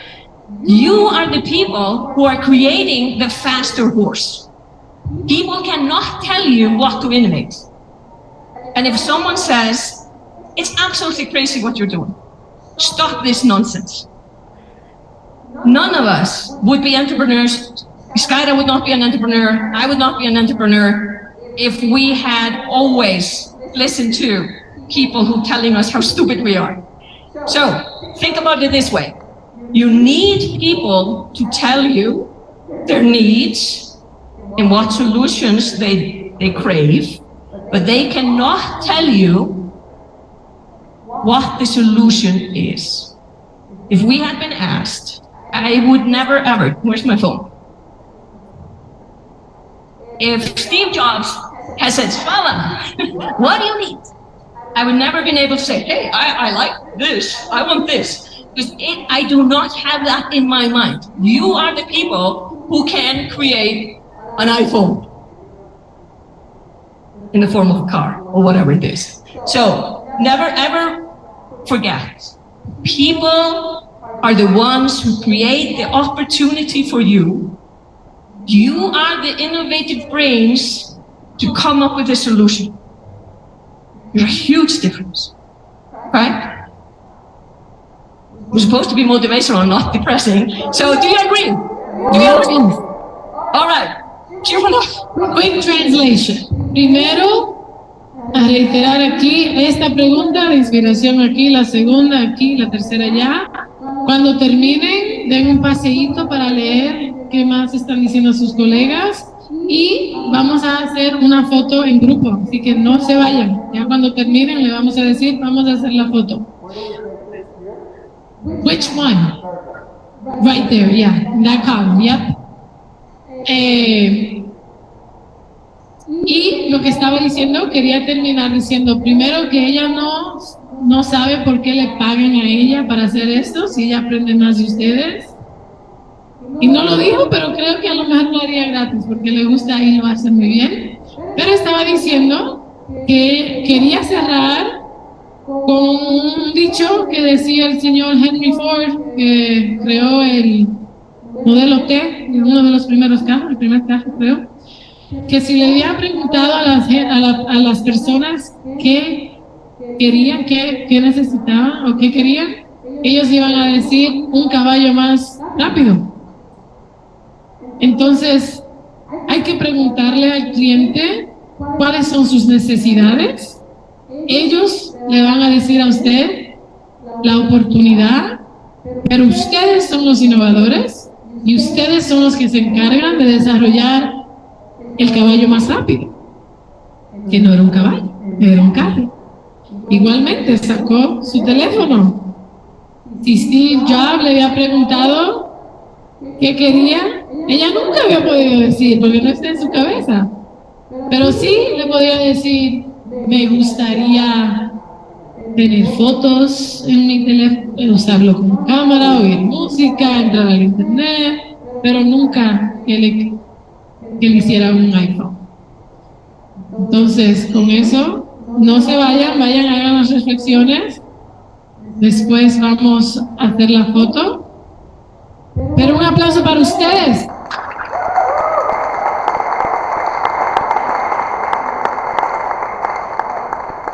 Y Bernardo, no sé si quiere decir una palabrita o dos, ¿ya terminó? Un momentito, cuando él termine. Ok, perfecto. Vamos ahora con las... Ya, tú terminaste, amigo, eres rápido. Por favor, las reflexiones de los post-its, vamos a ponerlas en la pared y a dar un paseíto.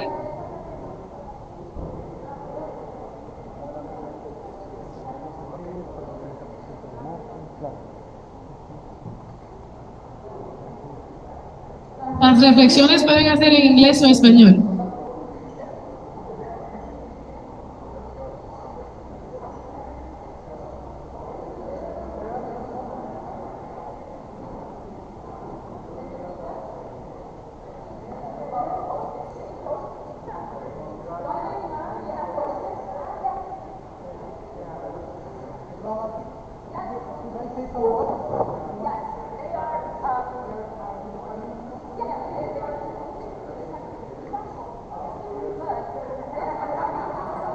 Yes. You mean our email only, or how to write them? Yeah.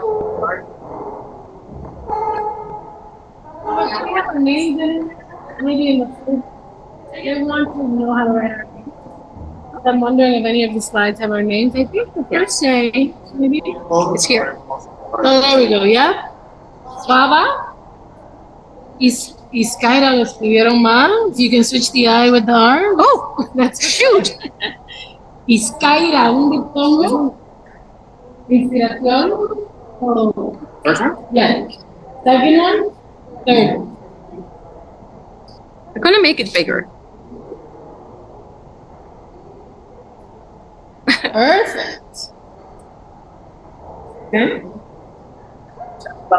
No, nice. Oh,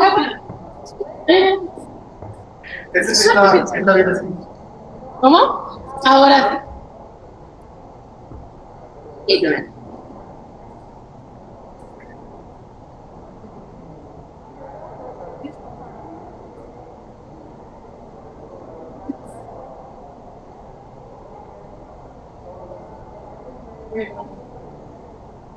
Oh, yeah.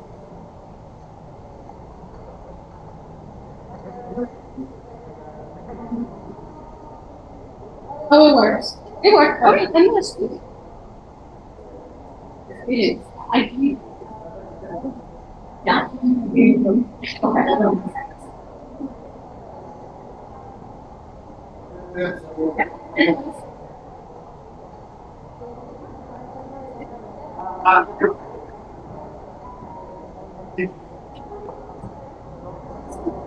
Can we get a Yeah.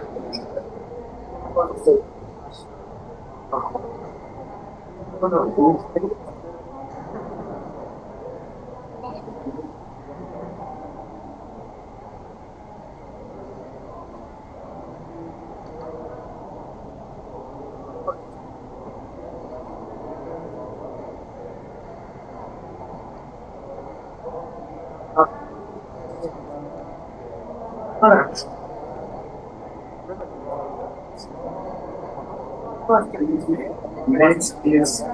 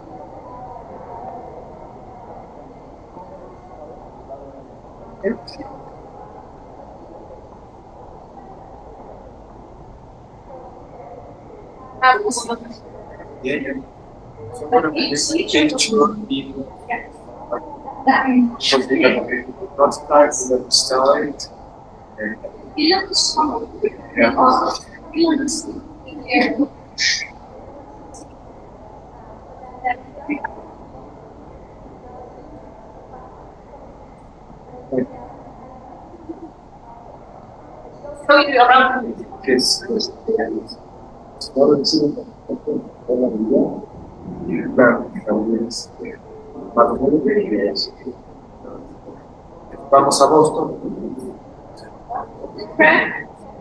Boston is there. So what is about you? You said it's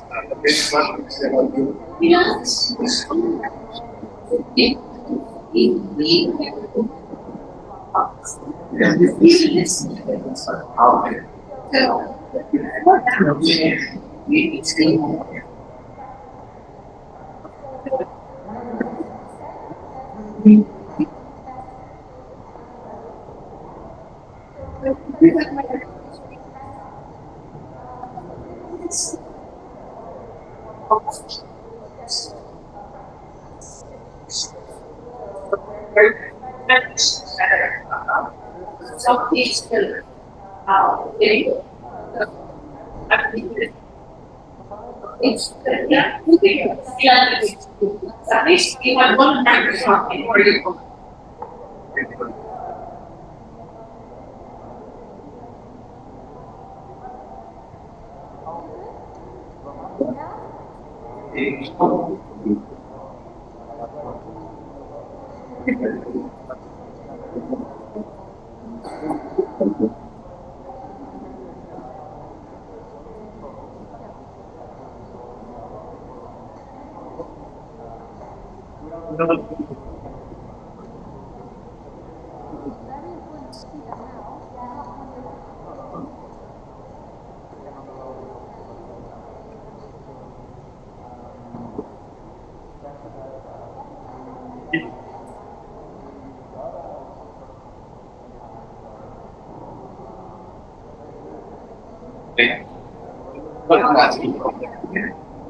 ¿Qué vas a hacer? Sí. Y ahora Yes. ah, okay. Perfect. Gracias.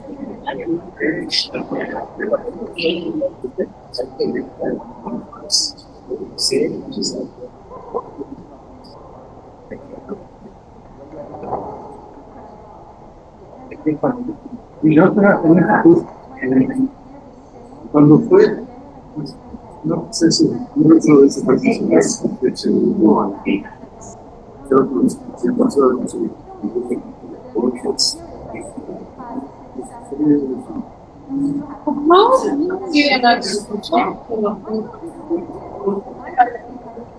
sí, creo que después vos, digamos,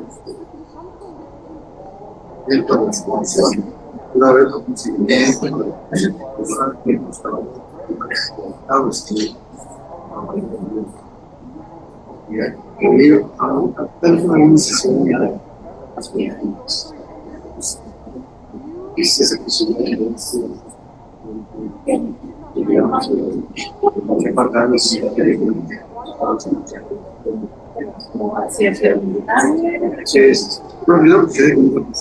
Bueno, yo pregunto.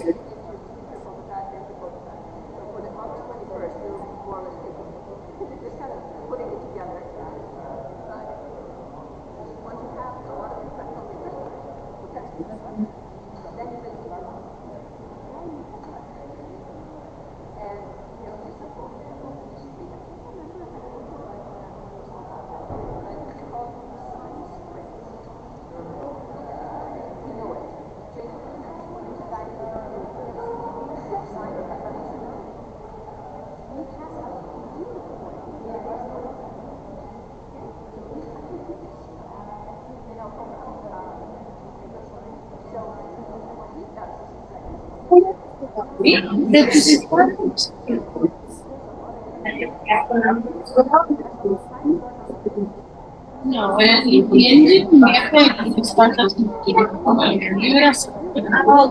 el engine es más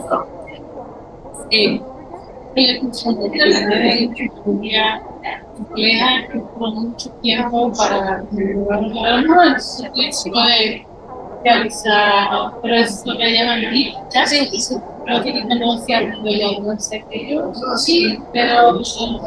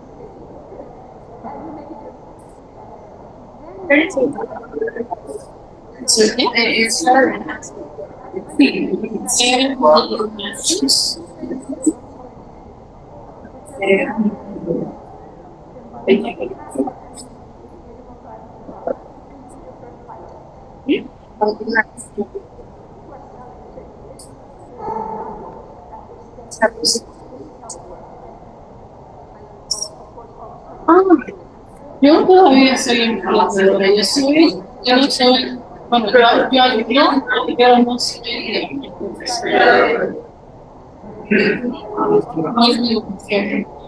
yo soy una emprendedora independiente. Ella piensa la persona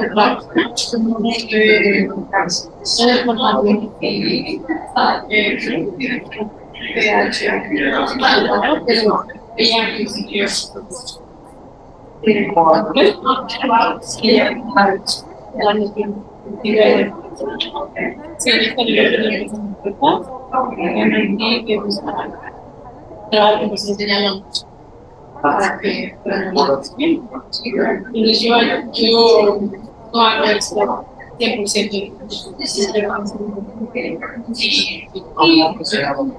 quería la vivienda. No. Y yo soy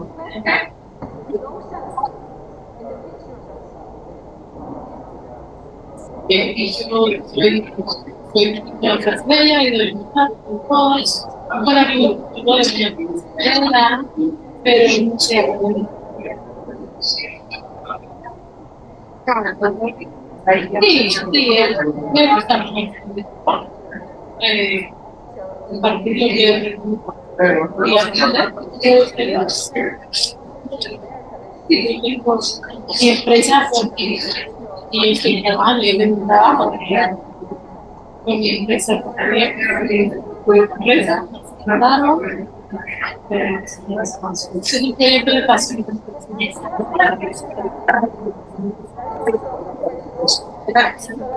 Entonces, como que no te cargo. Y si es por todo eso, tengo que hacer, pero y vivimos con ellos.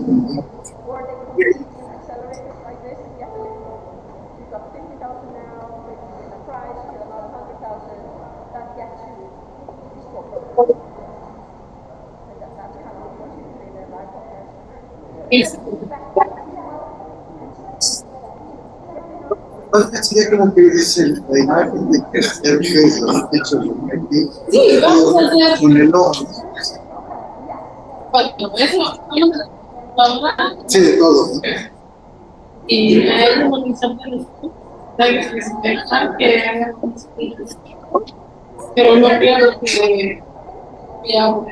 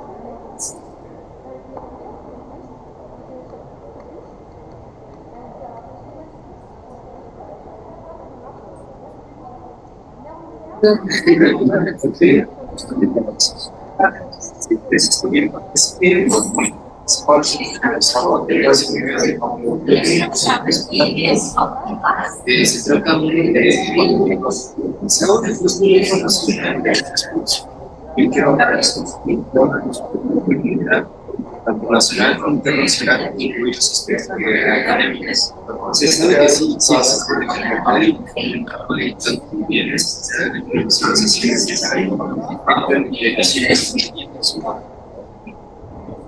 Las visualizaciones, generalmente, hay las visualizaciones que se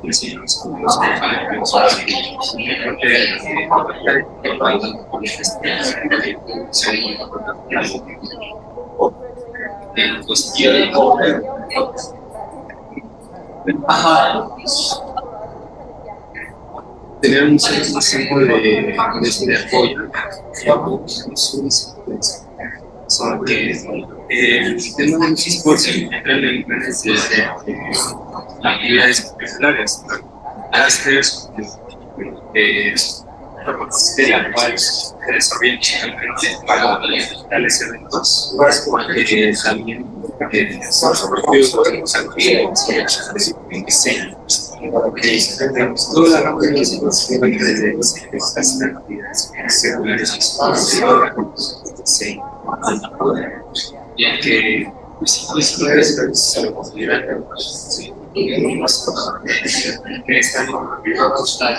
ahora cuál es el sistema balance del país sí,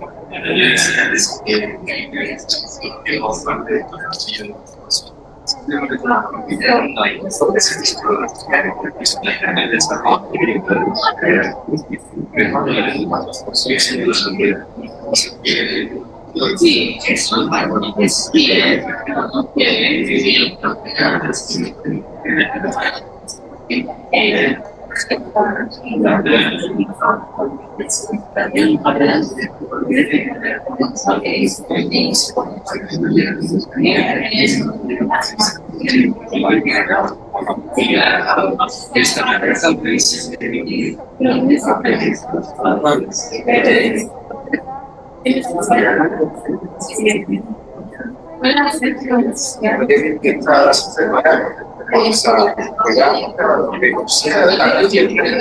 Entonces,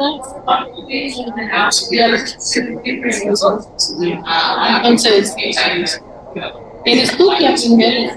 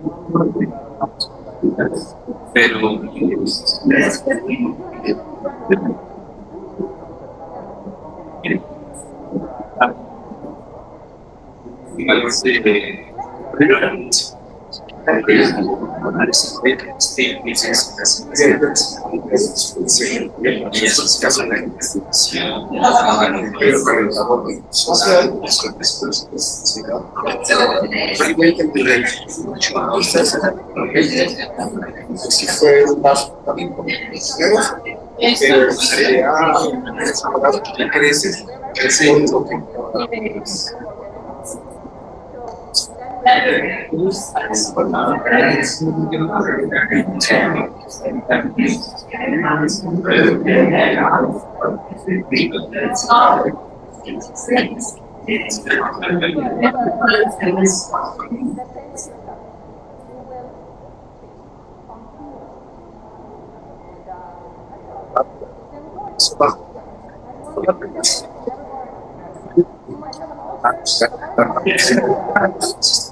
Muchas gracias. Hacemos esto cada vez tenemos que hablar con el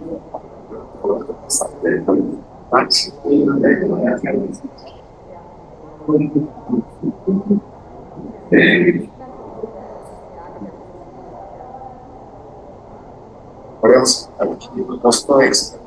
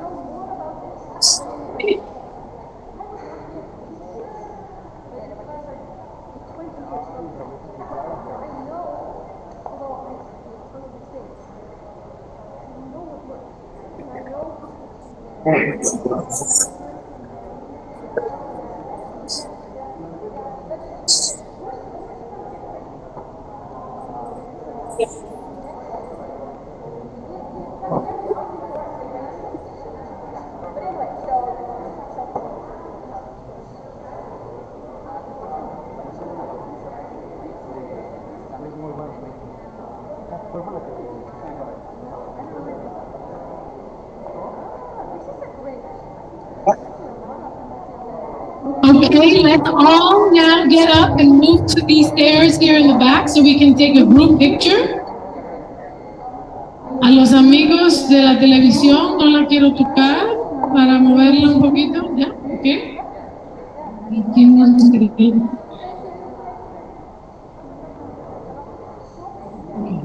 Creo que ya se vienen todos. Primero juntos, creo. Okay. Okay, let's start gathering in the back for a group picture on the stairs.